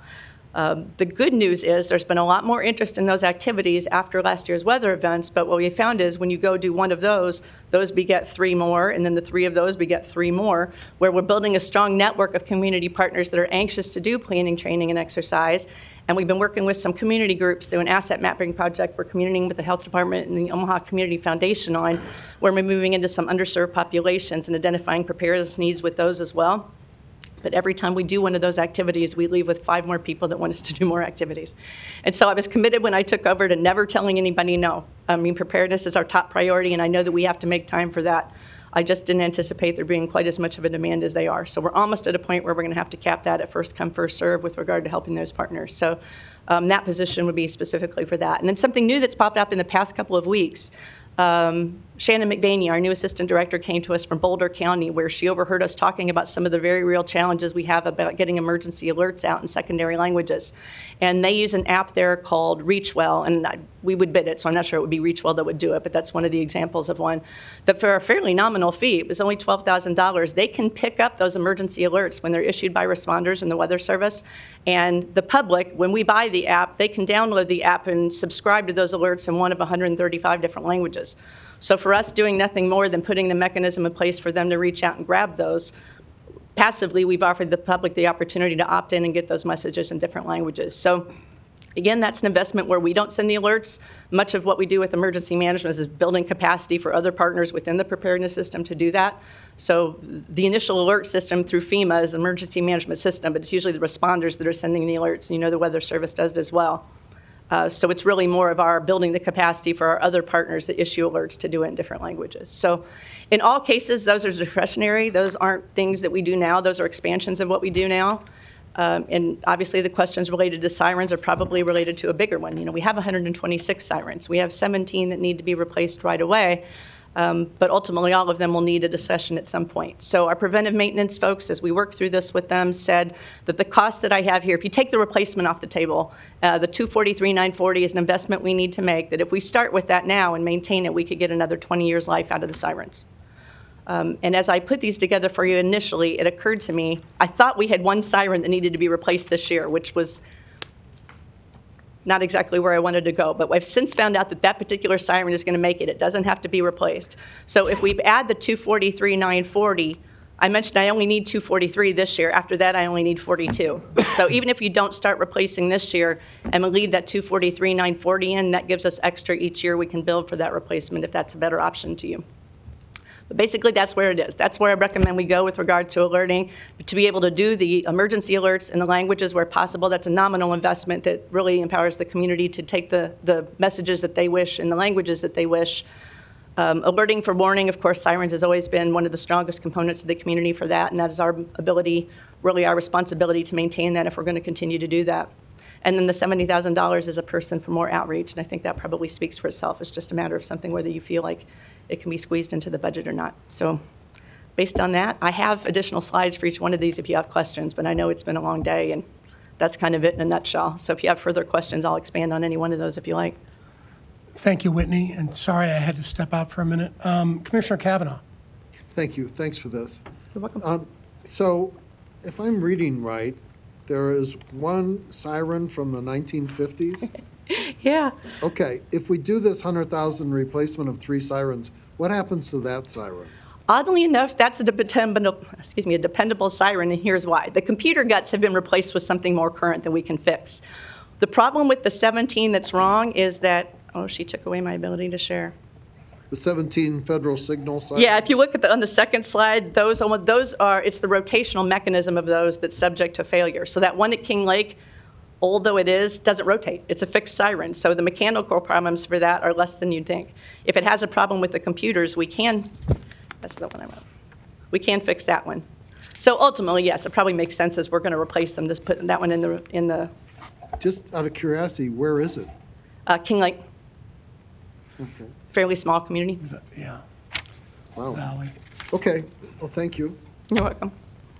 Thank you, Commissioner Kavanaugh. Any other commissioners? Whitney, and I'm sorry, you may have already said this. Can I ask you, what did the, and I don't think I've asked you this offline, the replacement of the sirens and the understanding of what type of critical nature we were in, was a lot of that exposed last year during the storm season? I mean, did we, and I'm not going back 5 years and saying, oh, we should have anticipated this. No. What I'm asking is, did we see things that we may not have seen had we not had? No, actually the sirens worked, but the crisis brought by this was just learning this year that parts are no longer available for those 17. If not for that, I wouldn't be recommending replacement at all. When lightning strikes ahead like that, and that's the problem with the sirens, and I know it's probably confusing to you when we come this year and we need a lot, and this year we don't need much. We're completely at the mercy of a variety of things with those sirens. So the heads of those are where the mechanical difficulties are, and if that gets hit with lightning in such a way that it's Murphy's Law, there's really no control over that. So The urgency this year is purely because parts are no longer replaceable for those particular sirens. Okay. And again, not every damage to a siren affects the head. Much of it's with the computer board, which we can still fix with those. But if we lose a head with that, we lose a head with one of those. Okay. Commissioner Borgeson. Can you just review, thank you, can you just review again, well, not again, but review budget and where your money comes from? Yes. All of our money comes from the general fund, except the Emergency Management Performance Grant is a federal emergency management grant that passes through to us. When I first started with the agency, it paid for half of our budget, but that's scaled back over to the years now where it's down to $88,000. It's in our numbers here. That's discretionary. That's however much the state chooses to pass on to us. So it's a number I'm always reluctant to commit to. So what I give you each year is whatever we had the last year with the hope that they'll continue that. So I don't know. So aside from that, it's general fund money and approximately $88,000 to $90,000 that the state puts that goes towards half of our personnel costs. At one point, did not the SIDs participate in the cost of sirens? They do put the sirens in, but then we maintain them. They put them in completely? Yes, and then we maintain them. And that's still the case. When a developer puts in, yes, they send the plans to us, and if it's not, if a portion of that SOD is not covered within an existing coverage area, we do require them to put one in. But then once in, we do maintain them. And as I was looking back through research to prepare for this, I found the initial presentation, it'd be about 2002, from that emergency manager proposing that we do it that way, because at first blush you might think, well, they should fix the sirens. But what he was proposing made sense in that you can't assure that the sirens get fixed in a timely manner unless you're managing it yourself. So if an SID would have a siren that would fail and they didn't make it a priority or were not able to fix it at that time, it could sit without us having the ability to do this. So the proposal was made at that time, and it does make sense in hindsight. By having all the sirens maintained under the same system, you can make sure that it's done efficiently and in a timely manner, as opposed to leaving it to the individual jurisdictions to do that. And can you just provide a graph of, from, maybe, I don't know, however long you have the data, of how many sirens we had like in, 10 years ago to what we have today? I mean, we had, again, SIDs were popping up all over the place prior, I mean, we had a downturn in 2008 when the housing market was crazy. And, but anyway, maybe 10. This is the big pivot point for us was in 2002, because there were Homeland Security funds available at that time, and most of the sirens went in 2002. So I'm probably going to make you dizzy if I keep going back and forth here. This is a picture of our current siren map, and see the density of these sirens just outside of Omaha on the western side? That's when developers started putting them in. But the bulk of these and the core of Omaha are ones that were all put in 2002 with this surge in Homeland Security funds. So these 18 that we have that are kind of oddball that I say they're coming, that's because those belong to the smaller communities, and when we took over the system, we took them into the system. All the ones that we bought in 2002 are American Signal and their standard, but those ones that we acquired from the smaller communities at that time are these older ones, and so those are the ones that are going to come up for replacement first. So we have 126 total. Correct. And the majority of those were installed in 2002. Correct. With 118 of them being installed? No, 83 being installed by the county in 2002. I'm sorry, that's a mistake. The 118 is incorrect. I think about 18 of that. That's a typo. 83 of them are ones that we put in. All of the rest of them, up to 126, are 18 are ones we took over. The ones by the developer. Oh, I got the numbers wrong. No, you're right. Okay, 83 are ones that we put in 2002, plus we took on 18 that we annexed from the communities, and then all of the rest of them have been from developers in the meantime. Okay, so, all right. And ones that go in now, if maintained, are about a 50-year expectancy, 40 to 50 years. They say if we do preventive maintenance, we can get 50 years out of them. Okay. Her time was up. So Okay. do you want to continue, Commissioner I Borges? can talk offline. Okay. I was just going to say real quick, before we, sounds like we're pretty close to wrapping up, but thank you for the information. Is there, you and I have talked about this offline, Whitney. There's a lot of jurisdictions around the country who have moved away from the siren dependency, totally. Some, I wouldn't say a lot, some have. I've been keeping an eye on it. I bet you are. How long does it take to migrate off of a siren system that makes the community feel comfortable? I mean, years? I mean, it would be your educated guess? 2 to 3 years for those that are receptive to do it. Yes, Okay. it takes building a dependency on some other technology. I'm not advocating we do that. No. I'm asking. But it is an option. It has been done with mixed results, and that's one of the things. Had these 17 not failed this, had we not been that, I'd hope to give you that full presentation and research next year, but this kind of forced my hand on that. But Well, they're expensive. yeah, but we can look mean- at other options, and those that have opted out of them have done so because of the cost. And Okay. I know the public's very, as are we, they're a strong piece of the notification system, but they really don't tell you, they're the least informative of all the means available. All they do is tell you that there is a danger. They don't tell where it is, what to do as a result of it, when the danger's over. But we understand that they're a strong component of the notification process. But if you're open to looking at other options, there are other more informative options that have different costs associated with that. But I felt, because of those 17 not having parts, I felt like I needed to put this on your screen today, and then we can discuss more offline about future strategy and what additional research we like to see. It was just an unfortunate time where I have to ask because it's budget time and we've got these 17 to deal with, but Okay. definitely Thank you. more to Thank you, discuss Whitney. on that. Commissioner Borgeson, you have a further. Historically, just for God rest his soul, Commissioner Boyle and I pushed previous director to go to a different system that did not include silences, and we were met with complete wall up, no conversation. So what frustrates me, though, is because I think if we would have started that conversation when we brought it up, I would say at least 8 years ago, and over and over and over and over, we would be without the siren system right now. As you Possibly. talked about being able to educate the community about a different system. So what's frustrating to me is now, here we are, we have to spend money to maintain the sirens, and then I believe we should have that conversation, but you're spending money, and now everybody's going to say, well, we spent the money, so we don't want to replace it. So again, historically, I just say that because we would have been way farther ahead if we would have talked about it back then. I still think it's worthy to have that conversation, to take a look at those communities that have gone away from the siren system, because there are successful ones, and have that conversation to maybe start planning, again, like you say, 2 to 3 years from now, because of the educational piece to the community. Understood. I agree.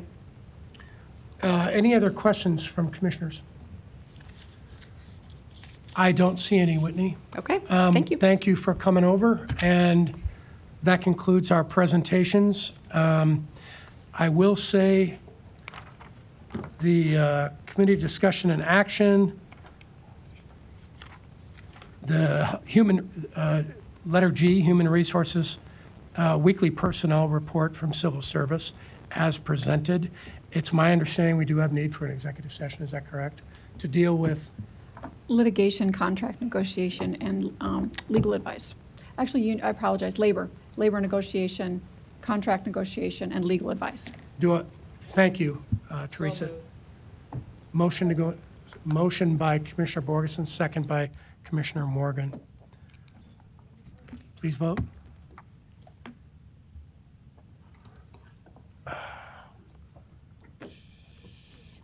We're adjourned.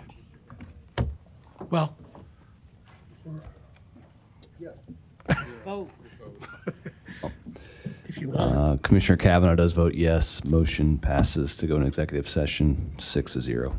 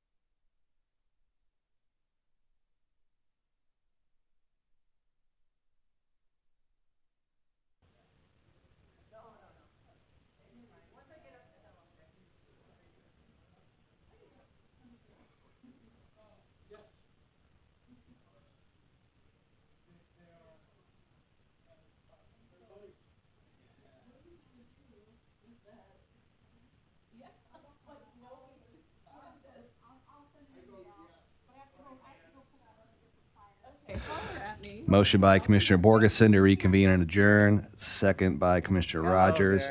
Motion passed 6-0. The meeting adjourned at 2:18 p.m.